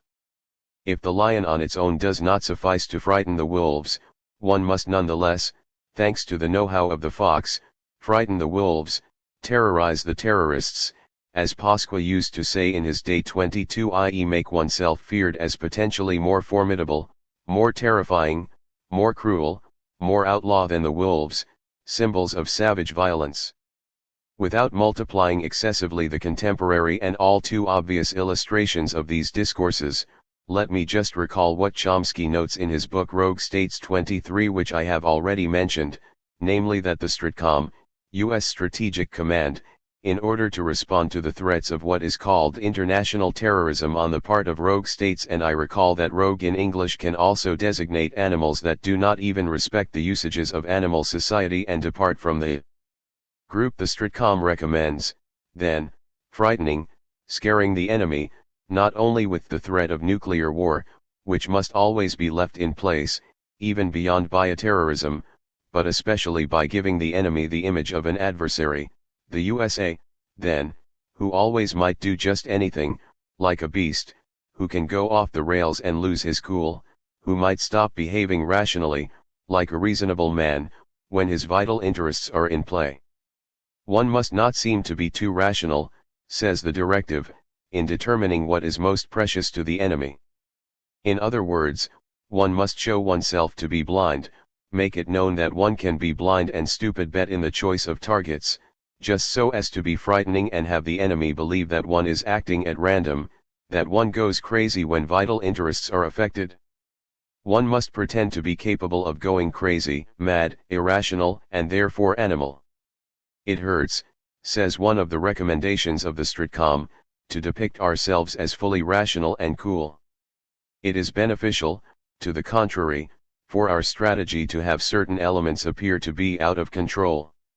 2. For Machiavelli, in the passage we have just read, cunning does not suffice, one also needs force, and therefore extra animality. If he the prince is only fox, he will not defend himself from wolves.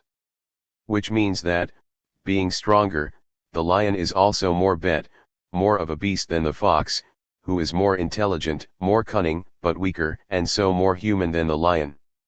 There is a hierarchy here: man, fox, lion, going from the more human, the more rational and intelligent, to the more animal, even the more bestial, if not to the more bet.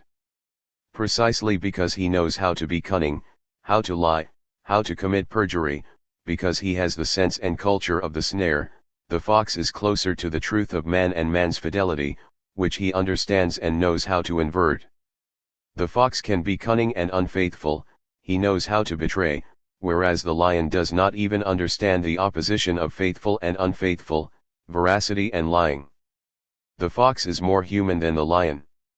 3. The privilege of the fox is therefore clear in this princely alliance of the lion and the fox against the wolves. The force of the fox, the sovereign power of the prince, cunning like a fox, is that his force is more than force, his power exceeds force qua physical force, as represented by the lion, thus as force of nature, physis. The prince, qua fox-man, is stronger than nature or biology, and even than zoology, or than what one thinks is natural under these words, stronger than physical strength. The fox is not bet or is no longer simply or absolutely a beast. His force of law consists in exceeding the physical manifestation of force, i.e. his weight, size, amount of energy, everything that can constitute a weapon or even a defensive or offensive army, an invulnerable armored army with no weakness. No, the force of the prince qua man become foxes, beyond natural force or simple life force, beyond even his visible phenomenon, and what can, through the image of natural force, strike with awe and fear, intimidate, as the simple spectacle of a lion can strike the imagination before the lion strikes. The force of the prince cunning like a fox, his force beyond force, is science or consciousness, knowledge, know-how, cunning know-how without making known, le savoir faire sans faire. Savoir what one knows how to do, knowing how to make his very weakness into a strength, finding a resource just where phenomenal nature did not give him one. The fox prince is already, like the slaves and the sick in Nietzsche, one who inverts the originary order of things and makes of his weakness a supplementary force. But this privilege or this dissymmetry does not merely depend on the fox's proper resource, namely knowledge of snares, cunning, skill, etc., which the lion seems to lack. Rather, to the second power, as it were, or abyssally, the fox signifies also the cunning of cunning, the cunning that consists in knowing how to dissimulate, pretend, lie, perjure, and thereby pretend to be what one is not, for example, an animal or, indeed, a non-fox when one is a fox. The fox's cunning allows him to do what the lion cannot do, i.e. to dissimulate his fox being and pretend to be what he is not. To lie. The fox is the animal that knows how to lie. What in the eyes of some people, for example, Lacan, is supposedly, like cruelty, proper to man, what the animal supposedly cannot do, lie or efface its tracks. I have explained elsewhere 24 in unpublished texts, but we will perhaps talk again about it, my reservations about this. For some people, including Lacan, then, animal cunning cannot cross a certain threshold of dissimulation, namely the power to lie and efface one's tracks. In this classical logic, the fox, qua prince, would no longer be an animal but already or still a man, and the power of the prince would be that of a man become fox again but qua man, remaining human. This ability to pretend, this power of the simulacrum, is what the prince must acquire in order to take on the qualities of both fox and lion. The metamorphosis itself is a piece of human cunning, a ruse of the foxman that must pretend not to be a ruse. That is the essence of lie, fable, or simulacrum, namely to present itself as truth or veracity, to swear that one is faithful, which will always be the condition of infidelity. The prince must be a fox not only in order to be cunning like the fox, but in order to pretend to be what he is not and not be what he is. Thus to pretend not to be a fox, when in truth he is a fox. It is on condition that he be a fox or that he become a fox or like a fox that the prince will be able to be both man and beast, lion and fox. Only a fox can metamorphose himself this way, and start to resemble a lion. A lion cannot do this. The fox must be fox enough to play the lion and to disguise this foxy nature. I'll read a few lines and you will see that Machiavelli has an example in mind, that he is slyly praising a fox prince of his own day. A prudent prince, therefore, cannot observe his promise when such observance would be harmful to him, and the reasons that made him promise no longer exist. This is the advice to give. It would not be good advice of course if all men were good, but because they are wicked and would certainly not keep their word with you, why should you keep yours with them? And moreover, can a prince ever want for legitimate reasons to color his failure to keep his word? On this matter one can give an infinity of modern examples, and invoke a great number of peace treaties and agreements of all sorts that have become vain and useless through the infidelity of the princes who concluded them. And one can show that those who were best able to act like foxes prospered the most. But for this to work, it is absolutely necessary to know well how to disguise this foxy nature, and to possess perfectly the art of simulation and dissimulation. Men are so blind, so carried away by the needs of the moment, that a deceiver will always find someone who will let himself be deceived. In our own day we have seen a prince it is not well to name never preach anything but peace and good faith, but who, had he always respected them, would no doubt not have retained his states and his reputation. Pages 69 to 71. Where have the wolves gone? Let's not forget the wolves, but this time, as I said, I'm talking about wolves that are a little bit chimera or centaur, wolves of synthetic composition, for example, the lycanthropes that in French are called loups-garous werewolves, about which we opened our session by quoting Rousseau's Confessions. Rousseau's werewolves have been as it were forgotten, precisely, in a book I warmly recommend you to read, because you will find in it many precious things, reflections and references on sovereignty and on the questions that interest us. I am referring to Giorgio Agamben's Homo Sacer, subtitled Sovereign Power and Bare Life. 25. We shall be speaking of it again, but for now, to conclude for today, I want to emphasize that in the 6 or 7 pages entitled The Ban and the Wolf, which you ought to read because they give pride of place to the werewolf, Wargus, werewolf, Lat Gerulfius, there are at least 2 instances of wolves being forgotten, that of Plautus and a few other precedents, since the Homo homini lupus is here, as by everyone, alas, attributed by Agamben to Hobbes, and then Rousseau's wolf or wolves. These forgettings of wolves, and of wolves that have as it were a priority, are the more interesting and even amusing in that, as is regularly the case with this author, his most irrepressible gesture consists regularly in recognizing priorities that have supposedly been overlooked, ignored, neglected, not known, or recognized, for want of knowledge, for want of reading or lucidity or force of thought. Priorities, then, first times, inaugural initiatives, instituting events that have supposedly been denied or neglected, and so, in truth, priorities that are primacies, principalities, principal signatures, signed by the princes of beginning, priorities that everyone, except the author of course, has supposedly missed, so that each time the author of Homo Sacer is, apparently, the first to say who will have been first. I point this out with a smile only to recall that this is the very definition, vocation, or essential claim of sovereignty. He who posits himself as sovereign or intends to take power as sovereign always says or implies, even if I am not the first to do or say so, I am the first or only one to know and recognize who will have been the first. And I would add, the sovereign, if there is such a thing, is the one who manages to get people to believe, at least for a while, that he is the first to know who came first, when there is every chance that it is almost always false, even if, in certain cases, no one ever suspects so.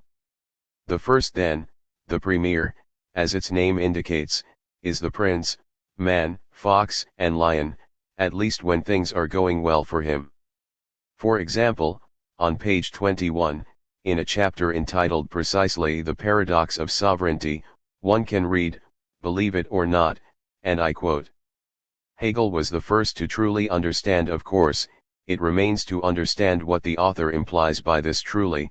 26 Because if someone were to show that Hegel were not the first to understand this or that, the author could always pretend to concede the point and say, yes, I agree, Others understood this or that before Hegel, but not truly, the end being defined, determined and interpreted by the author, i.e. by the first to discover that Hegel was the first to understand truly, so that the real first one is never Hegel or anyone else in truth, but is Kui did the one who said so as people say, the one who, finally arriving for the first time at the end, knows what at the end means, at the end, right at the end, in this case what Hegel will have understood when, I quote Agamben Hegel was the first to truly understand the presuppositional structure thanks to which language is at once inside and outside itself. Point 27.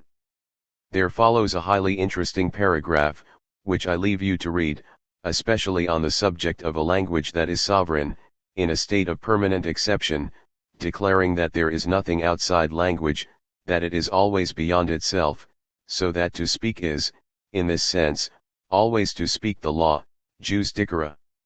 All of which seems so true and convincing to me that not only was Hegel, who says it in his own way, not the first to say it, but one would have difficulty finding, and not only in the history of philosophy and not only in reflection on language, anyone who had not said it or implemented it or implied it, the truly remaining to be determined and being determined only by the latest arrival, who presents himself as the first to know who will have been the first to think something truly.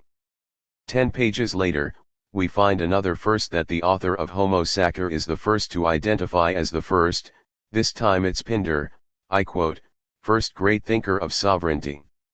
While in Hesiod the nomos is still the power that divides violence from law and, with it, the world of beasts from the world of men, and while in Solon the connection of Bia and Dike contains neither ambiguity nor irony, how can one be sure, I ask you, that a text by Solon or indeed by anyone contains no irony? One can never prove an absence of irony, by definition, that's even where the fox princes find their invincible resource, in Pindar, and this is the knot that makes him, in a certain sense, the first great thinker of sovereignty. Point 28. This in a certain sense plays the same role as the truly did just now with Hegel.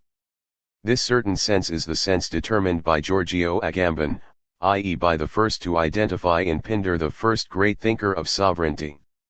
Same thing with great, on the basis of what size is one great, a great? On the basis of what criterion, except the size measured by the measure of the author of these lines, does one determine that a thinker of sovereignty is great enough to be a great thinker, the first great thinker of sovereignty? Of the following paragraph, especially concerning, I quote, a sovereign nomos, which is the principle that, joining law and violence, threatens them with indistinction. 29. I want to say that every time the word nomos appears in Greek, whether or not it is associated, as in a fragment of Pindar, with the word basileus, it says just that, which is here attributed to Pindar as first great thinker of sovereignty, attributed to Pindar by him who lays down the law by saying that Pindar was the first who, in a certain sense, etc. Not only was Pindar certainly not the first, but in order to be the self-proclaimed or so-called first, he really needed to speak Greek, and whoever speaks Greek and uses the words nomos or basileus will have said or implied that, and will not have completely neglected to do so. On page 120, again, further on, in the chapter entitled The Politicization of Life, which I invite you to read closely, another first, a third first, comes along. Karl Loewe was the first to define the fundamental character of the politics of totalitarian states as a politicization of life. There follows a long quotation which I leave you to read, after which Agamben makes an objection to Loewe, who, on a certain point, follows Schmidt's footsteps too closely, so that in demonstrating that all this began much earlier, in fact always already, one no longer knows who was the first to define what, except the very signatory of this discourse. On page 151, another first, the fourth first in this book alone, is added to the list. Levinas proves himself the first.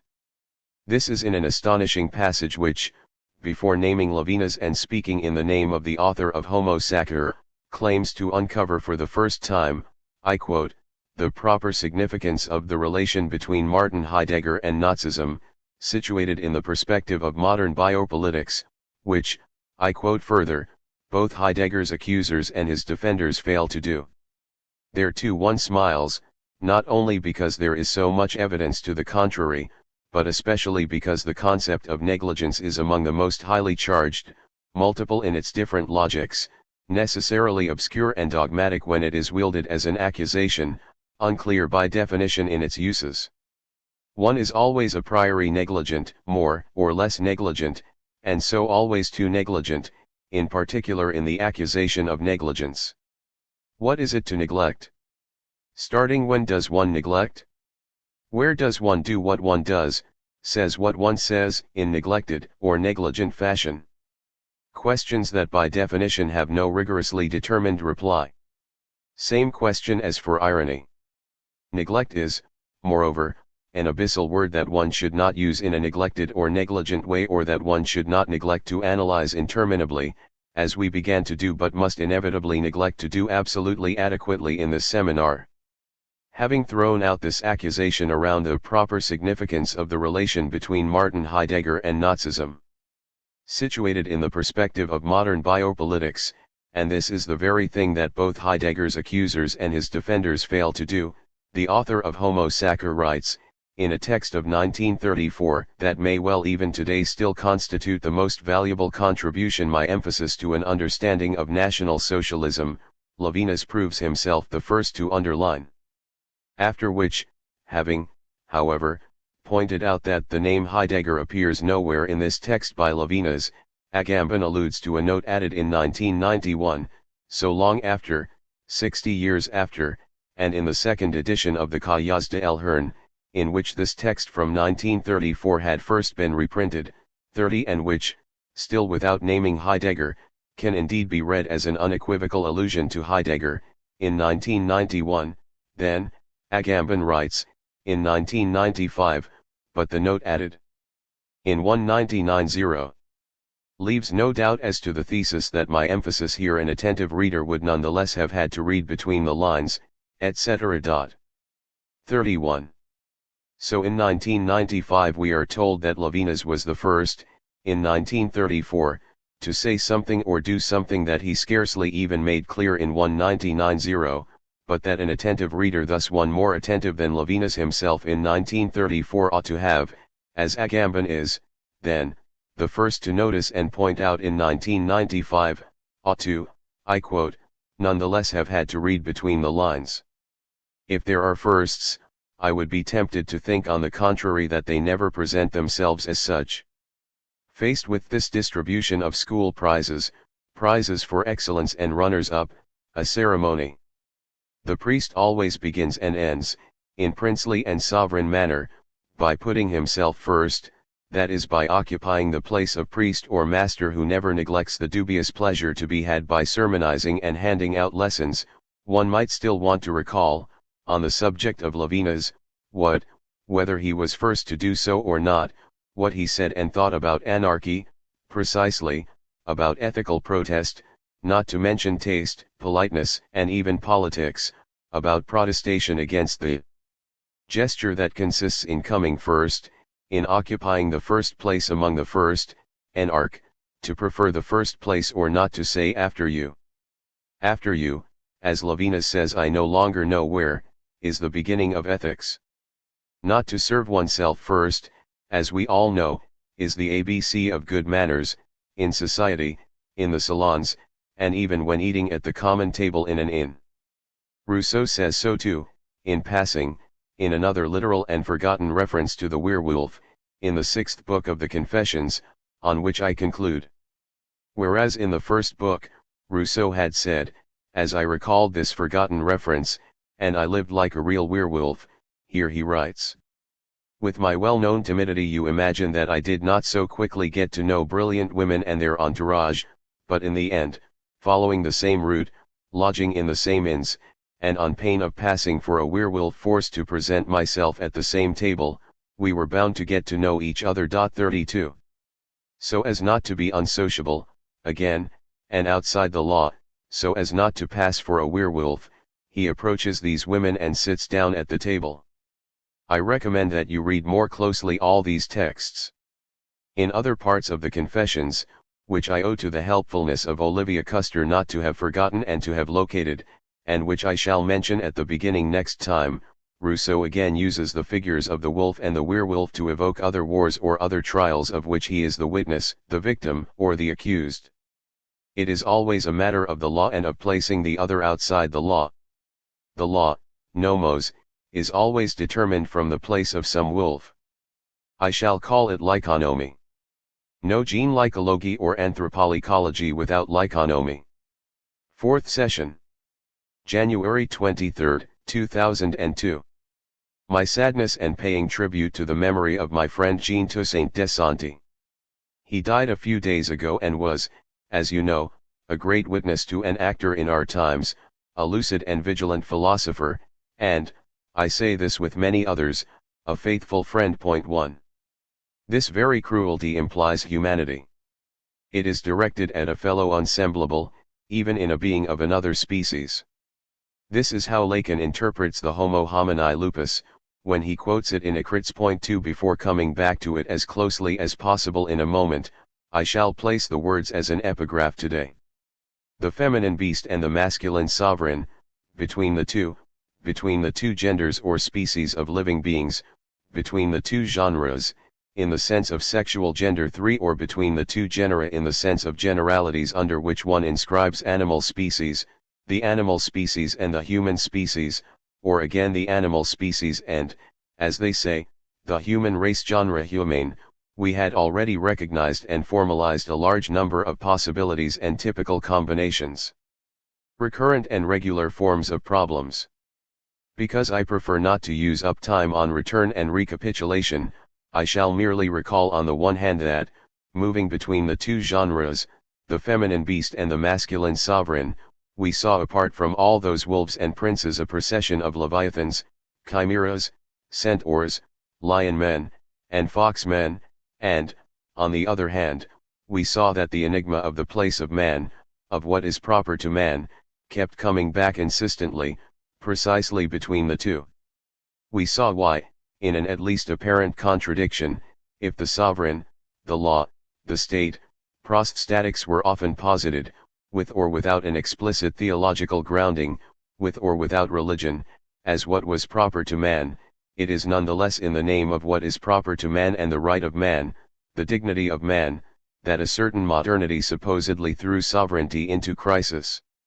This paradoxical question of what is proper to man also ran through everything we said and quoted, a great number of gene-lycological texts on the lycanthrope, especially in the figure of the werewolf. In passing, I announced that I would return, as to what is proper to man, to these two features that are said paradoxically to be proper to man and not to the beast, namely bêtise, stupidity. I announced, and I will be good as my word, that we would read a text by Deleuze on this subject for guidance, and bestiality, bestial cruelty, and I announced, and I will be good as my word in just a moment, that we would read a text by Lacan on this subject for guidance. Before getting to that, I would like to emphasize the way in which the werewolf, the outlaw as the English translation of Rousseau's Confessions has it, you remember, the outlaw, the wolf man as werewolf is identified not only as a social, outside the political law, we illustrated this at length, especially with texts of Rousseau's, but outside the theological and religious law, as a miscreant, basically as an atheist. The werewolf or the outlaw is, then, without faith or law sans foi loi. One without faith or law. This comes out in other usages of Rousseau's, a Rousseau who is decidedly obsessed by this figure, by wolves, that's his thing, wolves, cale regard that's his thing, literally that looks at him, the wolves look at him, like the wolf man, and I've already counted in Rousseau 6 or 7 appearances of the wolf or the werewolf, like the wolf man who feels he is being looked at by 6 or 7 wolves on the walnut tree or his gene-lycological tree. The wolves, cale regard. At least twice more, the same confessions present the wolf, or the werewolf, as someone who basically does not recognize the sovereignty of God, neither religious law nor the Church, especially the Christian Church, and so is without faith or law. Rousseau speaks of it as though it were an accusation made by a prosecutor in an indictment or an inquisition: confess, you are a wolf or a werewolf, without faith or law. But sometimes he is the one doing the accusing, in which case he is the just man accusing justly and trying to get the others to confess, confessing them, in sum, instead of confessing anything himself. Sometimes it is he who is accused, and then the accusation is unjust. He is wrongly presumed guilty. He does not confess. Here, very rapidly, are these two examples. 1. The first, in Book 9 of the Confessions, is remarkable to the extent that all the combatants in what is basically a war of religion, and a war of religion that is not far from turning into a civil war of religion, all the protagonists in this war, all the belligerents, are compared to wolves fiercely trying to tear each other to pieces, rather than to Christians or philosophers. In other words, to be a Christian or a philosopher is to cease being a beast and a wolf. And in this war among fierce wolves, Rousseau, for his part, is himself the only non-wolf. In the passage I am going to read, I shall emphasize the words Christian and philosophers, of course, and religious civil war, but above all, by way of transition to what is to come, the words cruel and faith, in good faith. And the word craziness, because it is here a question of going crazy or driving crazy. Beyond this object of morality and conjugal honesty, which belongs radically to the whole social order, I gave myself another more secret one of concord and public peace, a greater object and one perhaps more important in itself, at least at the time we were in. The storm provoked by the encyclopedia, far from abating, was then at its height. The two parties, unleashed against each other with the greatest fury, rather resembled enraged wolves, fiercely trying to tear each other to pieces, than Christians and philosophers who wish mutually to enlighten each other, to convince each other and bring each other back to the way of truth. Perhaps the only thing lacking to one side or the other for it to degenerate into civil war were vigorous leaders with credit, and God knows what would have been produced by a religious civil war, in which the cruelest intolerance would be basically the same on both sides. As a born enemy of any partisan spirit, I had frankly told some hard truths to both sides, to which they had not listened. I got the idea of another expedient that in my simplicity seemed to me admirable, that of softening their reciprocal hatred by destroying their prejudices, and showing each party the merit and virtue of the other, worthy of public esteem and the respect of all mortals. This not very sensible project, which assumed good faith among men, and by which I fell into the failing for which I had reproached Abbé de Saint-Pierre, had the success it was bound to have, it did not bring the two parties any closer together, and united them only to condemn me. Until experience made me aware of my craziness, I gave myself over to it, I dare say, with a zeal worthy of the motive that had inspired it in me, and I sketched out the characters of Walmer and Julie in a transport that made me hopeful of making them both lovable and, what is more, each through the other point for. 2. In the second place, conversely, whereas here he made an accusation and said that he was innocent, whereas he has just claimed to denounce the wolves, to arbitrate among the wolves in the name of the justice he represents, in the name of the man and the non-wolf that he is at the very beginning of Book 12, to the contrary, he explains how he was himself, so unjustly, accused of being a wolf, and even a werewolf, still in a religious battlefield, in a quasi-civil war of religion, in the war that was being waged against him, in a war of religion declared against him, the Antichrist and the werewolf. This is after the publication of Emile. The imprecation, war, and religious persecution waged against him is also a political police operation, a censorship, especially French but virtually European and international, against Rousseau the werewolf. The lexicon of cruelty reappears in it. As for the word lycanthropy, which appears in this passage, a note in the Pliant edition makes it clearer by referring to the dictionary of the Académie Française of the time, 1762, lycanthropy, mental illness in which the patient imagines he has turned into a wolf. But the editor adds, but here it would rather be the mental state of a man who is full of hatred, cruel, my emphasis, JD, enraged like a wolf. 5. These two decrees were the signal of the cry of malediction that arose against me throughout Europe with a fury that is unprecedented. All the gazettes, all the newspapers, all the brochures sounded the most terrible tocsin. Especially the French, such a gentle, polite, generous people, so proud of their propriety and concern for the wretched, suddenly forgetting their favorite virtues, distinguished themselves by the number and violence of the outrages they showered on me as often as they could. I was an impious man, an atheist, a crazy person, I was enraged, a ferocious beast, a wolf.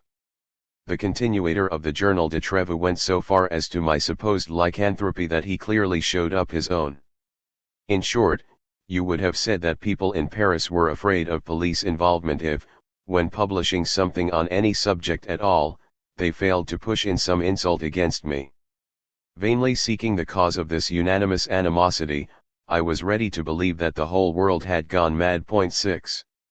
After that the people, openly stirred up by the ministers, made light of the king's rescripts, of the orders of the Council of State, and abandoned all restraint. I was preached against from the pulpit, called the Antichrist, and pursued across the countryside like a werewolf. My Armenian dress gave me away to the populace, I cruelly felt the drawback it represented, but taking it off in these circumstances seemed cowardice to me. I could not resolve to do it, and walked calmly abroad with my caftan and fur bonnet surrounded by the cries of the rabble and sometimes its stones. Several times as I walked past a house, I heard the inhabitants saying, "Bring me my gun so I can shoot him." 7. Cruelty, then, criminality, being outside the religious or civil law, being without faith or law, that's what characterizes, not the wolf itself, but the werewolf, the wolf-man, the lycanthrope, the mad or sick man. This cruelty of the without faith or law would then be proper to man, that bestiality that is attributed to man and causes him to be compared to a beast, and apparently also proper to man in that he presupposes the law, even when he opposes it, whereas the beast itself, even if it can be violent and ignore the law, cannot, in this classical logic, be held to be bestial. Like bêtise, bestiality, bestial cruelty would thus be proper to man. That is the question, and that is also the deep axiomatics, the path and statements of which I announced we would follow and problematize in Lacan. The stakes are sizable. No less than the question of knowing how a psychoanalytic discourse, especially when it alleges a return to Freud, some of whose strategies in this field, in the lyconomy, gene lycanthropy, or gene lycopolitics of this field, we have already mentioned, how such a psychoanalytic discourse, such and such a psychoanalytic discourse and not another, for just as there is not the beast and the sovereign, just as there is not one sovereignty, there is not one psychoanalysis but a multiplicity of discourses that take into account the possibility of another so-called logic of the unconscious, a multiplicity that is heterogeneous, conflictual, historical, i.e. perfectible, and open to a still undecided future, a question of wondering, then, how such and such a psychoanalytic type discourse and not another, such and such a discourse the force and relative representativity of which are remarkable, can help us think, but can also fail to help us think or even forbid us to think in this domain. My hypothesis is that Lacan's discourse plays this double role. Before broadening and gradually diversifying our references to the Lacanian corpus, I shall take as my starting point a noteworthy article in the Écrits entitled Functions of Psychoanalysis in Criminology, 1958, which I invite you to read in its entirety. Lacan begins by recalling something that is very classical and traditional, however novel it may look under his pen. What?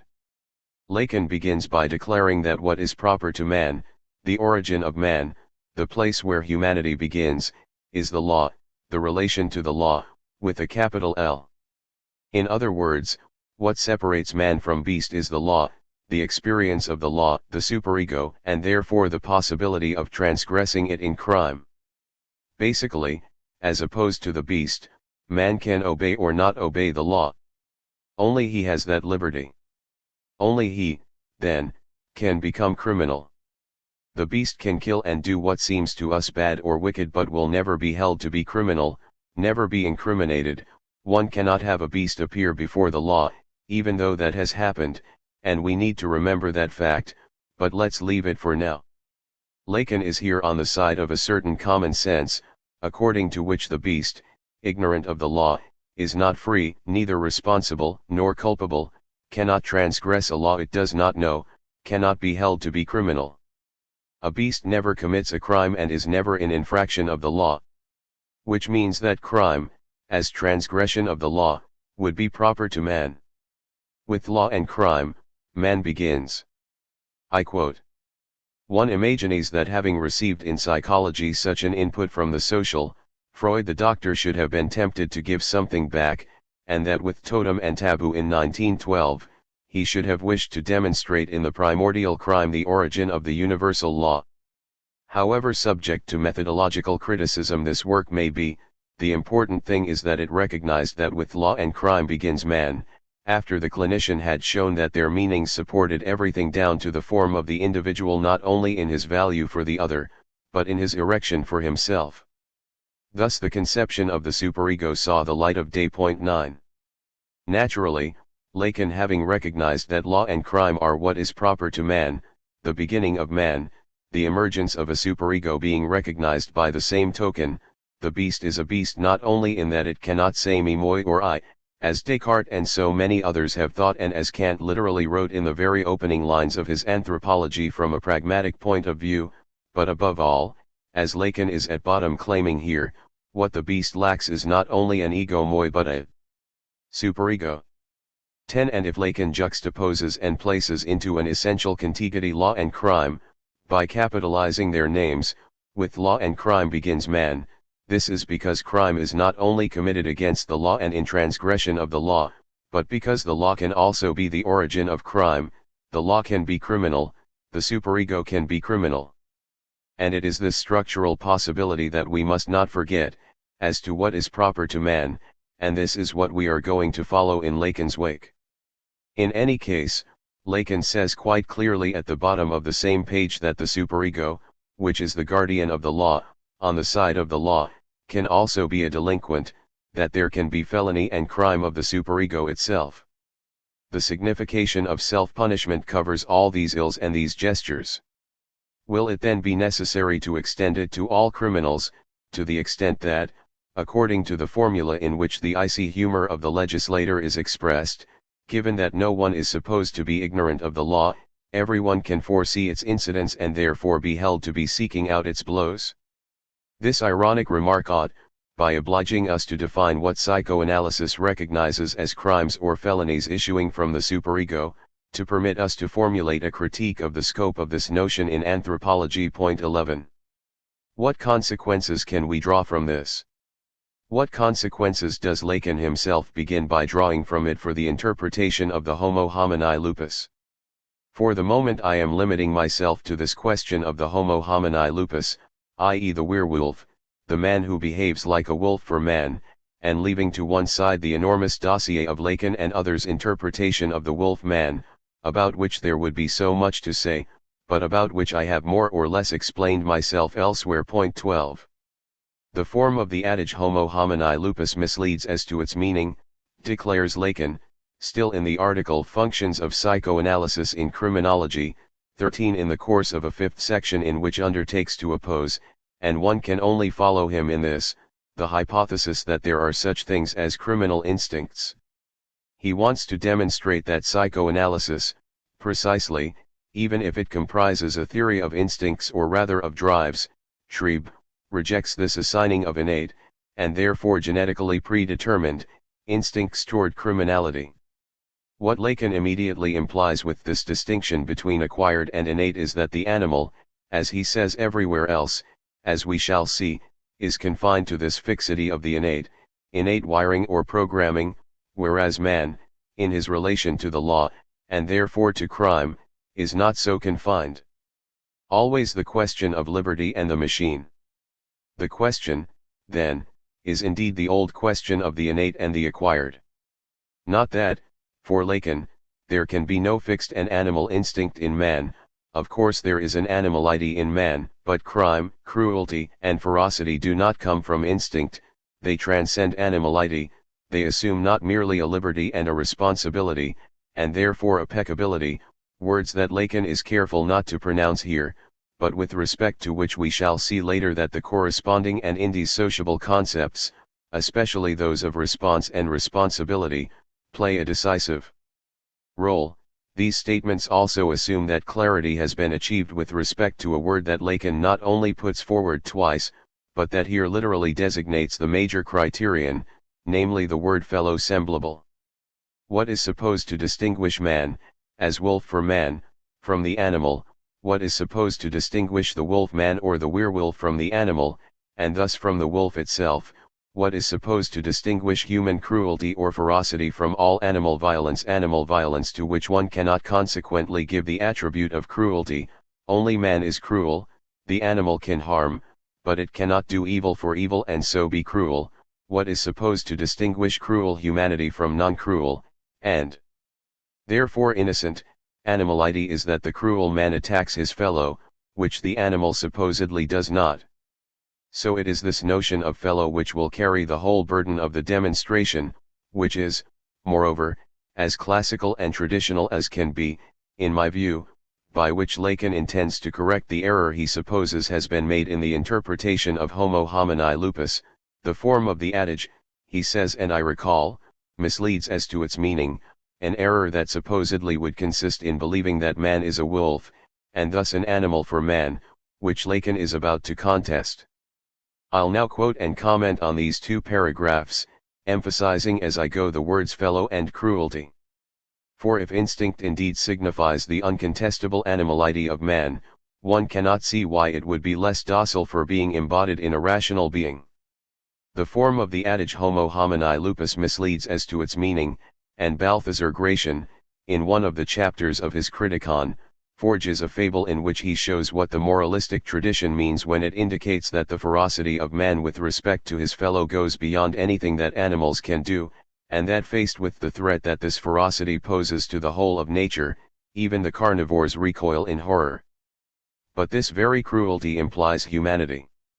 It is a fellow that it is targeting, even in a being of another species.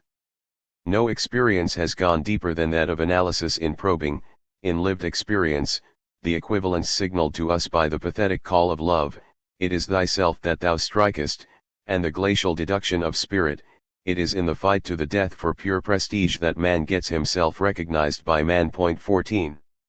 What can one reply to this type of discourse? Apparently it makes sense to le sens, as they say, which implies also that not only is it full of good sense, and continues to hold animality to be innocent, even when it does harm, and man to be guilty, peccable, precisely because he is capable of good and of perfecting himself, amending himself, capable of confessing and repenting, etc., but that it is inscribed in an ethics of sense, an ethics that tends to save sense, as sense of the human and of human responsibility. On the other hand, it is difficult not to subscribe to the critique of a theory of the criminal instincts of certain individuals, a theory which is not only contestable qua theory but is one that can induce, as we know, all sorts of political, juridical, policing, pedagogical, and even eugenicist and bioethical strategies.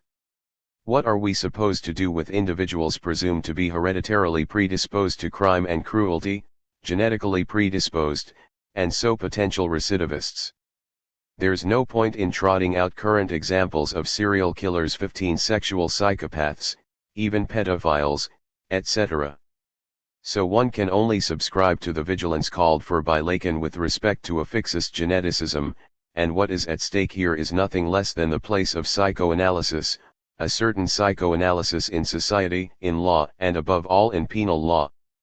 But once we have approved Lacan's argumentation, within the limits of a certain conjuncture and a certain ethico-political motivation, things as I see them cannot and should not stop there, and it is the whole Lacanian and even psychoanalytical axiomatic that would need to be recast. I shall for the moment limit myself to bringing out 3 points from this particular passage.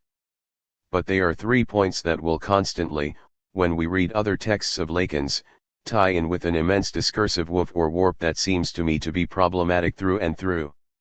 One first, the distinction between the innate and the acquired, and thus between instinct and everything that goes with culture, law, institution, freedom, etc., has always been fragile, is more fragile than ever today, exactly like the presupposition of an animality deprived of language, history, culture, technique, relation to death as such, and the transmission of acquired knowledge. I am one of those. It is true that there are not many of us who have always smiled at this machine of presuppositions to be deconstructed. But it happens moreover that the most positive science today, see the recently published book on the origins of man, Coppens, 16, shows that some animals, not that hypostatic fiction labeled the animal, of course, but some among those that are classified as animals, have a history and techniques, and thus a culture in the most rigorous sense of the term, i.e. precisely, the transmission and accumulation of knowledge and acquired capacities. And where there is transgenerational transmission, there is law, and therefore crime and peccability. 2. Saying that cruelty is essentially human because it consists in causing suffering to one's fellow comes down to giving an exorbitant credit to this value of the fellow.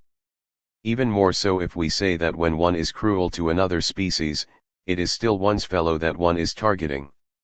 Even when one is cruel with respect to this or that animal, Lacan is basically suggesting, it is a man one is targeting, a fertile hypothesis and one no doubt to be taken seriously, but which does not prove that all cruelty with respect to one's non-fellow dissemblable is immediately rendered innocent, because what it is targeting in truth and at bottom is still the fellow, man targeted through the animal. How does one recognize a fellow? Is the fellow only what has human form, or is it anything that is alive? And if it is the human form of life, what will be the criteria for identifying it without implying a whole determinate culture, for example European, Greco-Abrahamic culture, and in particular Christian culture, which installs the value of neighbor or brother in the universality of the world, as totality of all creatures? And I point out that Lacan ends this article with a reference, in spite of everything, and in spite of the detail I'll give in a moment, a quite reassuring or reassured reference, I'd say, a little overconfident, to what he calls eternal fraternity. In Politics of Friendship I tried to deconstruct the bases of this fraternalism, and I cannot go over this again here. Point 17. These are the last words of Lacan's article, and in them, let us not forget, a certain concept of the subject is at stake. If we can provide a more justly rigorous truth, let us not forget that we owe it to the following privileged function, that of the recourse of the subject to the subject, which inscribes our duties in the order of eternal fraternity. Its rule is also the rule of every action allowed us. 18. Now obviously, and this is the detail I promised, when Lacan talks of this eternal fraternity, we must not hear in it merely the sort of edifying, ironic, pacifistic, and democratic praise which often denotes and connotes so many appeals to fraternity. Especially to an eternal fraternity which I said a moment ago ran the risk of being overconfident. But Lacan, as he recalls earlier in the same article, does not forget the murderous violence that will have presided over the establishment of the law, namely the murder of the father, thanks to which, thanks to the murder, thanks to the father, thanks to the murder of the father, the guilty and shameful sons come to contract, through a sort of at least tacit oath or sworn faith, the equality of the brothers. The trace of this founding criminality or this primitive crime, the memory of which is kept by the animal, totem and the taboo, this murderous trace remains ineffaceable in any egalitarian, communitarian, and compassional fraternity, in this primitive contract that makes of any compassional community a confraternity. There remains the immense risk of what is still a fraternalism of the fellow. This risk is double, and also affects Levinas's discourse. Let it be said in passing, on the one hand, this fraternalism frees us from all ethical obligation, all duty not to be criminal and cruel, precisely, with respect to any living being that is not my fellow or is not recognized as my fellow, because it is other and other than man. In this logic, one is never cruel toward what is called an animal, or a non-human living creature. One is already exculpated of any crime toward any non-human living being.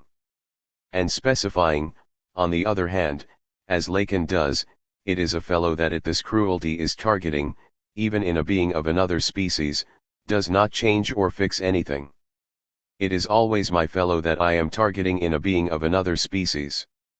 So the fact remains that I cannot be suspected of cruelty with respect to an animal that I cause to suffer the worst violence. I am never cruel toward the animal as such. Even if I can be accused of being criminal with respect to an animal qua human, insofar as I am targeting, through it or its figure, my neighbor or my fellow. Even if it were a foreigner as my fellow. If I am judged, or if I judge myself, to be cruel by killing a beast or millions of beasts, as happens every day, directly or not, it is only insofar as I am supposed to have killed, by targeting, consciously or unconsciously, my fellows, humans, figures of the human via these beasts, this via able to mobilize all sorts of unconscious logics or rhetorics.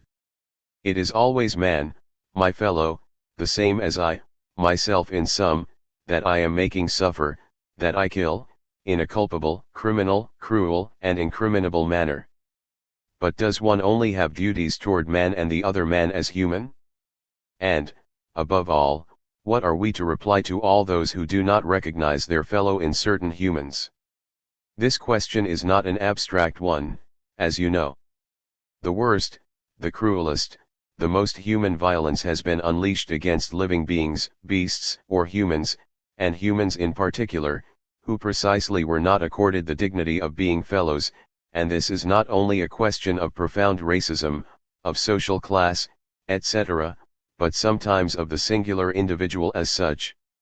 A principle of ethics, or more radically of justice, in the most difficult sense, which I have attempted to oppose to right, to distinguish from right, is perhaps the obligation that engages my responsibility with respect to the most dissimilar le plus dissemblable, the least fellow-like, the entirely other, precisely, the monstrously other, the unrecognizable other. The unrecognizable mechanizable, I shall say in a somewhat elliptical way, is the beginning of ethics, of the law, and not of the human. So long as there is recognizability and fellow, ethics is dormant. It is sleeping a dogmatic slumber. So long as it remains human, among men, ethics remains dogmatic, narcissistic, and not yet thinking. Not even thinking the human that it talks so much about. The unrecognizable is the awakening. It is what awakens, the very experience of being awake. The unrecognizable, and therefore the non-fellow le dissemblable. If one trusts and binds oneself to a law that refers us only to the similar, the fellow, and defines criminal or cruel transgression only in what it is targeting as fellow, that means, correlatively, that one has obligations only to the fellow, be it the foreigner as fellow and my neighbor, which, step by step, as we know, in fact intensifies our obligations toward the most similar and the nearest du plus semblable et du plus proche. More obligation toward men than toward animals, more obligation toward men who are close and similar than toward the less close and less similar, in the order of probabilities and supposed or fantasized resemblances or similarities, family, nation, race, culture, religion. One will say that this is a fact, but can a fact ground and justify an ethics? It is a fact that I feel, in this order, more obligations toward those who closely share my life, my people, my family, the French, the Europeans, those who speak my language or share my culture, etc.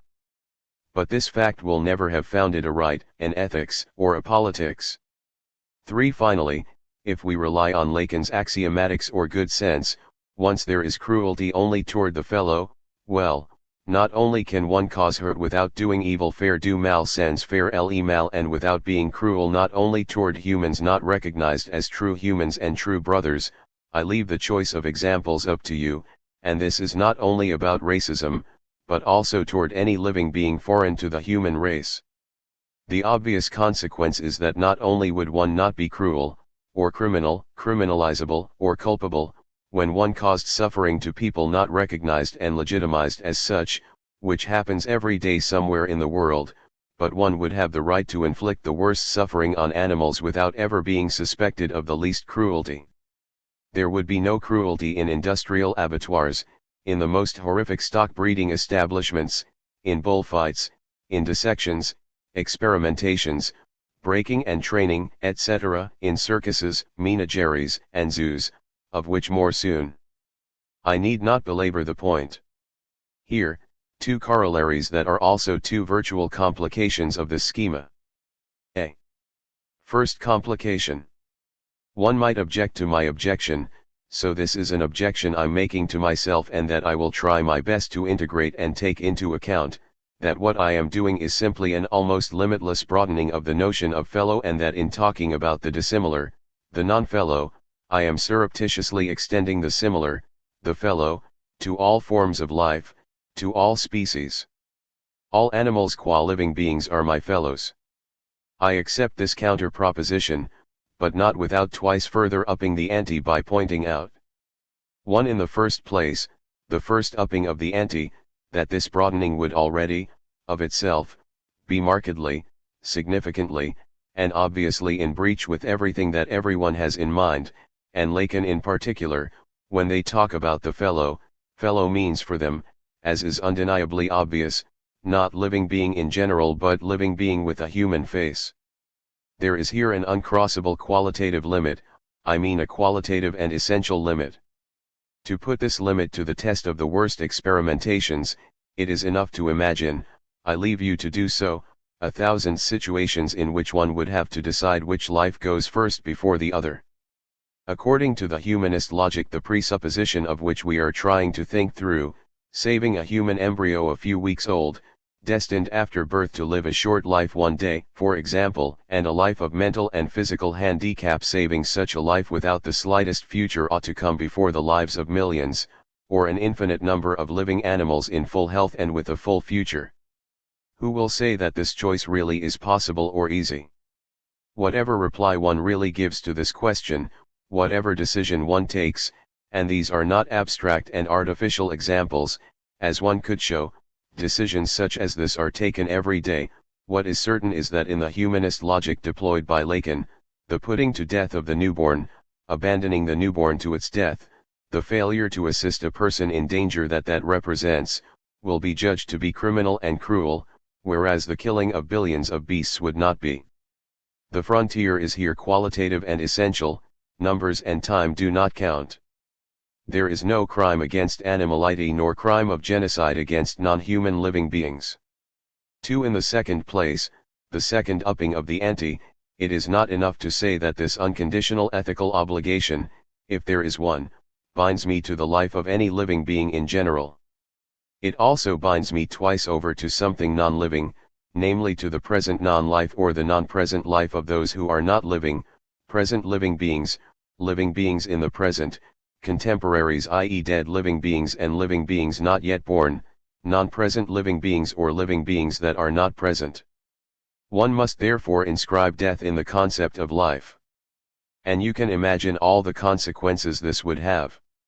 Moreover, it is not certain that even in the originary history or fiction of the murder of the primal father, according to which the brother-sons subject themselves to the law because, says Freud, the shame of their crime compels them to do so, it is not certain that this shame does not signify, always already, in its possibility, the bond of obligation or debt with respect to the dead. B. Second complication. There are indeed animal rights, some national legislations proscribe some acts of violence, some forms of torture or violence toward animals, and there are, as you know, all sorts of likable associations in the world that would like to do more, to publish universal declarations of the rights of animals analogous to the Declaration of the Rights of Man. But, to put it briefly, the texts of existing laws only forbid certain forms of cruelty or torture, but they do not forbid the killing of animals in general, be it for the production of meat for food, or for experimentation and dissection. The struggle against certain forms of hunting and against bullfighting is underway and has little chance of getting very far for the moment. Killing an animal, at any rate, is not held to be cruel in itself. As for the declarations of the rights of animals called for by some people, beyond the fact that they never go so far as to condemn all putting to death, they most often follow, very naively, an existing right, the rights of man adapted by analogy to animals. Now these rights of man are in a relation of solidarity and indissociably, systematically dependent on a philosophy of the subject of a Cartesian or Kantian type, which is the very philosophy in the name of which the animal is reduced to the status of a machine without reason and without personhood. This is a major failure of logic, the principle of which I merely point out, there being no need to say any more about it here. I prefer, since it is a matter of the determination of man as person and personal subject, to look more closely at what is implied here by this concept of subject, including, as to the animal, what becomes of it after the transformation or subversion that Lacan imprints on the concept of the subject. You will recall that it was by what he called a recourse to the subject that Lacan concluded the article we were reading. Let me read that sentence again. If we can provide a more justly rigorous truth, let us not forget that we owe it to the following privileged function, that of the recourse of the subject to the subject, which inscribes our duties in the order of eternal fraternity. Its rule is also the rule of every action allowed us. Would it suffice for an ethics to remind the subject, as Levinas will have attempted, of its being subject, its being host or hostage, and thus its being subject to the other, the wholly other, or to any other otautotra otra, 19. I do not believe so. This does not suffice to break the Cartesian tradition of the animal machine with neither language nor response. 20. This is not sufficient, even in a logic or an ethics of the unconscious which, without giving up on the concept of the subject, would lay claim to some subversion of the subject. With this Lacanian title, subversion of the subject, we are, then, moving from one ethical denial to another. In Subversion of the Subject and Dialectic of Desire in the Freudian Unconscious, 1960, 21, a certain passage names the animal or an animal in the singular and without further specification. It marks perhaps both a step beyond and a step backward from Freud as to the relation between man, the unconscious, and what I call the animate. 22. This remarkable page first gives the impression, and the hope, that things are going to change, especially as to the concept of communication or information that is assigned to what is called the animal in general. This animal is supposedly only capable, so one thinks, of a coded message or a narrowly signaling signification, under strict constraint, fixed in its programming.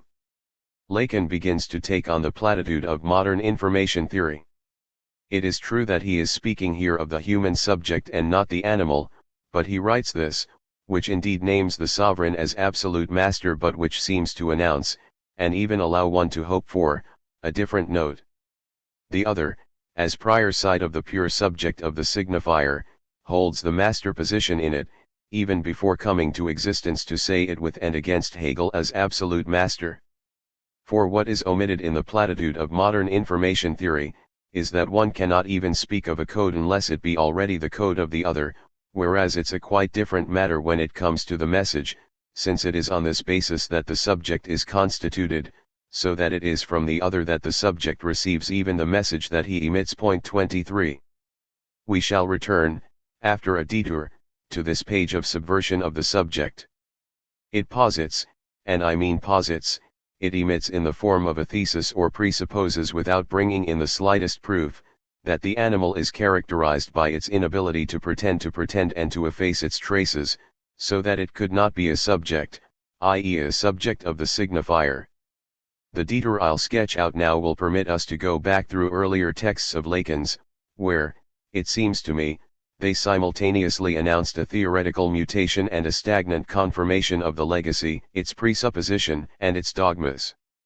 What allowed one still to hope for a decisive displacement of the traditional problematic was what, for example, in the mirror stage as formative of the function of the I, as early as 1936, took into account a specular function in the sexualization of the animal. This was quite rare for the time. And that was even the case if, and it is a massive limitation, this passage via the mirror immobilizes the animal forever, according to Lacan, in the snares of the imaginary, depriving it thus of all access to the symbolic, i.e. to the law itself, which we have just been talking about, and to everything that is supposed to make up what is proper to man. The animal will never be, like man, a prey of language. One must posit, we read later, in the direction of the treatment, that, as a fact of an animal prey to language, the desire of man is the desire of the other. 24. This figure of the prey characterizes symptomatically and recurrently Lacan's animal obsession at the very moment he is so keen to dissociate the anthropological from the zoological. Man is an animal but he speaks, and he is less a beast of prey than a beast that is prey to speech. There is desire, and therefore unconscious, only of man, never of the animal, unless it be as an effect of the human unconscious, as though by some contagious transfer or some mute interiorization, which would still have to be accounted for, the animal, domesticated or tamed, translated into itself the human unconscious.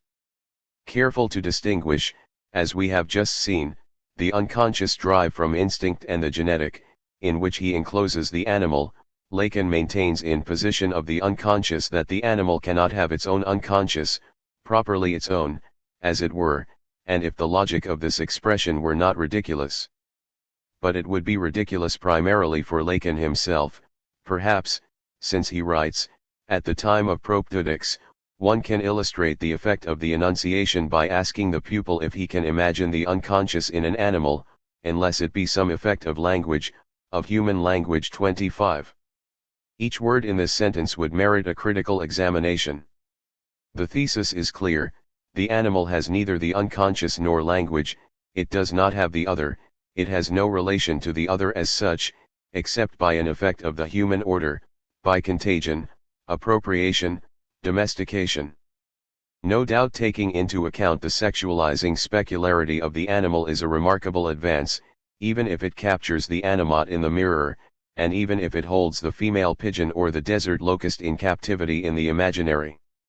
Referring at this point to the effects of a gestalt attested to by a biological experimentation which does not fit with the language of psychic causality, Lacan praises this theory for nonetheless recognizing that the maturation of the gonad in the female pigeon presupposes the sight of a congeneric and therefore another pigeon, whatever its sex.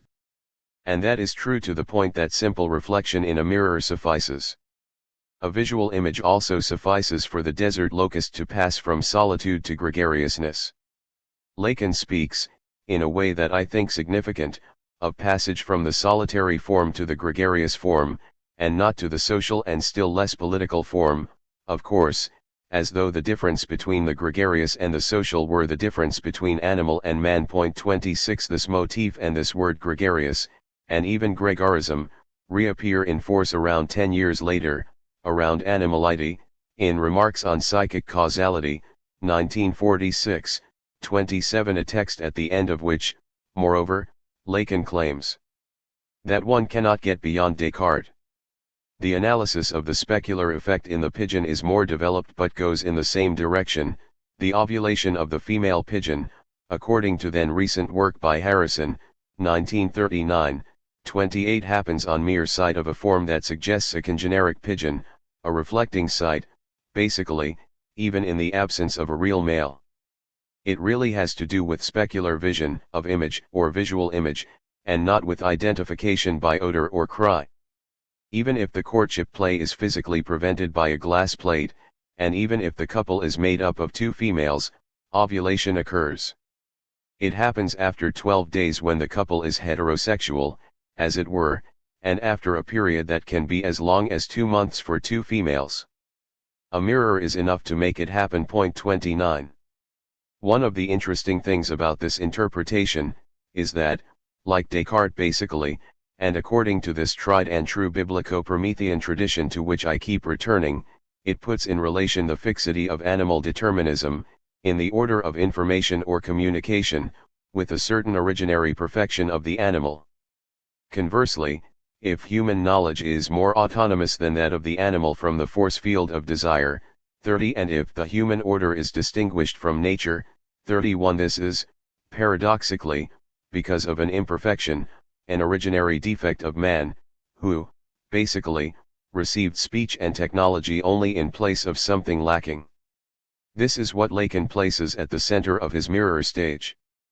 namely the datum of a true specific prematurity of birth in humans. 32. The defect linked to this prematurity supposedly corresponds to the objective notion of the anatomical incompleteness of the pyramidal system, what embryologists call fetalization, the link of which to a certain intra-organic mirror. 33 is recalled by Lacan. An autotelic specularity of the inside is linked to a defect, a prematurity, an incompleteness of the little human. We must register with the greatest prudence what we have just rather hastily called a limited but incontestable advance, still on the threshold of subversion of the subject. For not only can the animal, held in the imaginary, not accede to the symbolic, the unconscious, and language, and therefore to the ecological function of the autodictic I, but the description of its semiotic power remain determined, in the Rome Discourse, 1953, 34 in the most dogmatically traditional manner, fixed in Cartesian fixism, in the presupposition of a code that allows only reactions to stimuli and not responses to questions.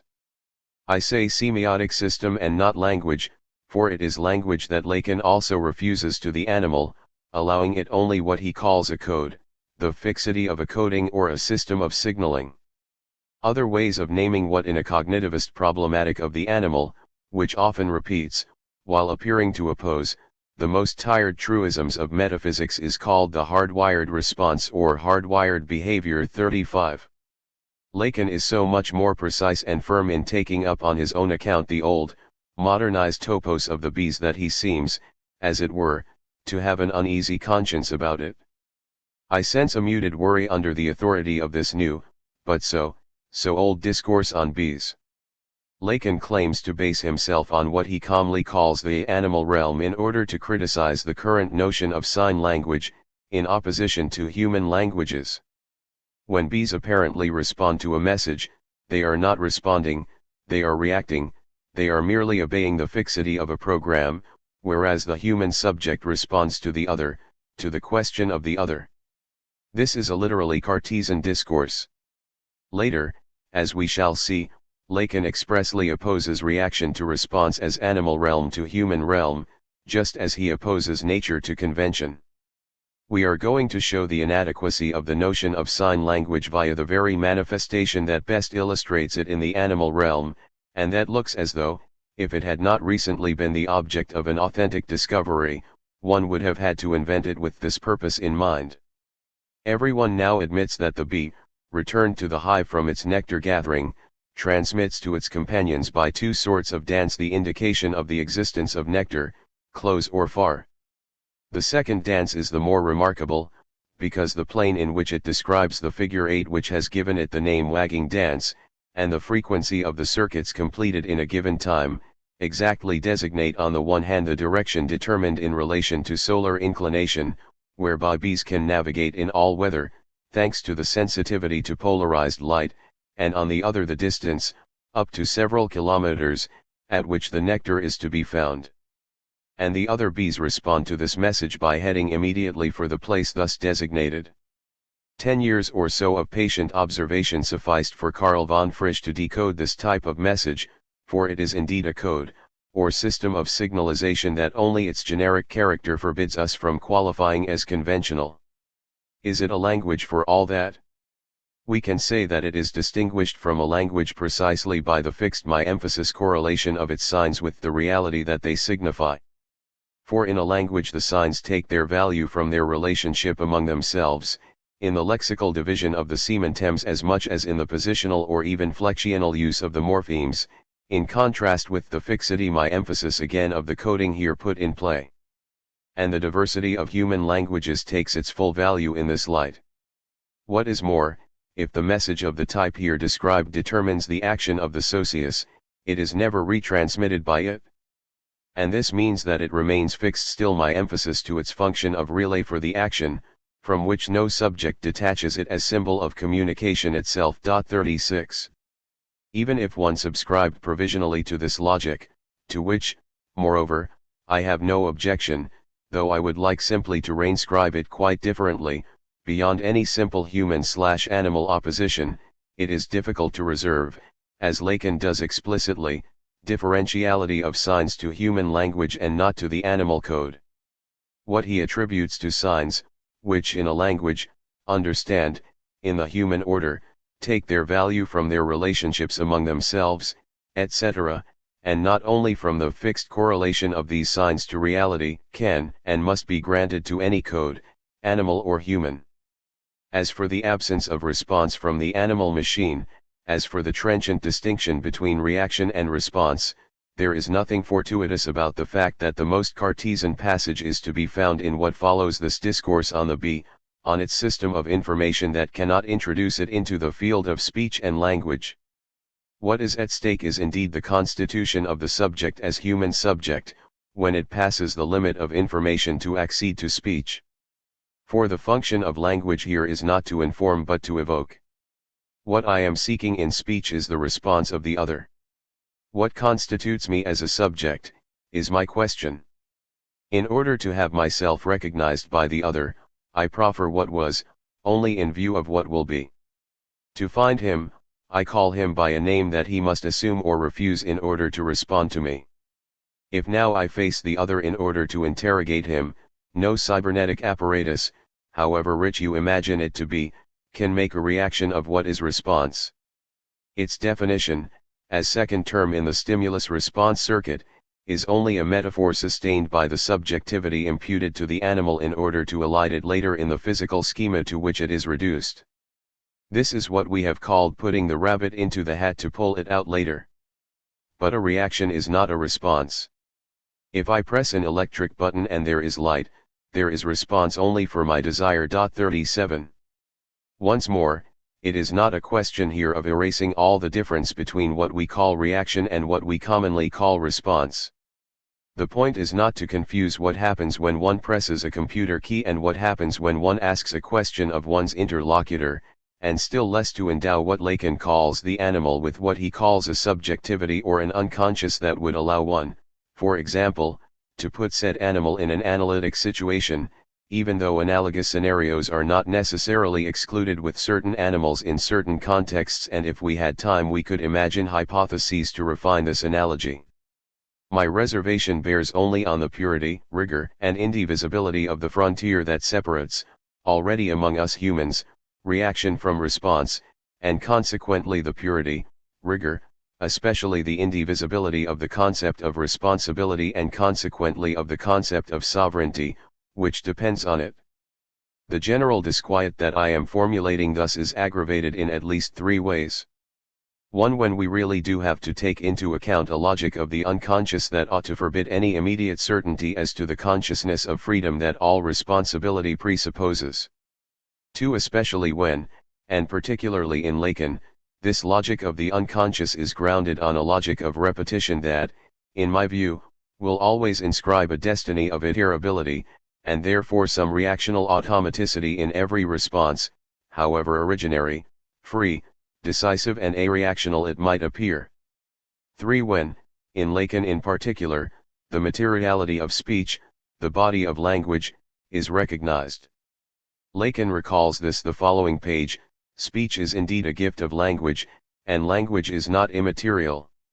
It is a subtle body, but it is a body.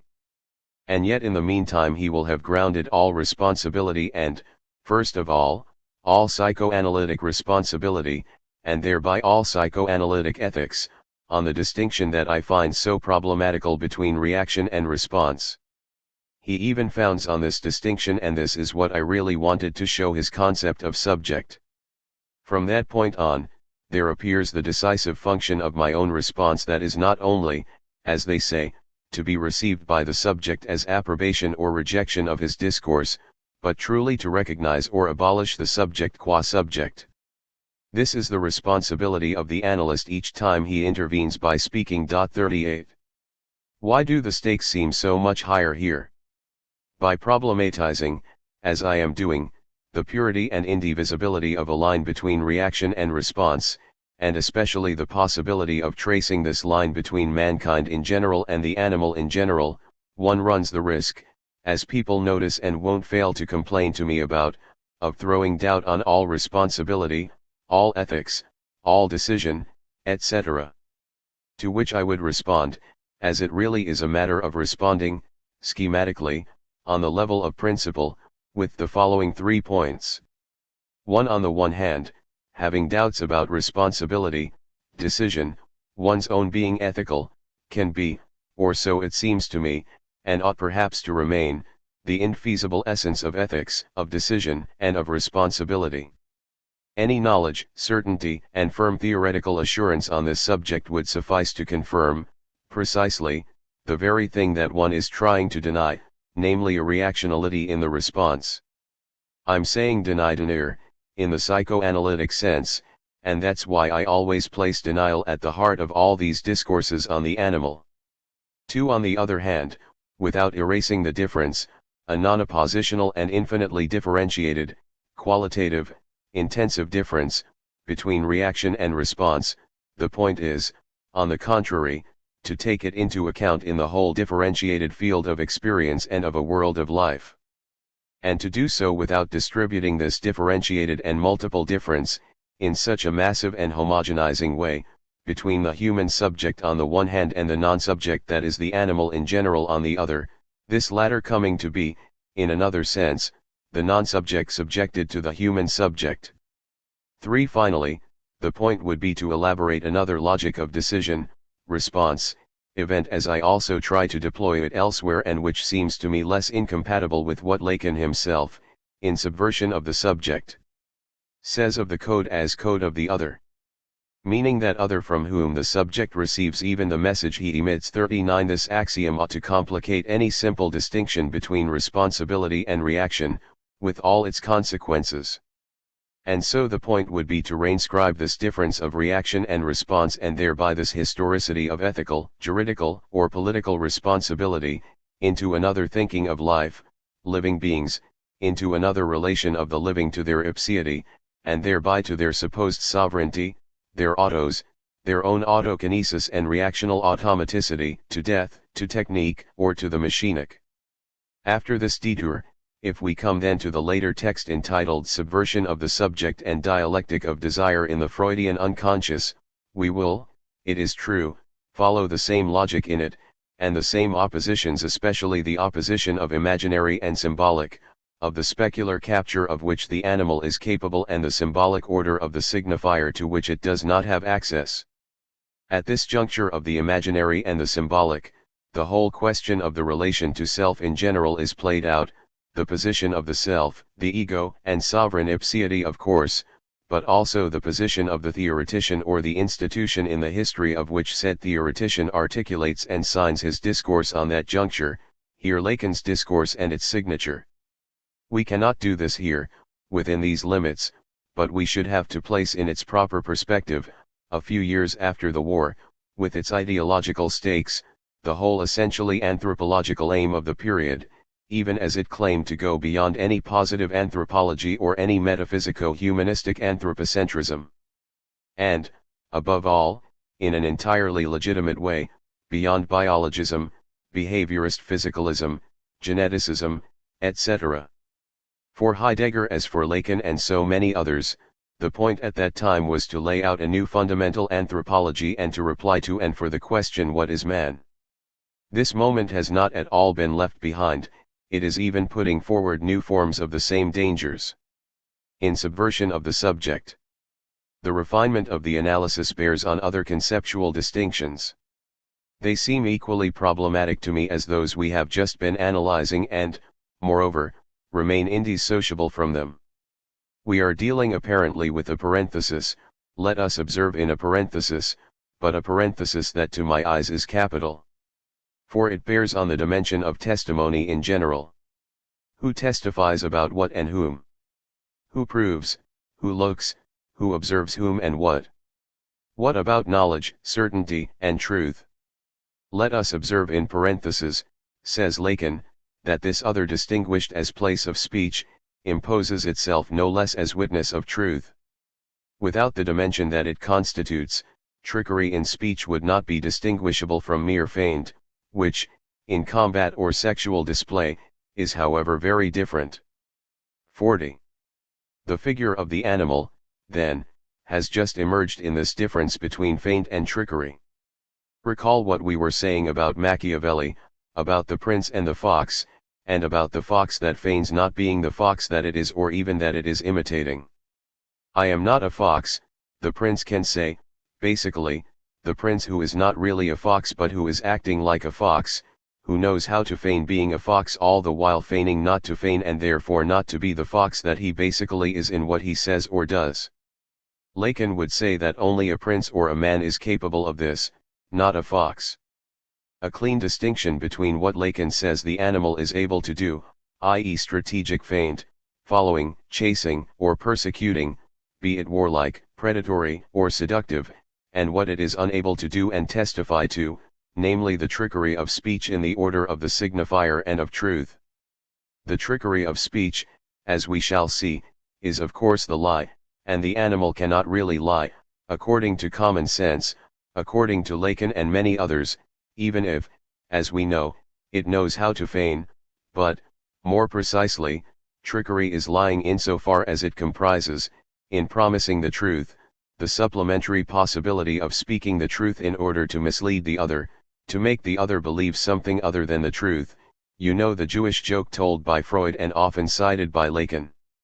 Why tell me you are going to X, so that I'll believe you're going to Y, when you're going to X?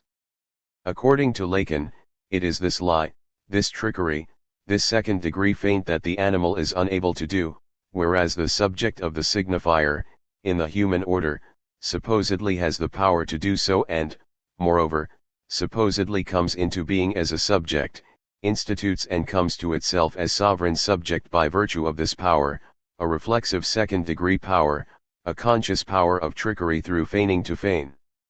One of the interesting things about this analysis is that Lacan really does concede a lot, this time more in any case than anyone in philosophy and more than he himself had done in earlier writings, to this ability to feign on the part of what he always calls the animal, an animal, on the part of what he terms here its dancity, with an A41. Dancity is the ability to feign in dance, lure, display, in the choreography of hunting or seduction, in the display shown before making love or to defend oneself when making war, and so in all the forms of the I am or I am followed that we are tracking here. But whatever he concedes to the animal in this way, Lacan holds it in the imaginary or the presymbolic, as we noted in his mirror stage period and in the example of the pigeon or the desert locust. He holds the animal prisoner in the specularity of the imaginary, or rather he holds that the animal holds itself in this captivity and speaks with reference to it of imaginary capture. Above all, he holds the animal down to the first degree of feigning, feigning without feigning, or, what comes to the same thing here, to the first degree of the trace, ability to trace, track down depister, but not to throw the tracking off track depister le depistage and to efface its track. For a but will indeed fold this paragraph in two, but an animal does not feign feigning. An accounting separates out the columns of what must be conceded to the animal, feint and trace, the inscription of the trace, and what must be denied it, trickery, lying, the feint of the feint, and the effacement of the trace. But what the articulation of this but perhaps leaves out of sight, discreetly in the shade, among all the features listed, is perhaps the reference to life, to the vital. And it is indeed the question of life that is occupying us in this seminar, before all and after all, between the beast and the sovereign. Everything conceded to the animal is done so under the heading of vital situations, whereas one would be tempted to conclude the animal, be it hunter or game, is deemed be incapable of an authentic relation to death, of a testimony to a mortality essential to the heart of truth or its speech. The animal is a living being that is only living, an immortal living being, as it were. As in Heidegger, to whom Lacan is here closer than ever, in particular, as we shall see, as to what links the logos to the possibility of tricking and making mistakes tromper etc tromper, the animal does not die. 42 Moreover, for this same reason the animal supposedly knows nothing of mourning, sepulchre and corpse, which Lacan says is a signifier. Let us observe in parenthesis that this other distinguished as place of speech, imposes itself no less as witness of truth. Without the dimension that it constitutes, trickery in speech would not be distinguishable from mere feint, which, in combat or sexual display, is however very different. Deploying itself in imaginary capture, the feint is part of the play of approaching and breaking away that constitutes the originary dance, in which these two vital situations find their scansion, and the partners who follow it what we shall venture to write as their density. The animal, moreover, shows itself capable of this when it is tracked. It is able to throw off track 43 by feigning a departure in one direction. This can go so far as to suggest among game animals the nobility of honoring the aspect of display that is part of the hunt.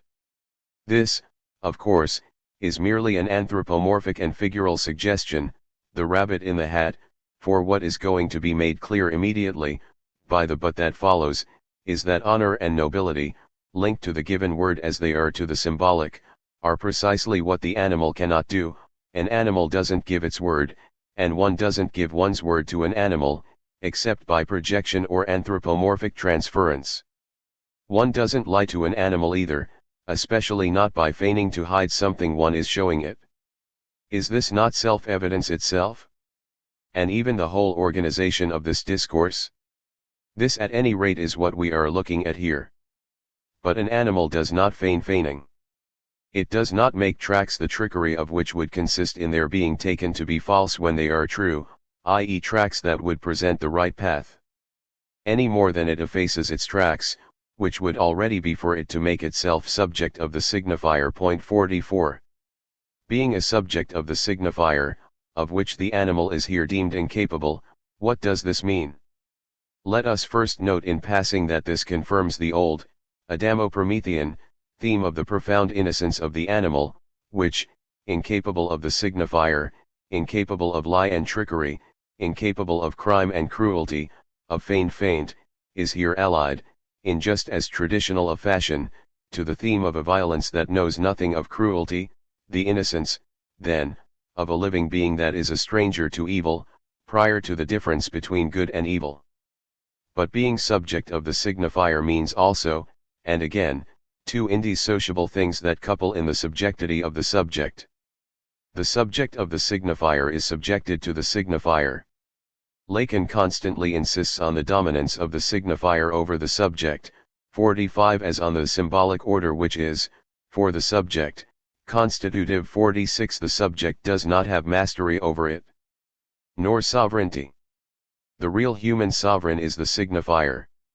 The entry of the subject into the human order of the law presupposes this passive finitude, this infirmity, this defect that the animal does not suffer from.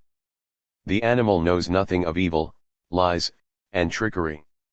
What the animal lacks is precisely the lack in virtue of which man is subject to the signifier, subjected to the sovereign signifier.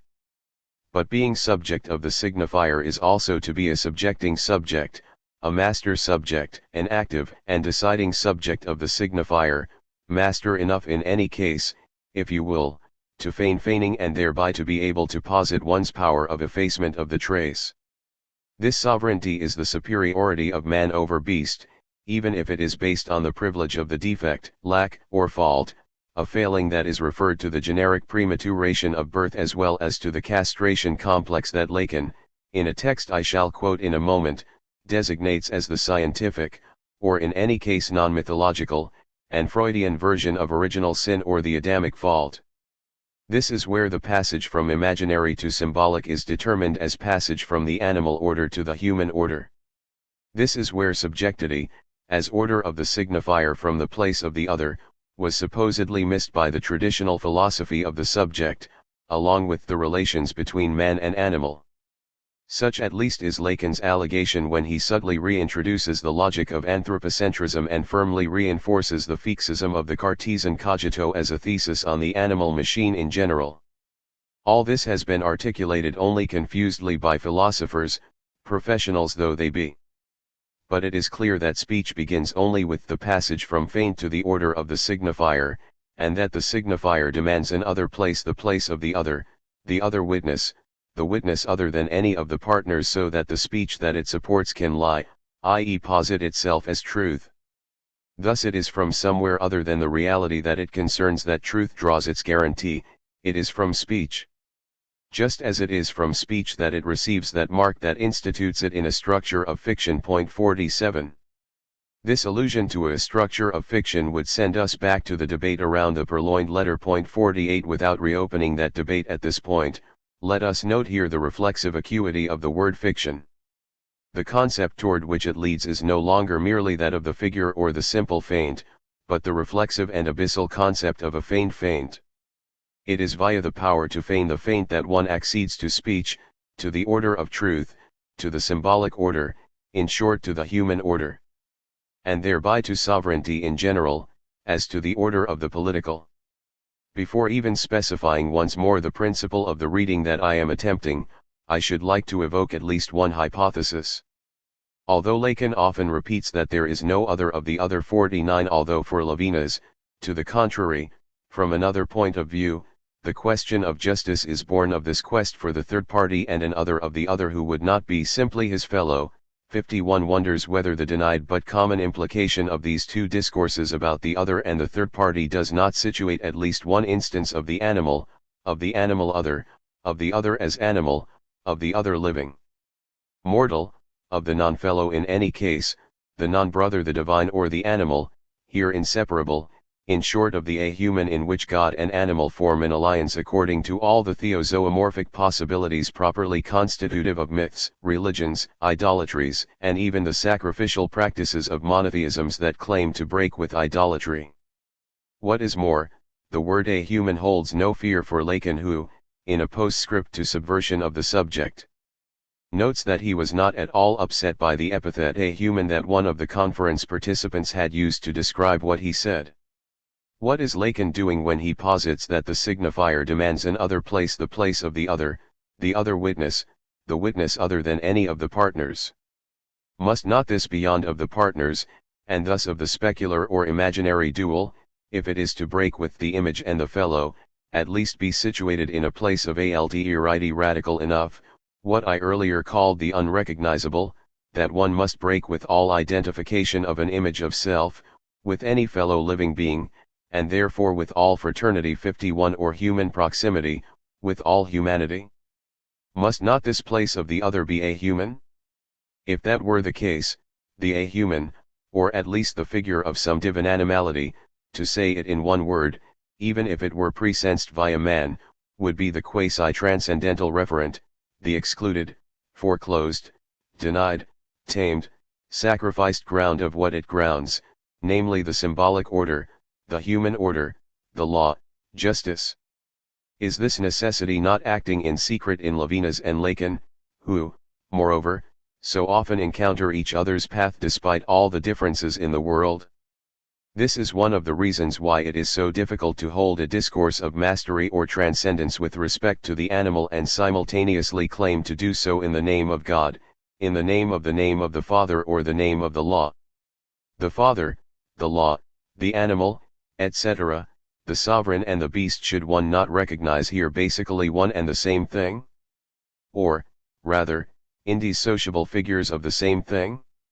One could add the mother, and it probably would change nothing. Nietzsche and Kafka understood this perhaps better than philosophers or theorists did, at least in the tradition we are attempting to analyze. Of course, once again, my concern is not primarily to object frontally to the logic of this discourse and what it brings with it of the Lacan from the period of the Acrits, 1966. I must for now leave hanging the question of knowing whether, in the texts that followed or in seminars, published or not, accessible or inaccessible, the frame of this logic was explicitly re-examined. Especially when the oppositional distinction between the imaginary and the symbolic, which forms the very axiomatics of this discourse on the animal, seems to be increasingly left to one side, if not rejected, by Lacan. As always, I am trying to take into account the strongest systematic organization of a discourse in the form in which it gathers itself at a relatively determinable moment of its process. Spanning 30 years, the various texts gathered in one volume, the Acrits, strongly bound to itself, give us in this respect a reliable hold and path to follow. Among the published and accessible texts that follow the Acrits, one should, in particular, try to follow the path that leads, interestingly but I believe without a break, to the analyses of animal mimeticism, for example, always from the point of view, from that of the image and the seeing oneself looked at, even by a kin of sardines that can't see me. First, if it means anything when Petit Jean says to me that the kin can't see me, this is because, in a certain sense, after all, it really is looking at me. It is looking at me at the level of the point of light, which is where everything that looks at me is to be found, and that is not at all a metaphor. 52. Instead of objecting to this argumentation, then, I would be tempted to emphasize that the logical, and therefore rational, fragility of some of its articulations ought to commit us to a general reworking of this whole conceptuality. In the first place, it seems difficult to identify or determine a limit, i.e. an indivisible threshold, between feint and feint. What is more, even supposing that this limit is conceptually accessible, and I do not believe it is, it would still remain to find out in the name of what knowledge or what testimony, and knowledge is not a piece of testimony. One can calmly declare that the animal in general is incapable of feigning feint.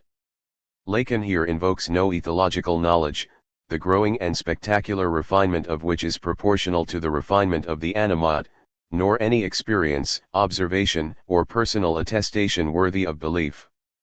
The status of the assertion that denies the animal feint is purely dogmatic in its form. But there is no doubt a hidden motivation to this humanist or anthropological dogmatism, and that is the certainly obscure but undeniable feeling that it is difficult, if not impossible, to tell the difference between a feint and a feint, between the ability to feign and the ability to feign feigning. For example, in the most elementary sexual display, how would one distinguish between a feint and a feint? If it is impossible to provide a criterion here, one could conclude either that any feint remains a simple feint, animal, or imaginary, as Lacan would say, or else, to the contrary, and with equal validity, that any feint, however simple it be, repeats itself and posits itself undecidedly, in its possibility, as feint, human or symbolic, according to Lacan. As I shall make clearer in a moment, a symptomatology, and of course a psychoanalysis, can and must always conclude that it is possible, for any feint, to be a feint, and for any feint to be a simple feint. The distinction between lie and feint then becomes precarious, along with the distinction between speech and truth, in Lacan's sense, and everything he claims to distinguish from it. And therefore between man and beast. The feint requires that the other be taken into account.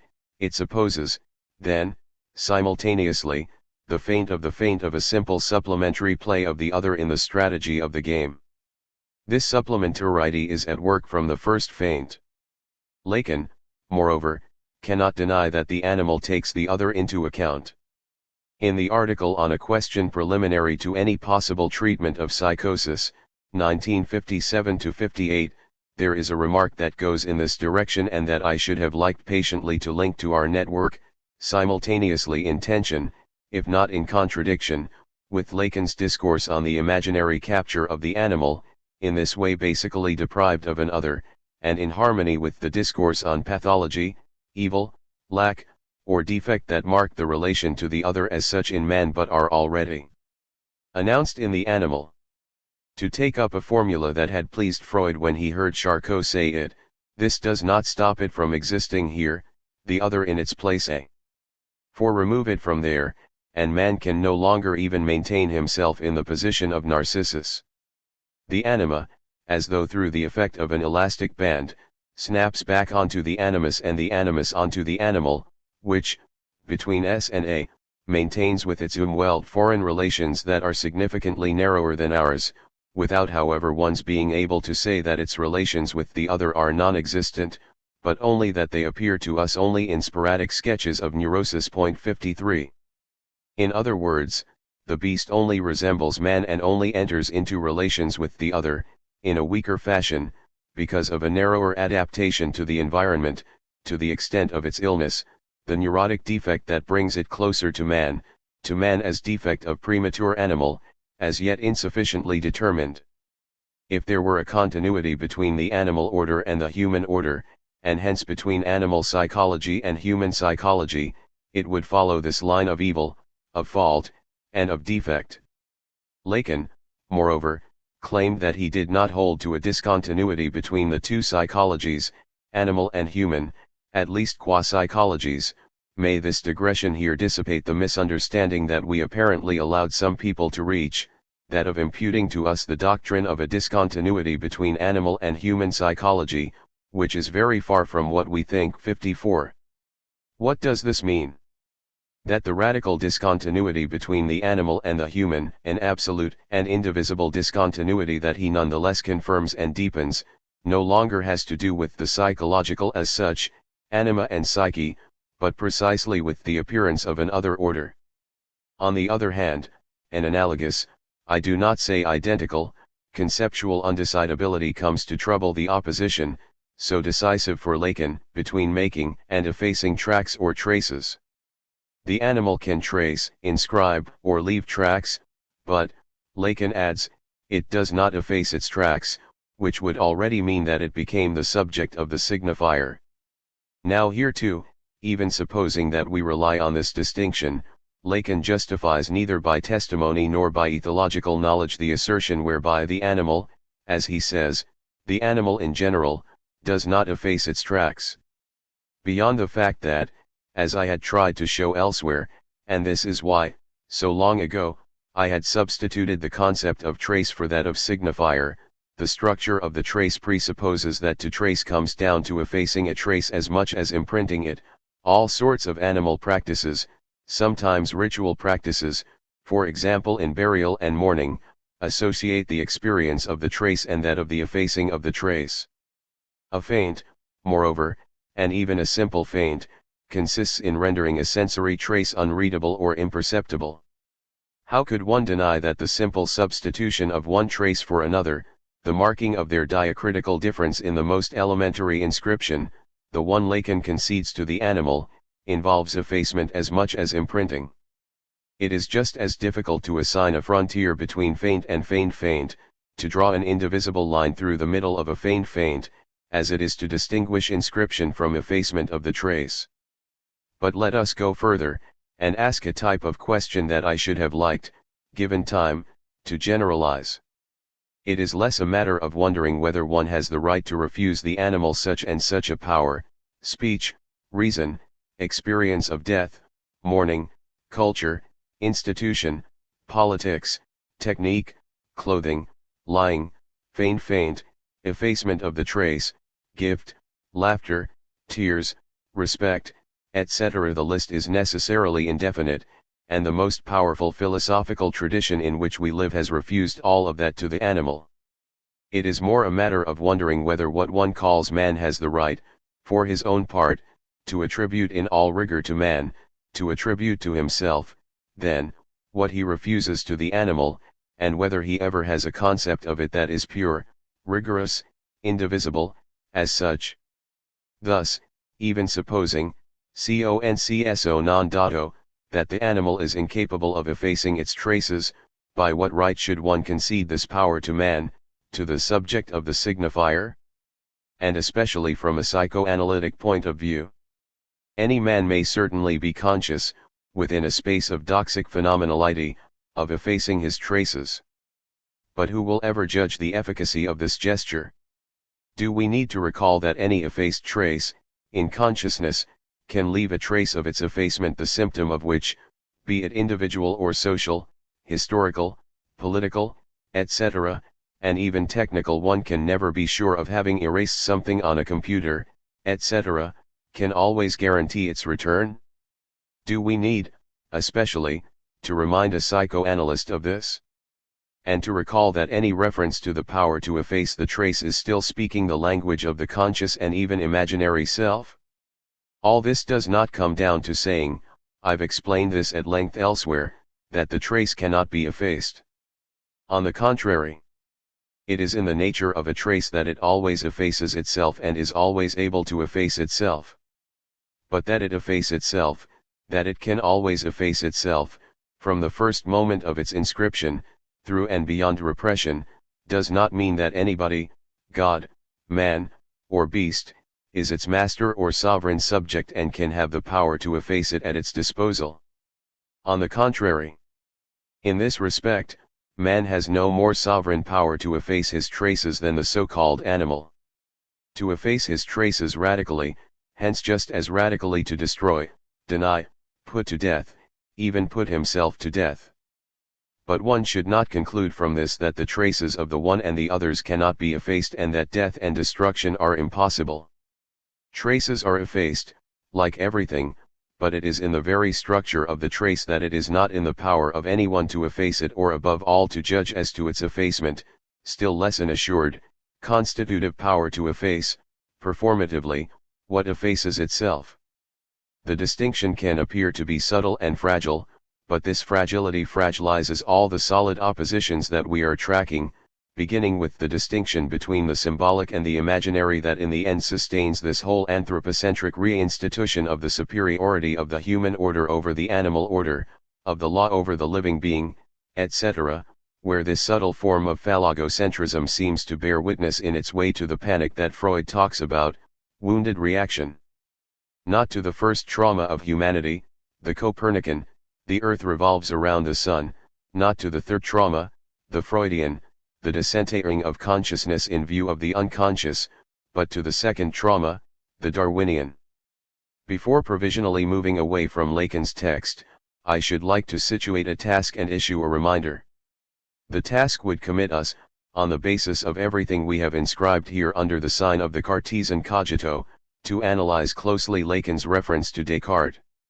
As with the reference to Hegel, and often associated with it, the appeal to Descartes, to the Cartesian I think, was constant, determining, complex, differentiated.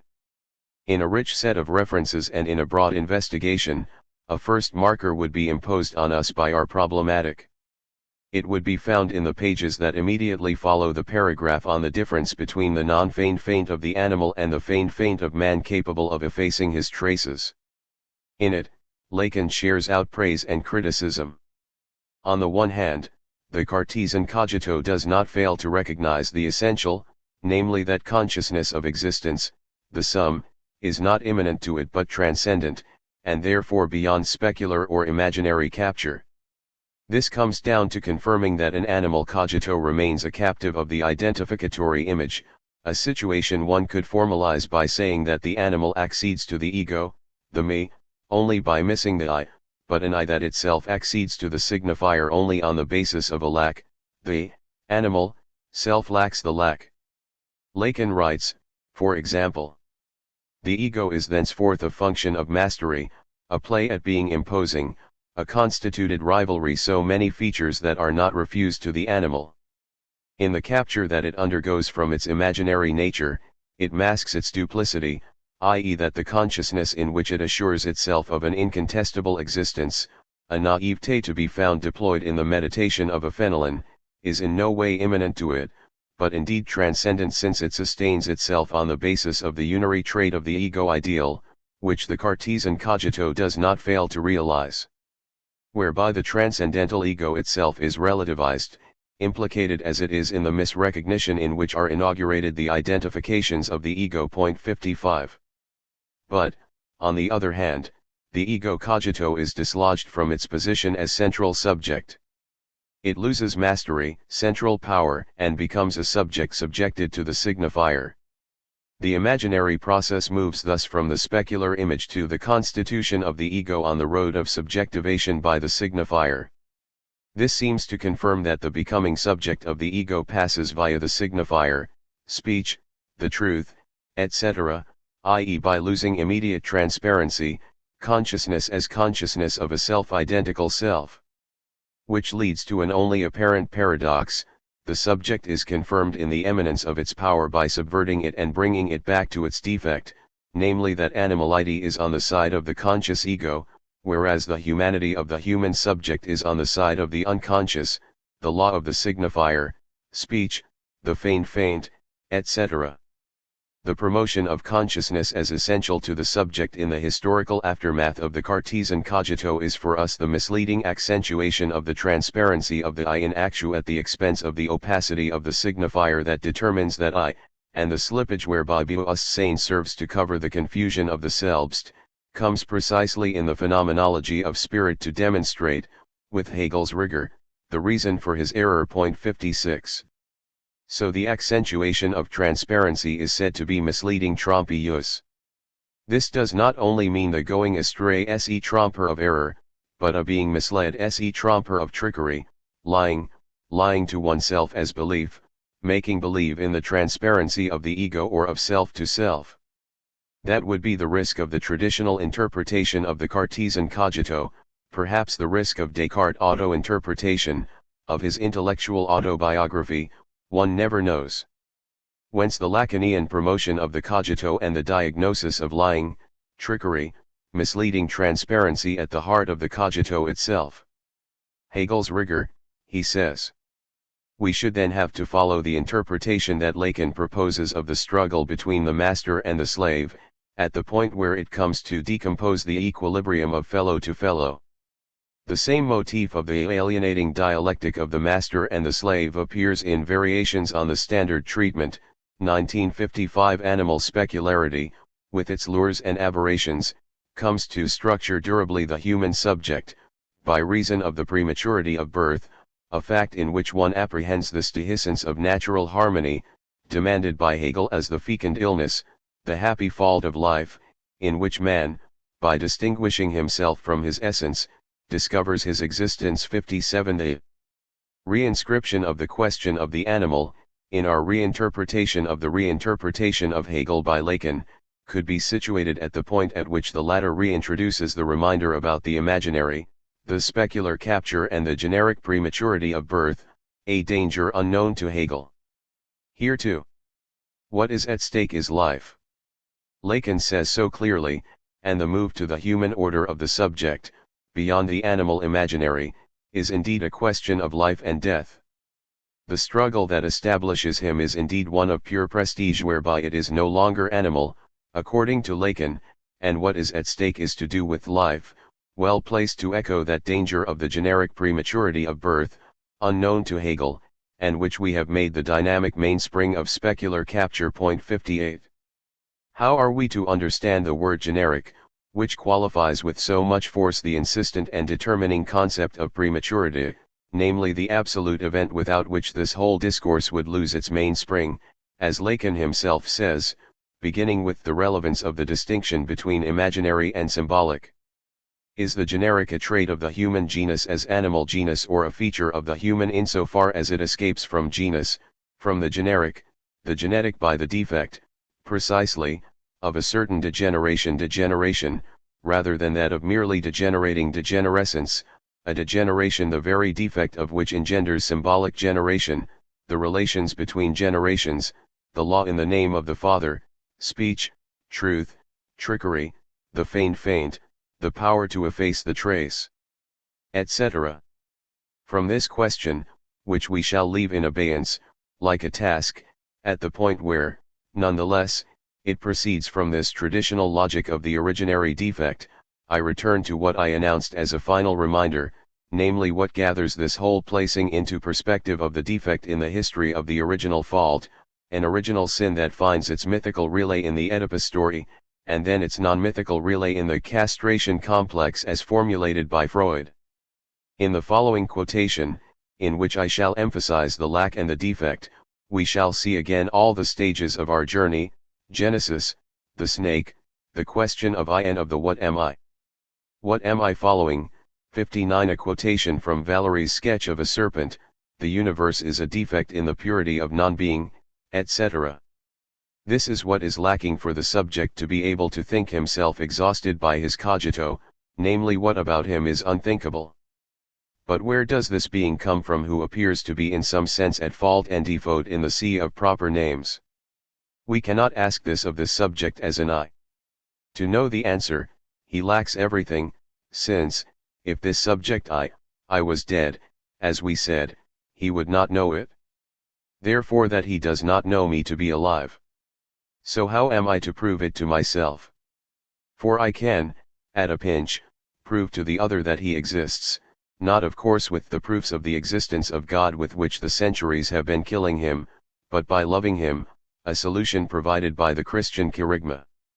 This is, moreover, a solution that is too precarious for us even to think of grounding in it a detour for what is our problem, namely, what am I? I am in the place whence it is shouted, the universe is a defect in the purity of non-being.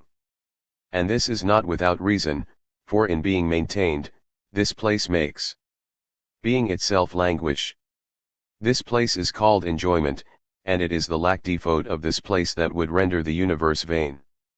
So I am responsible for it? Yes, no doubt. Is this enjoyment, the lack of which renders the other inconsistent, is it then mine? Experience proves that it is ordinarily forbidden to me, and this not only, as imbeciles would believe, through a bad arrangement of society, but I would say by the fault of the other if he existed, but as the other does not exist, all that remains for me is to take the fault on I, i.e. to believe the thing that experience leads us all to, with Freud in the lead, to original sin. For even if we did not have Freud's admission, as clear as it is full of sorrow, the fact would remain that the myth that we owe to him, the newest born in all history, is of no more use than the myth about the accursed apple, with this slight difference, not a result of its status as myth, that, being more succinct, it is considerably less cretinizing. But what is not a myth, yet which Freud formulated just as early as he did the Oedipus complex, is the castration complex. 60. Fifth session. January 30, 2002. Once more, alas, as I did last week, with a sadness that knows nothing of repetition, I shall salute the memory of a colleague who was a friend, and to honor Pierre Bourdieu, I neither want nor am able to give in to the genre of encomium or funeral oration, however sincere its pathos may be at the time when a friend of 50 years has left me, a friend who was also author of the Oeuvre, you know. Seeking the right tone and looking for strength on the side of life, or the reaffirmation of life, here and now, and without hiding the element of denial that I accept, I shall recall that it was in this room, in the 1990s, that, with him and a few others, we founded the CISIA, Comite International Decision Auxiliary Intellectuels Algerians International Committee for the Support of Algerian Intellectuals, also with the memory and attachment that we both had, though differently, for Algeria and the common concern for the terrible destiny of that country. And still on the side of life, since we are going to speak of Flaubert today, since we are going to bring back the Revenant Flaubert, I'll behave as though we were inviting Pierre Bourdieu to take part in this seminar with us. I shall quote a passage from his book Les Règles de l'Art, The Rules of Art, which is to a great extent a book on Flaubert and a book based on Flaubert. I have chosen this passage because it deals with literature, knowledge, beasts and monsters, as well as with the law, with their legitimation. And also, as you will hear, the watchword, spoken like a law, by the father of sociology, Durkheim. But the age is also that of Geoffroy Saint-Hilaire, Lamarck, Darwin, Cuvier, theories on the origin of species and evolution, Flaubert who, like the Parnassians, also intends to go beyond the traditional opposition between art and science, borrows from the natural and historical sciences not only erudite knowledge but also the mode of thought that characterizes them and the philosophy that comes from them, determinism, relativism, historicism. He finds here among other things the legitimation of his horror for the preachings of social art and his taste for the cold neutrality of the scientific gaze. What is beautiful about the natural sciences, they are not trying to prove anything. And so, what breadth of facts and what immensity for thought. You must treat men like mastodons and crocodiles. Or again, treat the human soul with the impartiality they use in the physical sciences. What Flaubert learned at the school of the biologists, and especially from Geoffroy Saint-Hilaire, that great man who showed the legitimacy of monsters, takes him very close to Durkheim's watchword, social facts must be treated like things, which he puts to work with great rigor in Sentimental Education. 1. What, at bottom? Who, at bottom? At bottom what and at bottom who? 2. The beast and the sovereign, what is it at bottom? And who? What is there at the bottom of the question, and first of all the question what is it, or who is it, at the bottom of the question of being, on the subject of the beast and the sovereign?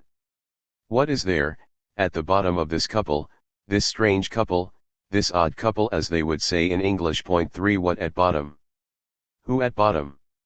And what if, at bottom, the distinction between what and who came to sink into indifference, into the abyss? To die, basically, just as the common condition of both beast and sovereign, qua living beings, is to be exposed to death, and to a death that always risks coming back from who to what, to reduce who to what, or to reveal the what of who. Is to die not to become what again? A what that anybody will always have been. Who or what at bottom? Should we be sure we are devoting a fundamental or profound seminar to the story of the beast and the sovereign? Or else, should we be suspicious here more than ever, better than ever, of the seduction of the bottom, the founder, the fundamental, the profound? As though there were still some bêtise in believing in depth, in the profound seating of whatever, or of whomever. Perhaps, with the beast and the sovereign, we are put to the test of the vertigo of the bottomless bottom.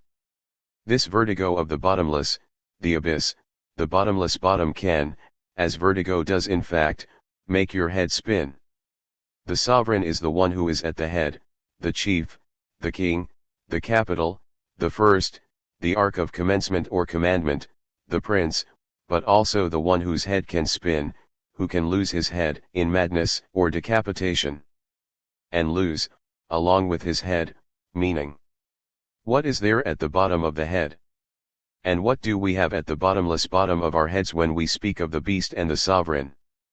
Perhaps we are going to talk today, without depth, of a certain bottom, a certain bottomless bottom of things, things said to be beast and sovereign.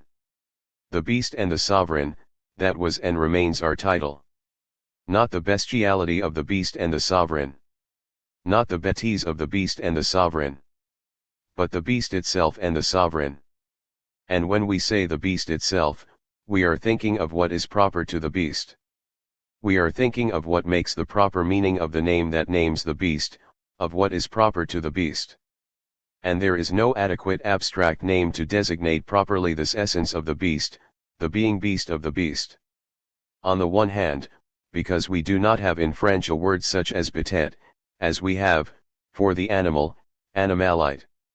On the other hand, because the being beast of the beast, an expression I have just imprudently used to give an idea of a proper designation of the essence of the beast, has the noun beast drift toward the attribute, epithet, or adjective bête, which, in French, as an adjective, displaces everything and no longer refers at all to the essence of the beast, and is even radically heterogeneous to it, in that it properly applies, or at least has its regime of propriety, as an attribute, in principle, for sense and good sense, only in the order of the human. What is proper to the beast, if such there be, would be neither bêtise nor bestiality. Neither bêtise nor bestiality, which, if we are to believe good sense and what philosophy makes the most noise about, is rather that which is proper to man, like good sense, the most equally distributed thing in the world among humans. Point 4. Bêtise, which is proper to man, then, unless, this would be my working hypothesis, still in abeyance, it is the proper of the proper pure and simple, the proper appropriating itself, the proper positing itself, the proper appropriated to itself, auto-posited, the appropriation or the fantasy of the proper, wherever it comes about, both posits and posits itself, man being only one witness among others, even if he is, as though by definition, an eloquent and talkative witness, by definition the most telling witness of self-proclaimed, auto-posited bêtise, no doubt the only living being to propose a claim for it that is armed, unionized, even, from a union that would be no other than philosophical culture, or even culture pure and simple. We have had some trouble avoiding the lure of the beast itself, then, before any bêtise, given that in our gene-ecological doggedness we saw multiplying beneath our steps the steps of wolves and werewolves, on whose track we more often found man himself, man-made bet, man-bet, more often, than the beast itself. When I say man-made bet or man-bet, with a hyphen, you can no longer tell the difference, in the French language that we are speaking by contract, between bet the noun and bet the adjective. Now between bet the noun and bet the adjective there is a world in French, because never, I repeat, never, will anyone say, sensibly and meaningfully, understandably for everyone, of a bet that it is bet. For the moment, speaking French, we are not using the word bet, we are mentioning it in quotation marks, according to the well-known distinction between use and mention. Point 5. When we mention or cite a word in quotation marks, we suspend its use. Our referent is the word itself and not the thing it is supposed to designate. When we quote the word bet, we are aiming at the word without yet knowing necessarily what the word designates or means, without yet committing ourselves firmly on that point. And even to know, to determine without error whether, in the act of mentioning bet, we are referring to the noun, la bet, or the adjective, a man or woman who is bet, you see that mention, quotation of the word alone, does not suffice. We already need a sentence, a grammar, a beginning of discourse to decide if I am mentioning the noun, la bet, or if I am mentioning the adjective, this man or woman is bet, a person is bet, a discourse or an action, even an event is bet, and according to the subject to which the attribute refers, the sense of the adjective is displaced.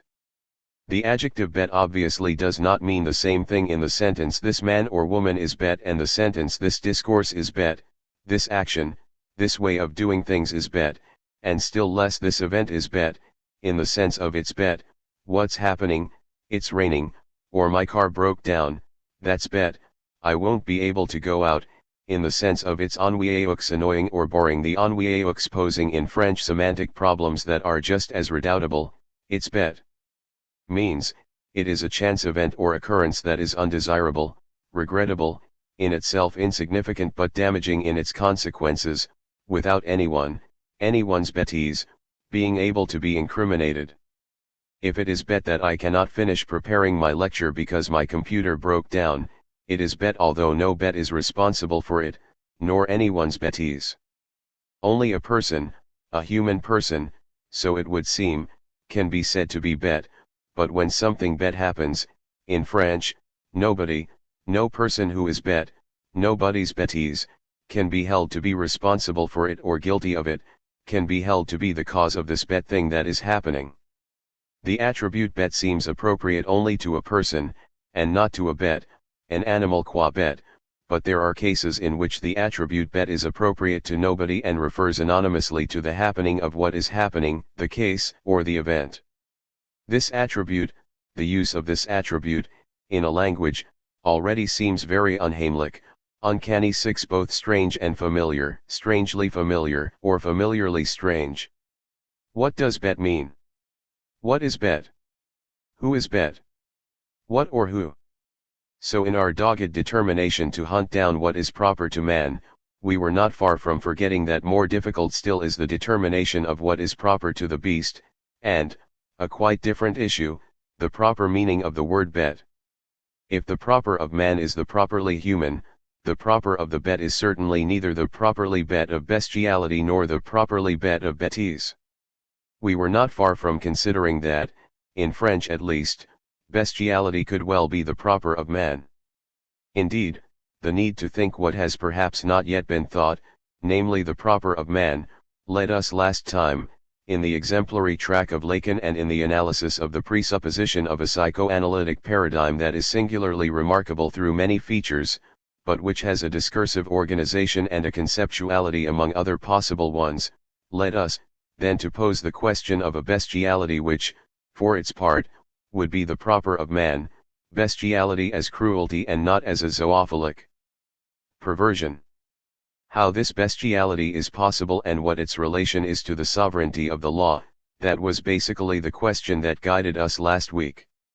and we verified what untenable consequences we were doomed to by an anthropocentered and even humanistic logic of the sovereignty of the law in this respect, that is of freedom, responsibility, decision, convention, the symbolic, i.e. of the appropriate response, as opposed to the supposed, Bettman supposed, 7 so-called animal fixity of the programmed, imaginary, specular, hardwired, coded reaction.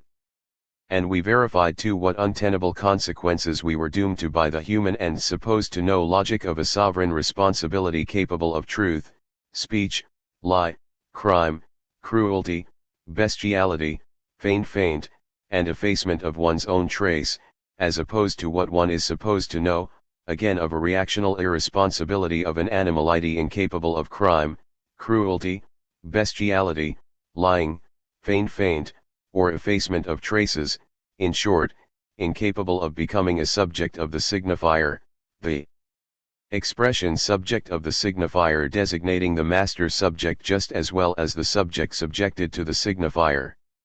And by signifier, the signifier that has become the sovereign, one had to understand the linguistic signifier in the last instance, language or speech, even if some pre- or non-linguistic trace could apparently and provisionally claim some emancipation or some prerogative of seniority. Today, still trying to think what has perhaps not yet been thought, namely the proper of man and the proper of the beast, and therefore the proper pure and simple, the proper itself, the ipseity of the proper, we might be tempted to wonder, symmetrically, not, as last week, how is bestiality possible, but how is bêtise possible? This question will have been put, in one form or another, by more than one person.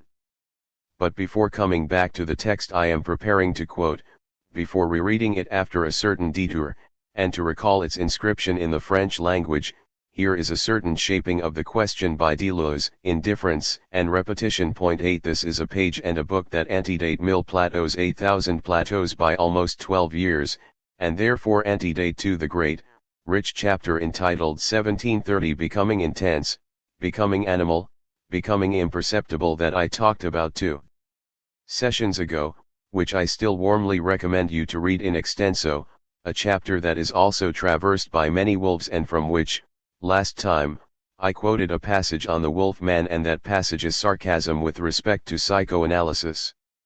Mille Plateaus, which devotes so many analyses to the becoming animal, no longer talks about bêtise, as did, 12 years earlier, then, Difference and Repetition, in a passage to which I shall come in a moment. The only allusion, the only occurrence of the word bêtise, that I have found, pending further investigation, concerns, precisely, a certain bêtise of psychoanalysis as supposed knowing. The bêtise of psychoanalysis, the bêtises uttered by psychoanalysis when it talks about masochism and, in a more general way, when it talks about animals. On page 317-259 of Mille Plateaus, but reread it all, Deleuze begins a paragraph thus: we wish to make a very simple point about psychoanalysis. From the beginning, it has often encountered the question of the becomings animal of the human being, and we must note immediately that, for psychoanalysis and for Deleuze when he disputes psychoanalysis on this subject, it is always only about man, the becoming animal of man, the history and stories of man in his becomings animal, in other words, of the becoming anthropomorphically animal of man, and not about the animal and the beast, as it were, themselves. We wish to make a very simple point about psychoanalysis. From the beginning, it has often encountered the question of the becomings animal of the human being. In children, who constantly undergo such becomings. In fetishism and especially in masochism, which constantly confront this problem. The least one can say is that the psychoanalysts, even Jung emphasizes and recalls that Deleuze is one of few, on a certain French scene, regularly to declare an admiring interest in Jung, have not understood or have not wanted to understand. Deleuze insinuates in this way that all these psychoanalysts have denied understanding, have behaved as though they did not understand, wanted not to understand what, consequently, they understood perfectly well and found it in their interests not to take on, admit, declare what they understood, what they understood that they understood and still wanted not to understand, wanted to pretend they did not understand, what is more a symptom than a simple failure of learning or knowledge, a symptomatic misrecognition on the basis of an unconscious knowledge. And this active, symptomatic misrecognition is a piece of bad treatment, even a violent and cruel mistreatment of the becoming animal of man and child, a cruel violence. They massacred the becoming animal, in the adult and in the child. They saw nothing. In the animal, they see a representative of the drives or a representation of the parents. They do not see the reality of a becoming animal, how it is the affect itself, the drive in person, and represents nothing. There are no drives apart from the assemblage's agencements themselves. 9. This concept of affect, like that of machinic assemblage and of plane, is the central concept of all these analyses and all this Deleuzian strategy. And after a few lines on the becoming horse of little Hans in Freud, and in Ferenczi, the becoming cockerel of Arpad, Deleuze comes to the interpretation of masochism.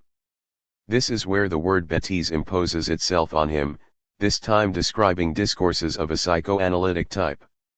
Psychoanalysis has no sense of the unnatural participations or the assemblages that a child can build machines, then in order to resolve a problem whose exits have been barred for him, so the becoming animal would here be a ruse, a machination, a war machine to escape, to undo a snare, a machine built to dismantle another machine.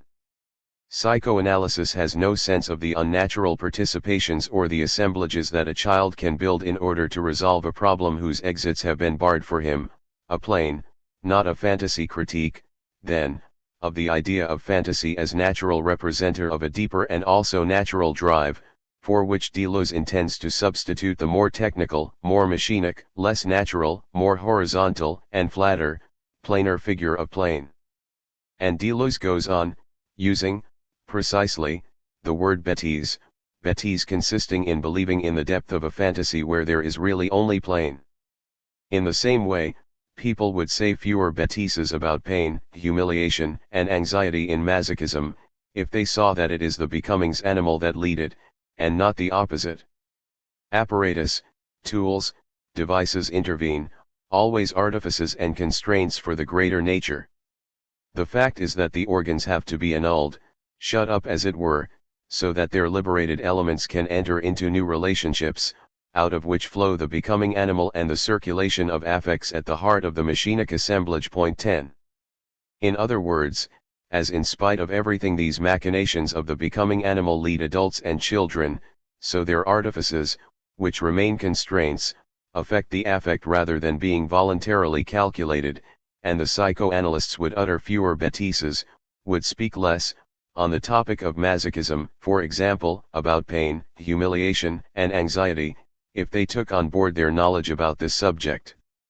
Deleuze does not say that psychoanalysts are bêtes, but that, mechanically, their statements are so many bêtises, they utter bêtises on this subject. Which already defines bêtise not only as a character, and we'll talk about this again in a moment, as a state, as the essence of what one is, but as the effect of what one does or says. There are events, operations even, les bêtises, and not a fundamental essence, la bêtise. Psychoanalysts are all the less bêtes when they say bêtises that they know to be such and understand what they wanted not to understand. They are in on what they want, for reasons to be analyzed, not to understand. This gesture and this moment, this denunciation of bêtises, in spite of this single occurrence of the word in Mille Plateaus, are the more significant and strategically decisive in this book, not only because they are inscribed in the logic of the desiring machine of the Anti-Oedipus, 1972, but also for the fact that their necessity is announced from the first pages of Mille Plateaus, around the concept of rhizome and deterritorialization, which are put to the test of examples like the wasp and the orchid. The wasp and the orchid form a rhizome, in their heterogeneity. 11. The wasp itself becoming a piece in the reproductive apparatus of the orchid, the example of the baboon and the virus, of the DNA of the baboon and the cat, of the crocodile, etc. And in the second chapter, entitled 1914, One or Several Wolves, the ironic discourse unleashes its sarcasm against Freud's treatment of the wolf man, after a reference to Kafka's story Jackals and Arabs. I refer you to this whole chapter, from which I must content myself with reading the opening sentences and the conclusion, an indictment of Freud, who is basically accused of not believing in what he said, which also constitutes a machine in which he is hypocritical enough to pretend to believe, but accused of having done everything, and here the condemnation is ethical and even political, done everything, then, to make the patient believe what psychoanalysis was telling him and wanted to have him subscribe to. Have him sign with another name, a name other than his own, his name turned into the name of another, the name of the father, patronymic, just when he wasn't that, just when the new name, the brand new name he'd made for himself, was basically stolen from him, so that we are dealing with nothing less than a theft and the substitution of someone's name by psychoanalysis, a dispossession that calls up from Deleuze a complaint made against psychoanalysis in the name of the wolf man, in a style and with a logic of complaint and counter-indictment that is not far from resembling Artaud's complaint about the theft of his proper name, his new proper name, and his body proper supposed to be without organs. Which signifies that these bêtises of psychoanalysis are not only poverties of knowledge, non-knowledges, or incomprehensions, but ethical violences, machines in turn, and machines of war, subjection, brutalization, ways of making patients more bets, more brutal or brutish than they are in truth. Hence the sarcastic opening of the chapter entitled 1914, One or Several Wolves. As there is a date, the opening is that of a narrative, a chronicle of events, the analysis of the wolf man by Freud at the time. That day, the wolf man got off the couch particularly tired. He knew that Freud had a genius for brushing against the truth and missing it, then for filling the gap with associations. He knew that Freud knew nothing about wolves, or about anuses for that matter. Freud only understood what a dog was, and a dog's tail no doubt an allusion to the well-known dogs of the psychoanalysts Freud and Lacan, whose name before long will be included in the genealogical series. It wasn't enough, it wouldn't be enough. The wolf man knew that Freud would soon declare him cured, but that it was not so, and that he would continue being treated for eternity by Ruth, by Lacan, by Leclerc. He knew, finally, that he was in the process of acquiring a true proper name, wolf man, much more proper than his own, since he was gaining access to the highest singularity in the instantaneous apprehension of a generic multiplicity, wolves, but that this new true proper name was going to be disfigured, misspelled, retranscribed as a patronymic. Point 12. About this dysorthographical violence, and be it said in parenthesis for the flavor of the French and Parisian anecdote, and what was to follow under Lacan, of whom Deleuze had just said that he inherited and was to increase Freud's capital of bêtises in the violent psychoanalytic domestication and paternalization of the wolf man and what concerns him, allow me to recall that a few years before Mille Plateaus, in 1975, if memory serves, when I had just published a long preface, first to the book that Abraham and Turok devoted to the wolf man 13, Lacan had dared to say, in an aggressive seminar that never has been and no doubt never will be published, that he believed that I was in analysis with the authors of the wolf man's magic word, and that, in my analysis with them, the subject supposed to know that Lacan believed himself to be, and who, though he knew beyond what he was supposed to know, Lacan said that I coupled them, these two analyst friends. I close this chatty parenthesis on the fantasies, projections, and bantering verbiage of the psychoanalysts of our time and our city. Here now is the conclusion of the chapter One or Several Wolves, the opening lines of which I have already read, read and comment.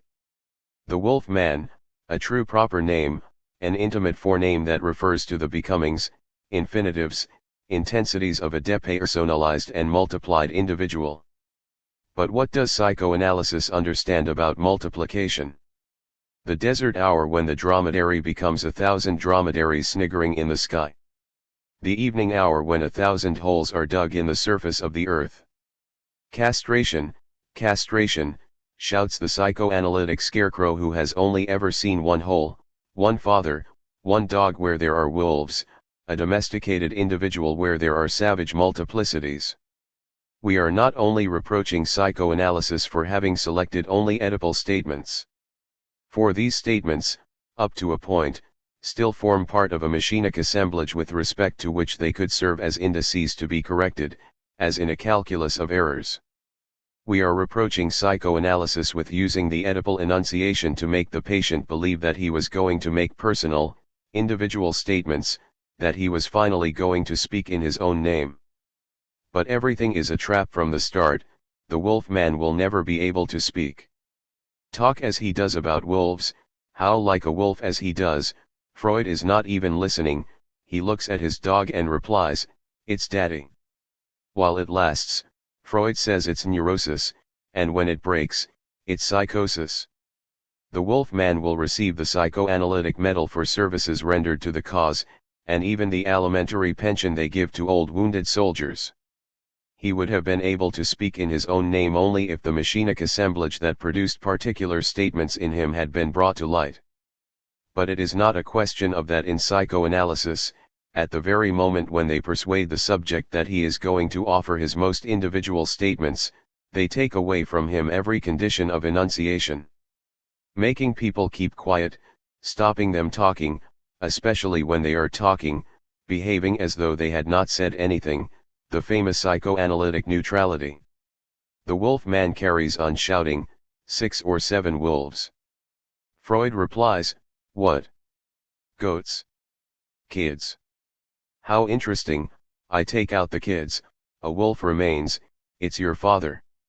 That's why the wolf man feels so tired, he remains lying down with all his wolves in his throat, and all the little holes in his nose, all these libidinal values on his body without organs.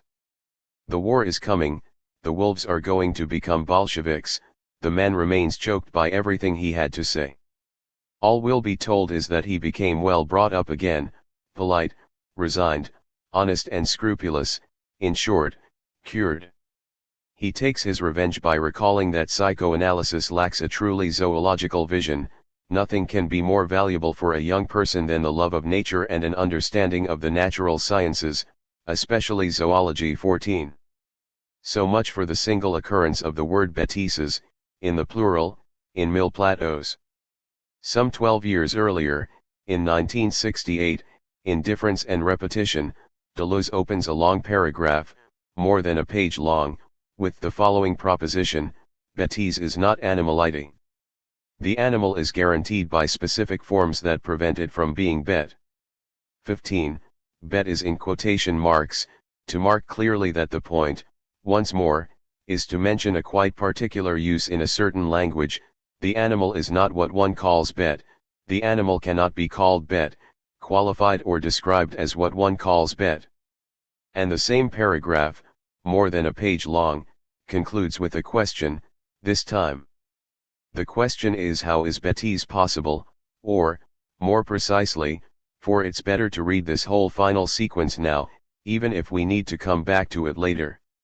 It would have sufficed that philosophy take up this problem of bêtise again with its own means and with all necessary modesty, considering that bêtise is never that of the other, but the object of a properly transcendental question: how is bêtise, and not error, possible? 2 remarks at this point on the very form and first implication of Deleuze's question. First remark. The great interest of Deleuze's question, and its irony above all, its laugh or smile, and you remember what we were reading a few weeks ago, about a psychoanalysis of animals that, according to Deleuze, would make animals themselves burst out laughing, animals that are too often thought, and I'd say stupidly bêtement, unable to laugh. The great interest of this ironic as much as serious question, how is bêtise, and not error, possible, depends first on the distance marked by the parenthesis, and not error, dot.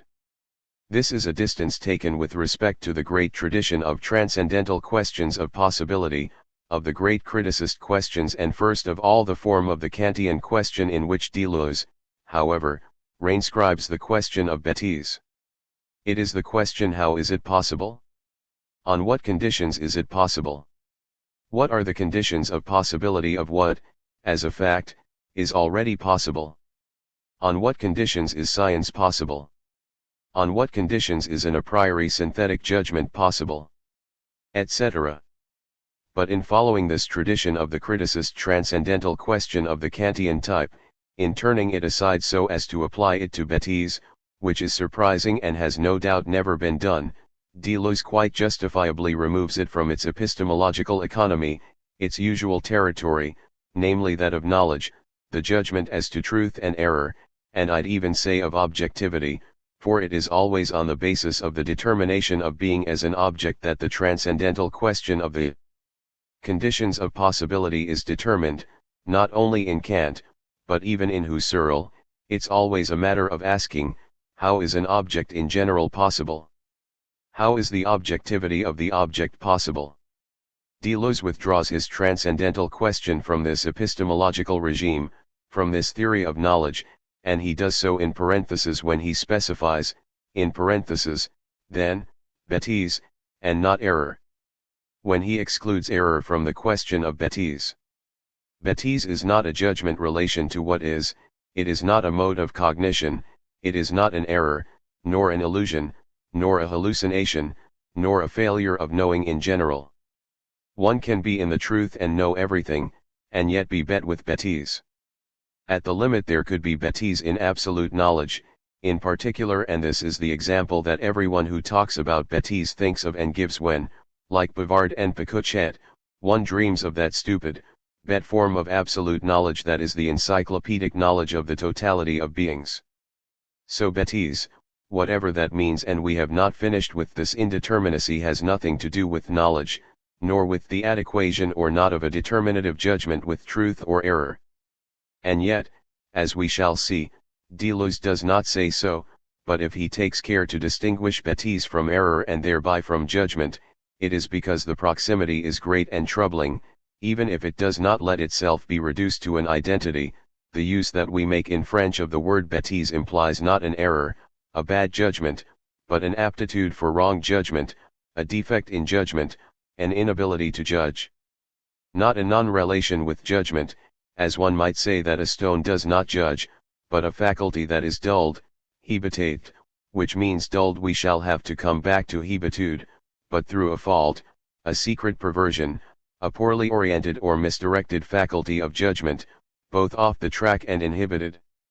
Someone who is bet lacks judgment, where the faculty of judgment, according to that critique of the faculty of judgment, that the indictment of bêtise always is where the faculty of judgment is vitiated, but vitiated in the sense that, and the reference to Jews, to the juridical or the judiciary, to the just of both justness and justice obscurely follows every indictment of bêtise, in the sense that bêtise, as a supposedly permanent character trait, as an idiosyncrasy, to be distinguished from idiocy, about which we shall also have more to say, affects a certain quality of judgment, where judgment, as Descartes noted, implied both perception and understanding, both intelligence and the intervention of the will, of the voluntary decision, so that bêtise, according to this Cartesian nomenclature, would be at the intersection of the finitude of the understanding and the infinitude of the will, precipitation in judging. The excess of the will over the understanding being what is proper to man and leading to bêtise, leading one to say bêtises through precipitation of the will disproportionate to the understanding, whence the abyssal and properly vertiginous implication, troubling to the point of vertigo, of a bêtise that, in this space, always touches, lets itself be touched and moved by a certain infinity of freedom, in the Cartesian sense. Deleuze does not say that, but we shall see later that what he says about the depth fond of bêtise, about that which refers bêtise to a certain abyssal depth of the bottom profondeur abyssale du fond, is perhaps not unrelated to what I have just suggested. In any case, this implication of the fault of judgment, where judgment is not only the determinative judgment that leads to the true or the false, but rather the judgment of the judge, the judgment from which one expects some justness as well as some justice. 16 One cannot think bêtise, it seems, in any case the use or pragmatics of this word, and that is all that concerns us for now. There is no pragmatic use of the meaning bêtise that does not imply some obscure reference to Jews, with the immense semantic abyss that hollows out that word, that lexical or semantic family, Jews, justice, justness, judge, etc.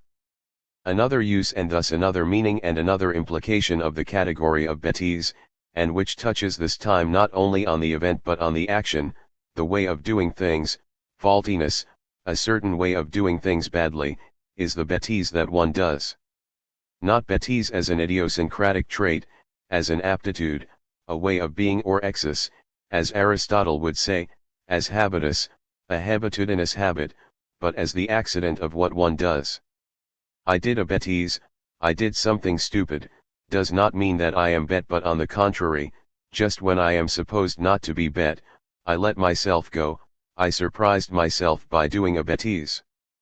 Bêtise is not simply an error, although it always implies, laterally, marginally, but ineffaceably, an insistent reference to the understanding of meaning, if not to knowledge of the object, a tenacious reference, then, to a certain opening to meaning, an intelligence that is not only one of knowledge or science, whence the ever-present and ever-threatening risk of confusing bêtise with error or illusion, which it is not, whence Deleuze's parenthesis how is bêtise, and not error, possible.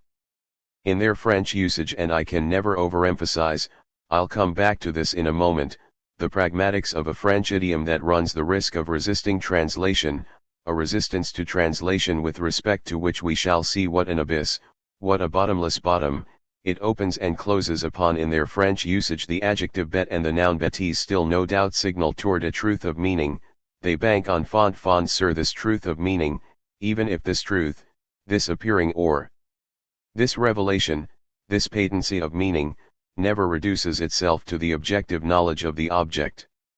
Bêtise is always a way of not comprehending, not of not explaining to others or oneself, but of not comprehending.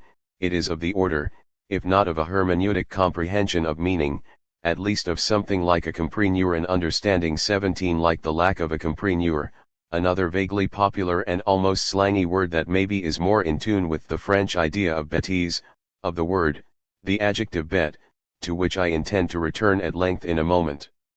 Second preliminary remark, I say preliminary because later we are going to go back over all this.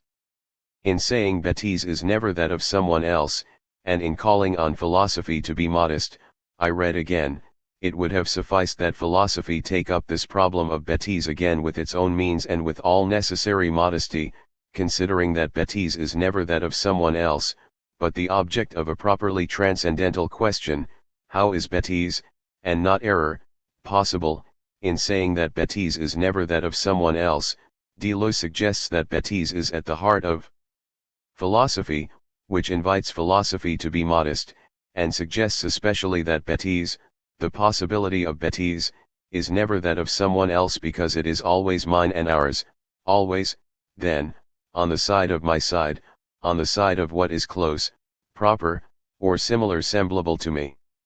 In general, be it said in parentheses, bêtise, the word bêtise, belongs to the language of accusation, it is a category of accusation, a way of categorizing the other, and you know that in Greek, categoria itself meant accusation or blame, and I would add, taking a slight distance from Deleuze's text that does not here mention category, that bêtise, what's bête in bêtise, is a funny category because, handled most often as an accusation, a denigration, a blame, an incrimination, a recrimination, which tend to discredit not only a fault of intelligence or knowledge but an ethical or quasi-juridical fault. This category, as we shall not cease to verify, is precisely not a category the meaning of which is ever sure, it is a category without category. I'll now add this, as though in parentheses, without direct bearing on Deleuze's text or intentions when he speaks of a properly transcendental question of bêtise, that if there is a category of bêtise, it is a category the meaning of which, I'll come to this in a moment and try to clarify it, cannot be determined. Not, at any rate, like a meaning as such, the conceptual ideality of which could be translated, in other words, distinguished, however slightly, from the pragmatic and idiomatic body of its occurrences. It is a word which, more than any other word, means something different each time according to the pragmatic singularities, conscious and unconscious, that engage it or are engaged in it. So bêtise is not a category among others, or else it is a transcategorial category. At bottom, I shall try later to say later why and in what way. In my view we will never manage to isolate a univocal meaning of the concept of bêtise, in its irreducible link to the French language. If it is indeed a category, bêtise, both an accusation and an attribution, an attribute, a predicate, a predication, and if this category does not belong to the regime or the normal series of categories, if it is indeed an exceptional and transcategorial category, then it really does answer to the first literal definition of the transcendental in the Middle Ages, well before Kant, qui transcendit omne genus, a category that transcends all categories and thus does not belong to the series or table of categories. Bêtise would here be in the position of a transcategorial category, a transcendental or, as I would say, a quasi-transcendental. And we should have to draw all the consequences from this. To which I shall add, since I have just used the word categorial and because the word categorial is also the word that Heidegger uses, insenuendizeit, to designate the concepts that concern the ontological structures of the entity that is not Dasein, i.e. Vorhandensein and Zuhandensein, Heidegger calls the analysis and the concepts that refer to Dasein existential and not categorial, to which I shall add that one could, without it being unduly artificial, wonder whether the analysis of bêtise, as a predicate of man or Dasein but referring, in French at least, to something non-human, the beast, whether the analysis of this unstable and ambiguous signification, of this structure both human and inhuman, comes under the categorical or the existential. Obviously, Heidegger never even dreamed of proposing an ontological analysis of bêtise, and no one will be surprised at that, but we will soon rediscover the use, categorical, i.e. accusatory, in truth auto-accusatory, he made of a word that is often translated, rightly or wrongly, by bêtise, namely dumbheit. I close here provisionally this long parenthesis. Back to categorio, which in Greek means to decry, accuse, blame, accuse in legal proceedings, speak against, of course, but it also has the logical or epistemological meaning of make known, reveal, determine by making accessible, visible, and knowable to attribute, to say something about someone or something. P is to categorize, and the categoria is both the quality attributed, the attribute, the predicate, and the accusation, in opposition to the apology, apologia, which signifies conversely praise or defense, justification.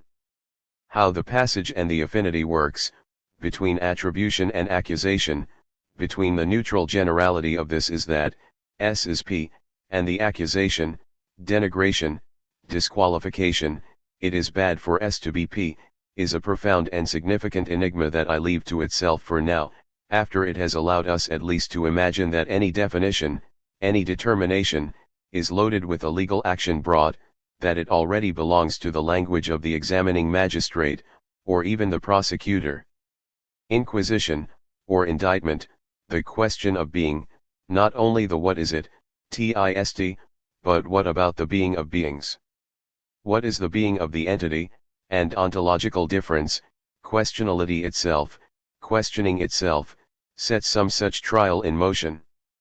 In saying that bêtise is never that of someone else, Deleuze suggests, then, we were saying, that bêtise is at the heart of philosophy, which invites it to be modest, and he declares especially that bêtise, the possibility of bêtise, is never that of someone else because it is always mine or ours, always, then, on the side of what is on my side, of what is close, proper, or similar to me. The similar semblable, the similitude of what resembles me and what I can assimilate because it is on my side, means at least two things. A. On the one hand, an archiclassical motif, that bêtise is always human, always that of my fellow, like bestiality. Bêtise is a human thing and not that of the beast. And mutatis mutandis, we come back here, with this motif of the semblable fellow, similar, of a bêtise that is always proper to me or proper to man, a problem analogous, I do not say identical, to the problem we looked at in Lacan last week. Deleuze's gesture remains, however, specific, and to follow the reasoning that leads him to say that bêtise, as proper to man, is never that of someone else, we can follow a trajectory that has him associate bêtise with three motifs that interest us here more especially. 1. The figure of sovereignty called tyranny. Remember the text from the Republic about the tyrant and the wolf, which we were discussing at the very beginning.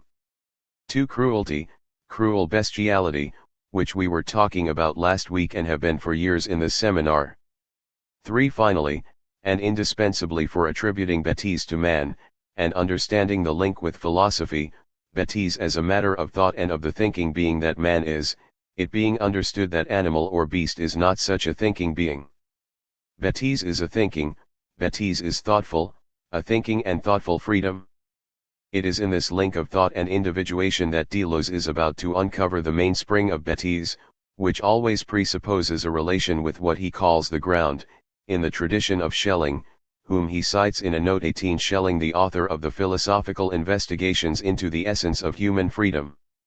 I believe that one would understand nothing of Deleuze's argumentation about a bêtise that presupposes thought as human freedom in its relation to individuation, as a phenomenon of individuation, Vereinzelung, that stands out from and is determined against a ground fond, without reconstituting Schelling's whole discourse on human freedom and evil, especially concerning that which Schelling calls the ground, the fond, the originary ground, Grund, which is also a non-ground, ungrund. This is why I began today by asking, what, at bottom o fond? Who, at bottom? At bottom what and at bottom who? The beast and the sovereign, what is it at bottom? And who? What is there at the bottom of the question, and first of all the question what is it, or who is it, at the bottom of the question of being, on the subject of the beast and the sovereign?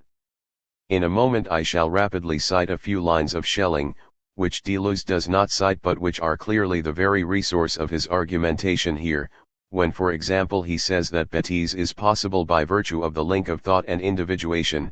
19. Or again, individuation as such is not separable from a pure ground fond that it brings up and drags behind it. It is difficult to describe this ground, and the simultaneous terror and attraction to which it gives rise. Stirring up the ground is the most dangerous occupation, but also the most tempting in the moments of stupor of an obtuse will. 20. Hang on to these words, stupor, which we shall relate later to stupidity, and obscure will, which we shall relate later to hebetude but which in any case implies, along with will, freedom, only a free being, and this is very Schellingian, and thus only man as free will, as freedom, can enter into a relation with the groundless ground, and so only a human can be bet with bêtise. To translate that into French while anticipating the decisive problems of translation that await us. For this ground, Deleuze continues, with the individual comes up to the surface and yet does not take form and shape. It is there, staring at us, and yet it has no eyes. The individual comes away from it, but it does not come away, continuing to espouse what is divorcing it. It is the indeterminate, but inasmuch as it continues to embrace determination, like earth on a shoe. 21. And it is at this point that Deleuze distinguishes what is proper to man, bêtise as proper to man. The animal cannot be bet. Deleuze had written earlier, bêtise is not animality. The animal is guaranteed by specific forms which prevent it from being bet. 22. In other words, the animal cannot be bet because it is not free and has no will. Its individuation, which gives it form, does not come away from a relation to the ground, the Grund, which is freedom itself. Here, on the following page, Deleuze writes this, right after the sentence I have just recalled, the ground is the indeterminate, but inasmuch as it continues to embrace determination like earth on a shoe, now animals are as it were forearmed against this ground by their explicit forms. This is why they cannot be bets. The formulation, it cannot be denied, is vague and highly empirical, and the expression as it were en quelque sorte introduces a blur into it. Now animals are as it were forearmed against this ground by their explicit forms, and as for the explicitness of a form, Now animals are as it were forearmed against this ground by their explicit forms, that is question of degree, the criteria of which will always remain difficult to fix. From what moment is a form, as it were, explicit, and at bottom au fond what forms is Deleuze thinking about when he designates here in such a general and indeterminate fashion animals? Now animals are as it were forearmed against this ground by their explicit forms. Do humans not also have explicit forms that forearm them, as it were, against bêtises? The passage from Schelling on the ground, which I wanted to cite, the principle of which seems to me to support the whole of Deleuze's discourse here, is to be found in the philosophical inquiries into the essence or nature of human freedom. Schelling is in the process of explaining and attempting to justify his distinction between being, Wesen, as ground, Grund, and being as existence, existing. Debating this problem, I cannot here reconstitute that debate and I refer you to it. He posits that there must necessarily be a being, Wesen, prior to any ground and any existent, and therefore in general before any duality. He then asks, how can we call it anything other than the original ground Grund or the non-ground Ungrund? Since it precedes all opposites, these cannot be distinguishable in it nor can they be present in any way. Therefore, it cannot be described as the identity of opposites, it can only be described as the absolute indifference of both. Point 23. Well, in Schelling's logic, and in Deleuze's, man takes form on this ground by retaining a relation to it, a free relation. This is his freedom, which is supposedly refused to animals, which are, says Deleuze, as it were forearmed against this ground by their explicit forms. Reread Schelling, and Heidegger on Schelling 24 and, in Schelling, especially what he says about that human malady that is stupidity, Blodson, 25, an allusion that I emphasize because the question of stupidity 26 as Blodson is at the core of a remarkable book that I shall mention in a moment, with the terrible problems of translation that it poses. I am referring to Avidal Ronell's stupidity. Is stupidity bêtise? Is it exactly the same thing? We are coming to this. To get back to Deleuze, only the experience of freedom that bêtise is, as human freedom, only this freedom as relation to the groundless ground, can explain not only how bêtise can be foreign to animals, but how it can be linked to those three motifs I pointed out a moment ago, namely sovereignty, cruelty, and therefore evil and illness, Schelling would say, and finally thought. 1. Sovereignty in the figure of the tyrant first. Deleuze notes that the tyrant has the head not only of an ox, but of a pear, a cabbage, or a potato. No one is ever superior or exterior to what he profits from. The tyrant institutionalizes bêtise, but he is the first servant of his system and the first to be instituted, always a slave commanding slaves. Point 27, a literally Platonic motif. 28.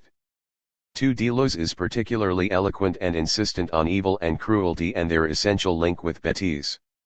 This is consistent with the gesture that makes of bêtise the phenomenon of freedom as human freedom. What is remarkable is that the distinction between bêtise and error remains the essential condition of this whole interpretation and problematic. For Deleuze writes, how would the concept of error account for this unity of bêtise and cruelty, of the grotesque and the terrifying, which doubles the way of the world? Cowardice, cruelty, baseness, bêtise are not simply bodily powers or facts of character or society, but structures of thought as such. Point 29.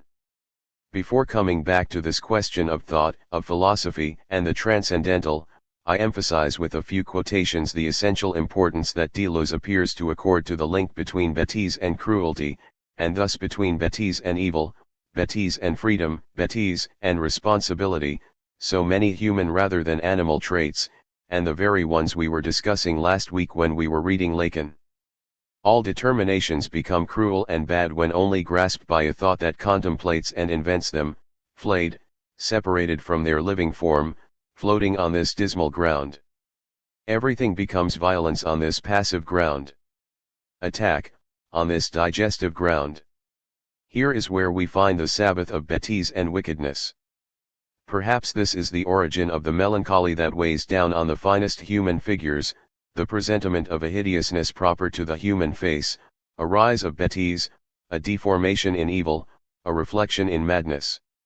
For from the point of view of a philosophy of nature, madness rises up at the point at which the individual reflects himself in this free ground, and consequently, then, bêtise in bêtise, cruelty in cruelty, and cannot stand himself any longer.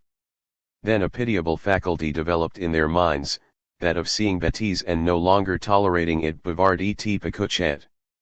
It is true that this most pitiable faculty also becomes the royal faculty when it animates philosophy as philosophy of mind, i.e. when it induces all the other faculties to that transcendent exercise that makes possible a violent reconciliation of individual, ground, and thought. Point 30. And Deleuze adds in a note, on evil, bêtise and wickedness, on its source, which is like the ground become autonomous, in essential relation, with individuation, and on the whole story that follows, Schelling wrote some splendid pages, philosophical inquiries into the essence of human freedom. 3/3, then, and last, thought. And what is especially interesting in the structural link that Deleuze sees between bêtise and thought, what he calls the structures of thought as such, is what he denounces as unable to think this thought of bêtise. What is accused here, the defect of thought that is here categorically accused, what he basically puts on trial, is a double figure guilty of the same fault, bad literature, pseudo-literature, on the one hand, and philosophy on the other. Both of them have supposedly missed the essence of bêtise as a problem of thought, and Deleuze will explain why. If pseudo-literature and philosophy miss bêtise as a thing of thought, the best literature, for its part, best is Deleuze's word, on the other hand, even if it does not treat thematically and systematically the bêtise of thought, bêtise as a structure of thought, lets itself be haunted by bêtise, haunted by the problem of bêtise. And it is this spectral lexicon of haunting that will bear the whole equivocal charge of the difference between pseudo-literature and philosophy, on the one hand, and the best literature, on the other hand. How does one recognize a haunting? With what signs? Positive, negative, denegative, presence of symptoms, absence of symptoms, explicit or implicit thematization, to what extent, etc. Read and comment. Cowardice, cruelty, baseness, bêtise are not simply bodily powers or facts of character or society, but structures of thought as such. The landscape of the transcendental livens up, we must put into it the place of the tyrant, the slave, and the imbecile without the place resembling the one who occupies it, and without the transcendental ever being transferred onto the empirical figures that it makes possible. What prevents one from making bêtise into a transcendental problem is always our belief in the postulates of the cogitatio. Bêtise can no longer be other than an empirical determination, referring to psychology or the anecdotal, worse still, to polemics and insults, and to sodiciées as a particularly execrable pseudo-literary genre. But whose fault is it? Is the fault not first of all that of philosophy, which allowed itself to be convinced by the concept of error, even if it borrows that concept itself from facts, but from not very meaningful and highly arbitrary facts?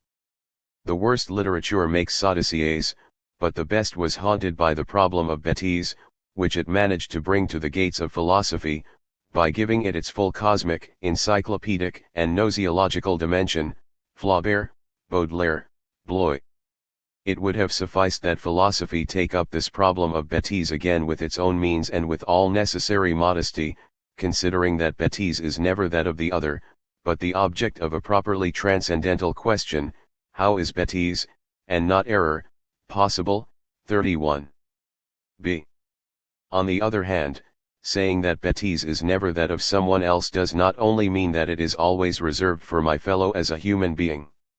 It also means that I, myself, as philosopher, theorist, or not, always run the risk of having to attribute to myself the bêtise I'm talking about, or that, dogmatically, bêtement, I think I recognize in others.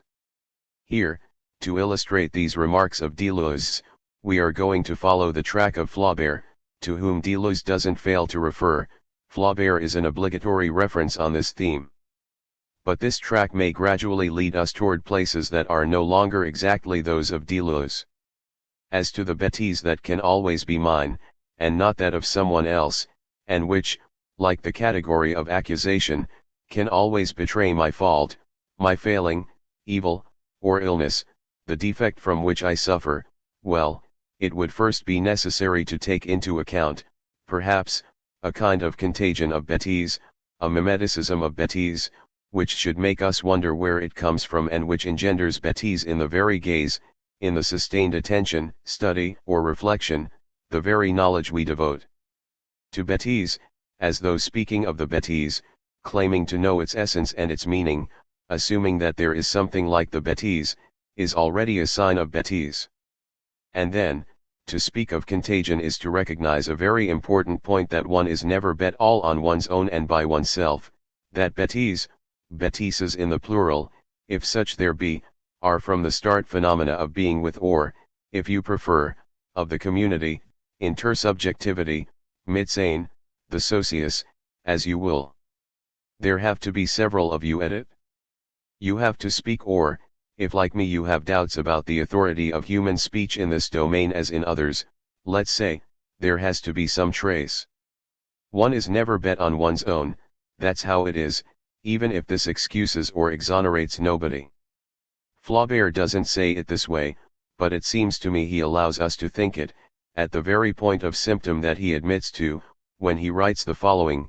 It is a passage from the Nota Bene to Bavard et Picouchet that I quote in an old article on Flaubert, Une idée de Flaubert, 32, in which I approach in my own way this problem of the relations between bêtise and philosophy. Flaubert, then, writes the following: Bavard and Picouchet fill me up to the point that I have become them.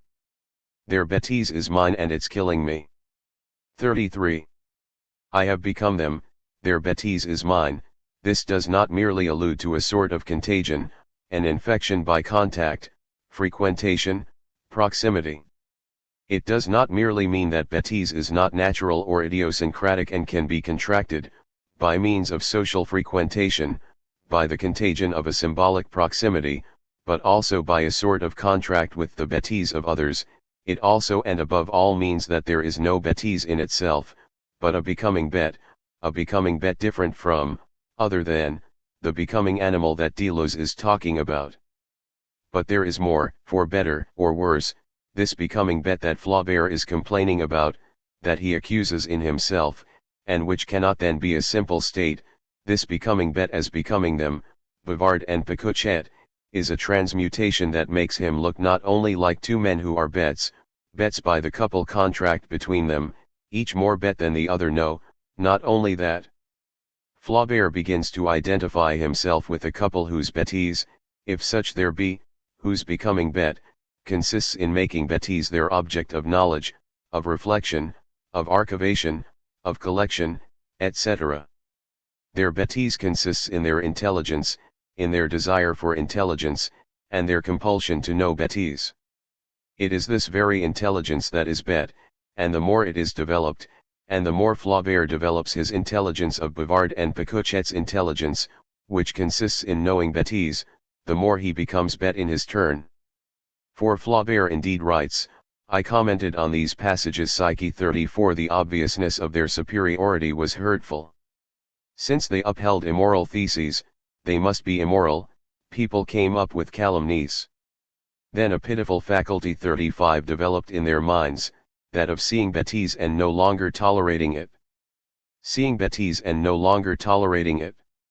Their bêtise, even in the protest against bêtise, even in their intolerance, even in their desire no longer to tolerate it, and so this is the most contagious upping of the anti consists in seeing bêtise, in keeping their eyes fixed on it, in letting themselves be fascinated by bêtise, in pursuing it, hunting it down, no longer taking their eyes off it, in knowing it, learning it, making an inventory of it, labeling it implacably.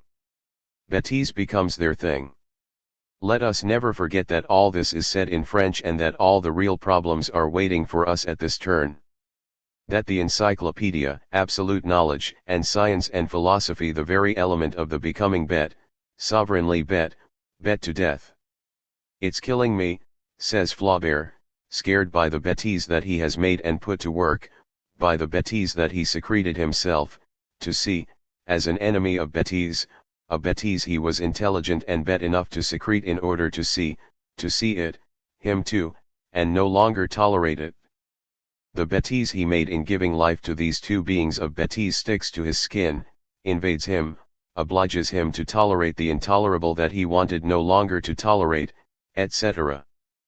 Pushing things further in this direction, I would be tempted to say even beyond Bavard et Picochette, beyond the work that bears this name while bearing the name Flaubert, that bêtise is here both the character of what one is and the character of what one does, as when one says faire une bêtise, both the bêtise of the author of the work and the bêtise of the work. And this is what Flaubert suggests when he writes the following in two letters that I quote, p. 315 p. 427 of Psyche, and you will see in them, for once, animals named in the same breath as bêtise. This time, becoming bête is also a becoming animal, but also, as you are going to hear, a becoming mineral, stony, immune from attack, impassive, invulnerable, a becoming thing, a becoming what, like stone or a granite monument. Two letters then, 1. Bêtise is something unshakable, nothing can attack it without breaking against it. It is of the nature of granite, hard and resistant. And the significant example that Flaubert immediately gives is precisely not the name of the work but the name of the author, the signatory of the work thus beatified in his monument, in his monumentalization, between the what and the who, in the equivocal becoming what of the who still a who, between man, animal, and earth, between the living thing and the lifeless thing. Bêtise is something unshakable, nothing can attack it without breaking against it. It is of the nature of granite, hard and resistant. In Alexandria, a certain Thompson, from Sunderland, has written his name in letters 6 feet tall on the Pompey column. There is no way of seeing the column without seeing the name of Thompson and consequently without thinking of Thompson. The Cretan has incorporated himself into the monument and perpetuates himself with it. 36. Elsewhere, Flaubert says, and I quote, "Masterpieces are bêtes. They seem calm-like productions of nature, like large animals and mountains." 37. Speculation of the proper name that, essentially credulous as it is, thinks it can increase its capital by betting on bêtise, by upping the ante, by making itself even more bête than it is. But Flaubert also reads otherwise this terrible law of becoming bête, with or without becoming animal, with or without becoming thing, this law of the becoming bête as becoming invulnerable and, if not immortal, at least surviving, reads it otherwise, and one can uncover in it another meaning and another virtuality of the word bêtise, the becoming thing of the proper name, the becoming what of the who. I analyze it too in the article I mentioned a little bit ago, which I permit myself to refer you to. 38. In a word, and today I would say things differently, in the context that is ours, to push things in the direction that interests me today. The point would be to define bêtise by plunging into the madness of definition itself. Basically, radicalizing things, I would say that definition, where it stops in the s is p, in the definite article le or la, is always bêtise, the very definition of bêtise. Bêtise is defining as much as defined. This is no doubt what Flaubert means when he declares that concluding, stopping, finishing, and defining, concluding by stopping and categorically signing a definition, is a sign of bêtise. The category is bête, you see where that leads us. The category is a signature of bêtise. After having said all the bad things he thinks about Auguste Comte's essai de philosophie positive, and having flayed its stupidity, a socialist book, deadly with bêtise, he says, Flaubert writes, there are, inside, minds of high comedy, Californias of grotesque dimensions. 39. There is perhaps something else too. It's possible. And later, ineptitude consists in wanting to conclude. It is not understanding twilight, it's wanting only noon or midnight. Yes, bêtise consists in wanting to conclude. 40. So, to conclude today, bêtement, on this bêtise of definition, of the definite article that commands the grammar of essence, of what is proper to this or that, proper to the bêtise, as much as of what is proper to man or the beast or the sovereign, the bêtise of the category or the thesis that posits the essence, meaning or truth of this or that, here the bêtise that would consist in wanting to say the bêtise, the proper essence of the being bêtise of bêtise, we shall set off again from something paltry but irreducibly obvious. We shall set off again after stopping before an ineffaceable fact, namely that bêtise is a word in the French language. Bet 2. It is also a fact that none of the authors, be they French or not, that we have cited so far has taken into account or attempted to reflect on this properly elementary condition of possibility, the condition that I would say is tout bête, this condition of the element itself. As it is too late, I shall say no more about this today.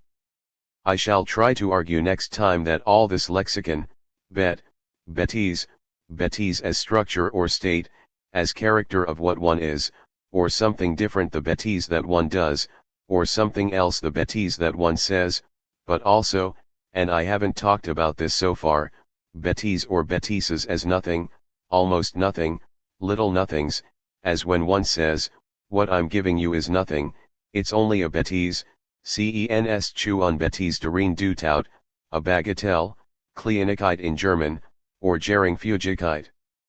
Belanglosigkeit, Nichtigkeit, all these diffracted senses are radically untranslatable, be it by dumbheit or Torheit, Unsinn, or Belodigkeit, by stupidity, foolishness, blunder, silliness, or triviality 41 etc.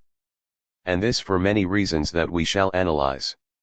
These reasons, which are heterogeneous among themselves, these many reasons, do not only concern the relation of significations, signified or signifying, between languages, they do not only have to do with the fact that it is only in French that the irreducible diffraction of all these meanings and all these values of bête and bêtise retains an at least implicit reference to the animal bête, a reference one finds nowhere else, that I know of, in the same way. These many reasons depend first of all on a relation, or even a non-relation, in language and idiom, among the French idiomatic usages themselves. One cannot claim it would be, precisely, bête to claim to identify among these usages, these ways of saying, of doing in saying, one authoritative and univocal meaning, one meaning, then, a stable meaning distinct from the pragmatic situations of the usages. And this absence of a fundamental or foundational meaning will lead us down two paths, which I'll venture to define here summarily before coming back to them next week. On the one hand, this impossibility of translation, this limit on the very interior of the French idiom if it has an interior and if it forms a system opens onto the absence of a fundamental meaning, a foundational and unalterably idiomatic meaning, this limit opens then, in a quite different way, onto the groundlessness le sans fond, between who and what, that we were talking about at the beginning. On the other hand, this abyss of translation obliges us to revise everything about the supposed translation or non-translation between the so-called animal order and the so-called human order, between the supposed reaction and the supposedly responsible response, between the so-called language of animals and so-called human language, I prefer to say between the trace of beasts supposedly without bêtise, and the bêtise of human words supposedly capable of this privilege that is still called bêtise, and the right to bêtise. Without concluding from this that bêtise is proper to French, even if the word bêtise belongs only to the French language, but why, come to mention it, we shall start out again from this famous comment from a very French work of our time, Valéry's Monsieur Test. This work opens with a sentence that is well known, in France and in Welt literature, La bêtise n'est pas mon fort 42. Translated into English, you'll immediately see the problem it has presented, I am not very strong on stupidity 43. 6th session. February 6, 2002. The feminine beast and the masculine sovereign. The beast, first. Bête, the word bête, noun, an attribute. Let's imagine, as in a fable, that I am acting as if I were betting or as if, by a feint, in betting I were throwing down a challenge. Maybe there are bit bets, this bet, and this challenge. Perhaps, who will ever know? According to the fable or the feint of this, as if, I would defy anyone to swear, i.e. to declare under oath, engaging that person's responsibility, and thus to attest solemnly that he or she knows with what's called knowledge and a knowledge conscious of itself, that he or she knows what he or she means to say or means to do when they say, in French, bête, throwing out the adjective bête, or even bêta, another nuance, one or even, then, the noun bêtise, the being bête of bêtise, or else, we didn't talk about this last week, the adverb bêtement. Try, just to get an idea, try to specify and separate out what you mean to say by these words. Adjective, noun, and adverb, then. To which you could add, for good measure, the verbs bêtifier or abattre, or the old French bêterie, for two we have to add a historical dimension to this, taking account of an idiom, of the use of the French word bêtise, which dates only from the 16th century and is therefore inseparable from a history of culture, a social history too, a history of the struggles and social forces of so-called French culture, the polemics and rhetorics that marked it and sharpened their weapons on it. For it is certainly significant that the insistent denunciation of bêtise, as for instance to limit myself to literary signs in Flaubert or Valéry, Monsieur tests la bêtise n'est pas mon fort, literally, bêtise is not my forte, should always also be a social or even political accusation, as much as and no doubt more than it is intellectual and individual. It implies a typology and targets types of socio-political behavior as much as individual forms of comprehension or lack of comprehension. When Bavard and Picouchet, just as much as Monsieur Test, denounce and take their distance from a bêtise that fascinates them, both belong to something like, I'm using this notion here in a vague and indicative way, something like a social class or class fraction. The social connotation cannot be effaced from the lexicon and rhetoric denouncing or combating bêtise. This is also why I was pointing out last time that one is never bête all on one's own, and we have to add that one never mocks bêtise on one's own. Not everyone in France can handle, at least not to the same degree, the weapon known as the accusation of bêtise. So I shall act as though I were challenging anyone to swear, and I mean swear, attest by giving the pledge of a sworn faith, that he or she knows, and I'm naming thereby knowledge, science, and responsible conscience, knowledge that is communicable, objectifying, and determining, that he or she knows what he or she means to say, I'm naming thereby a signified signification, a signified that is identifiable, and therefore idealizable, a volwaardiger, a meaning 3 sin, or bedeutung as the stable correlate of a word, a meaning as such, what he or she means to say and to do, in saying, but with a meaning to do that is not necessarily to be reduced to a meaning to say. In making all this clearer, and you can see that these precisions would rapidly drag us into the abyss if, for quite bad and unjustifiable reasons of economy and urgency, of time limits, we didn't cut them short in making all this clearer. I am suggesting, I mean to say, I intend to signify in my turn, I am striving to show in my turn that one can always use, and I mean use, utilize, or even exploit, implement, or actualize, the lexicon of bêtise in a more or less appropriate way, producing more or less the expected effects, without knowing what one means. Without being able to answer for it in a theoretically, philosophically, and semantically responsible way. It remains then for us to discover the meaning of say and do, of try to produce effects, appropriate, and expected effects, and of more or less, approximately appropriate, approximately expected, when one cannot say to what they are appropriate, to what signification as such, nor can one objectify the meaning itself, the meaning as such, of what is an act or operation of language, in a given pragmatic situation, with a determinate practical strategy. I say with a strategy because the attribution of the attribute bête, the attribution of bêtise, is always, we've marked this fact quite often so far, a stratagem, i.e. an act of war, an aggression, a violence that intends to be wounding. It is always an injurious, offensive, abusive insult, always injurious, i.e. in the order of right, one that runs the risk of being unjust. I emphasize this juridical vocabulary of injury, and I have it communicate with the act of swearing juror, and even of the injurious, meaning the perjurer, because if I swear that I know what I mean when I say betise, when I cover with insults injures the victim of those weapons that words are, then I perjure myself.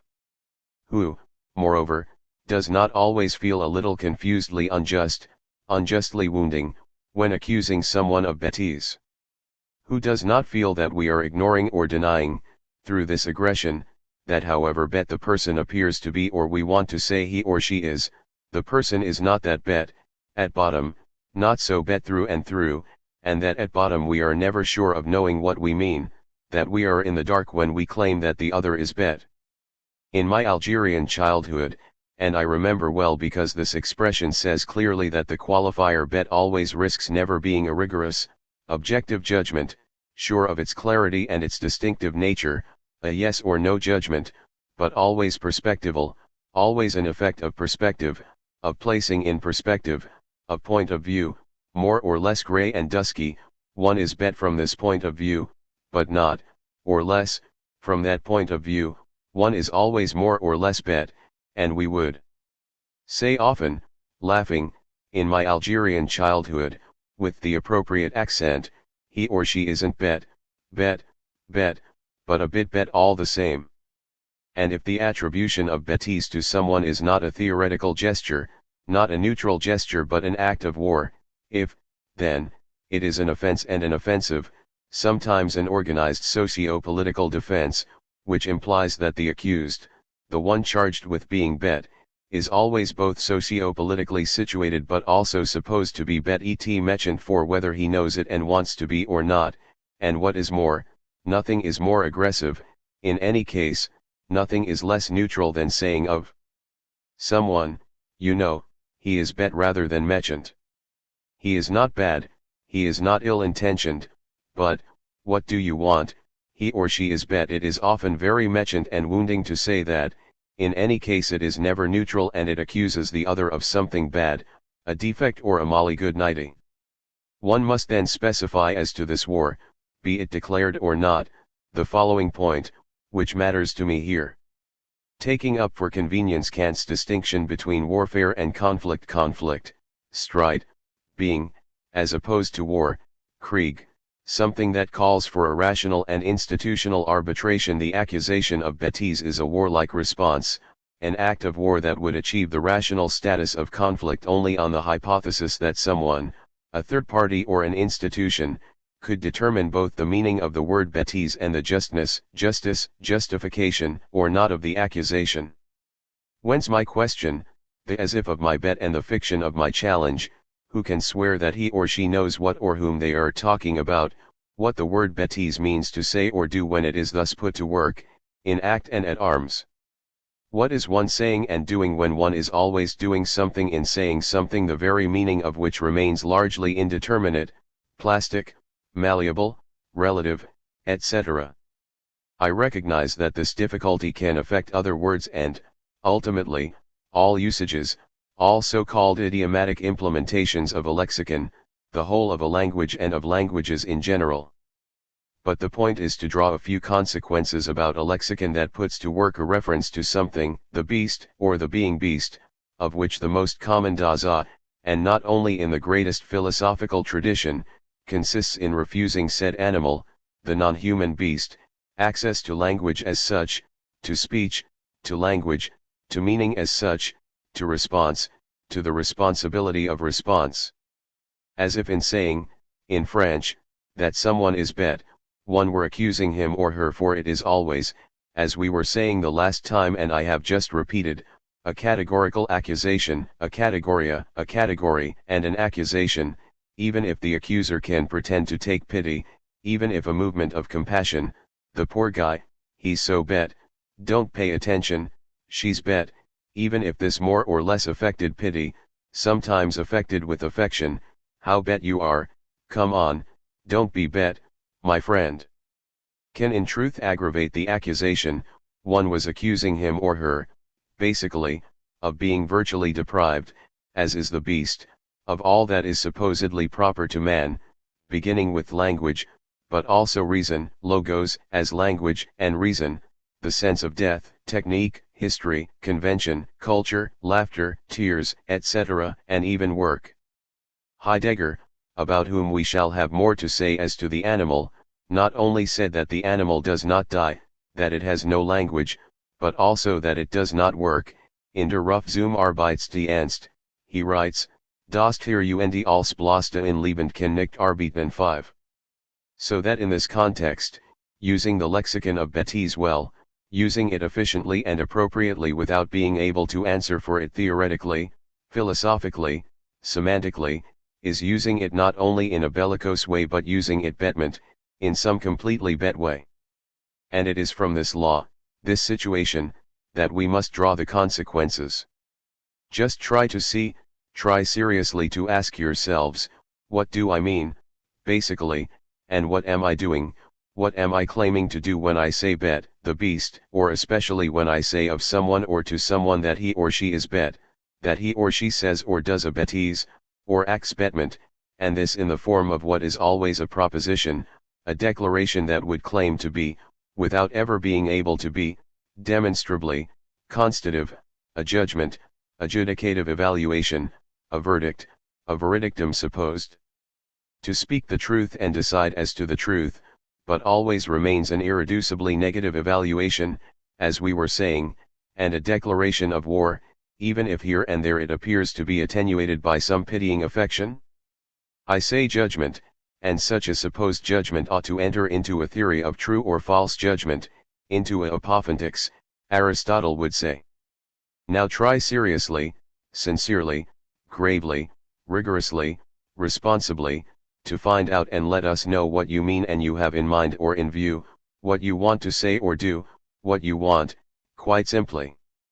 Try seriously, I mean sincerely and responsibly, try to answer my request, my bet, my challenge, and thereby try to answer for what you are saying and judging in this way, for what you are doing in saying and judging at that moment. You would then, I presume, be caught in a sort of apophasis, not in apophthegms but in apophthegms, i.e. in the vertigo of a sort of negative theology in which the point would be to approach indefinitely what one is aiming at by vainly multiplying negations, negative declarations, or propositions. For example, when I say bet in the sense of bêtise, when I say bêtise, someone's bêtise, the bêtise I have done, said, or given, when I give a press green a token gift, a trifle, I am not saying this, or that, or even that, I am not saying a whole series of things that are close, related, adjacent, such as inanity satis, for example. Tons of literature has been written to distinguish satis from bêtise. When I say someone or something is bête, I do not mean inane sot, although it is very close. There too, the socio-political connotations are noticeable, and not all French people will use the word sot or sotis. When I say bête, I am not saying inane, any more than I am saying ignorant, although it's very close. One can be knowledgeable and yet bête, and even when one introduces the apparently animal reference to the ass and to asininity, in French or other languages, for example Arabic, one is saying something very close, but being an ass and being bête are not the same thing. The ass is ignorant, either vacant or innocent, does not know what he ought to know, but bêtise is not a defect in the order of knowledge.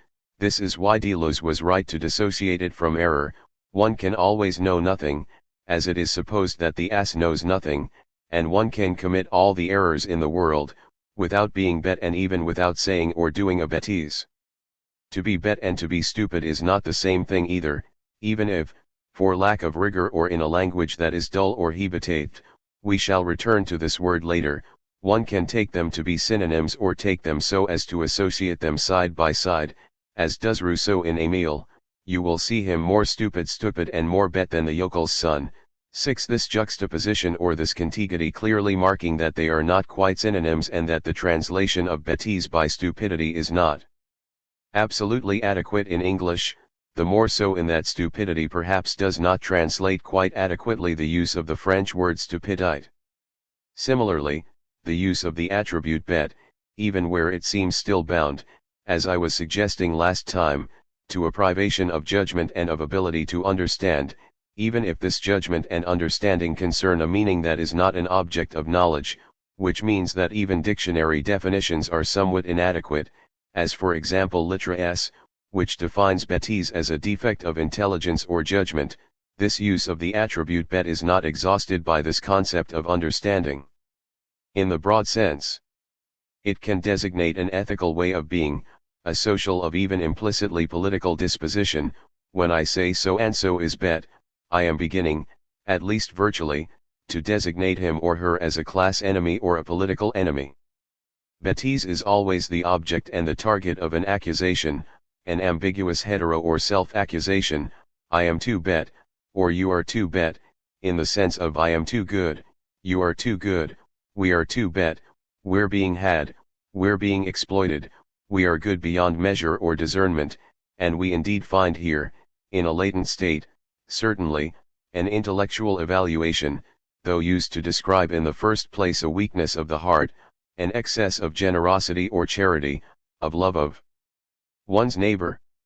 And then there is the tout bête, for quite simple, easy to understand or easy to do, etc.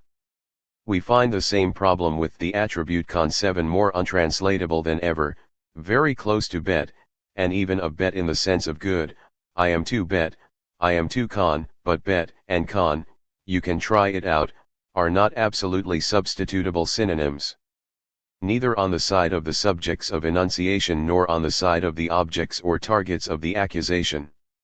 One could write books on the subtle but irreducible differences, even if they can always be neutralized and are always interesting, between bête and con, bête and idiot, bête and stupid, bête and imbecile, bête and cretin, or even debile mentally feeble, dumb, bête and naive or niais simple-minded, etc. It is never quite the same thing. But the difference can be felt and marked only in the concrete, situated, contextualized implementation, in the idiom of each situation and each individual, of each group of individuals, each social scene.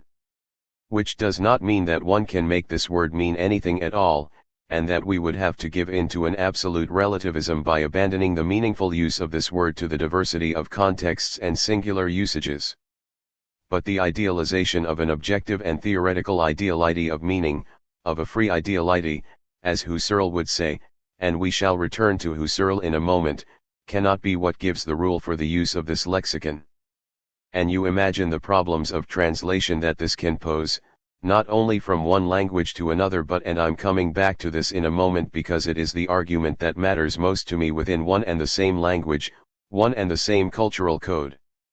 From one language to another, I very rapidly recalled last time that if, at least in the languages that are not completely inaccessible to me, English and German, stupidity, foolishness, stupid, foolish, silly, idiotic did not more adequately translate the being bête of bêtise than did dumb, dumbheit, blod, blodsinnig, belodigkeit, which Holderlin talked about, albern, albernheit, etc., any more than kleinigkeit or triviality adequately translated the little nothing bêtise or almost nothing. Bagatelle.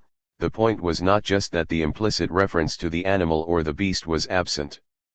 I believe I know that in some languages, Greek or Italian, and even Spanish, one can find too a reference to the animal in words or expressions that speak, denounce, or accuse something like bêtise. So the point of untranslatability is not that. So what is the point of untranslatability and what is at stake in it here?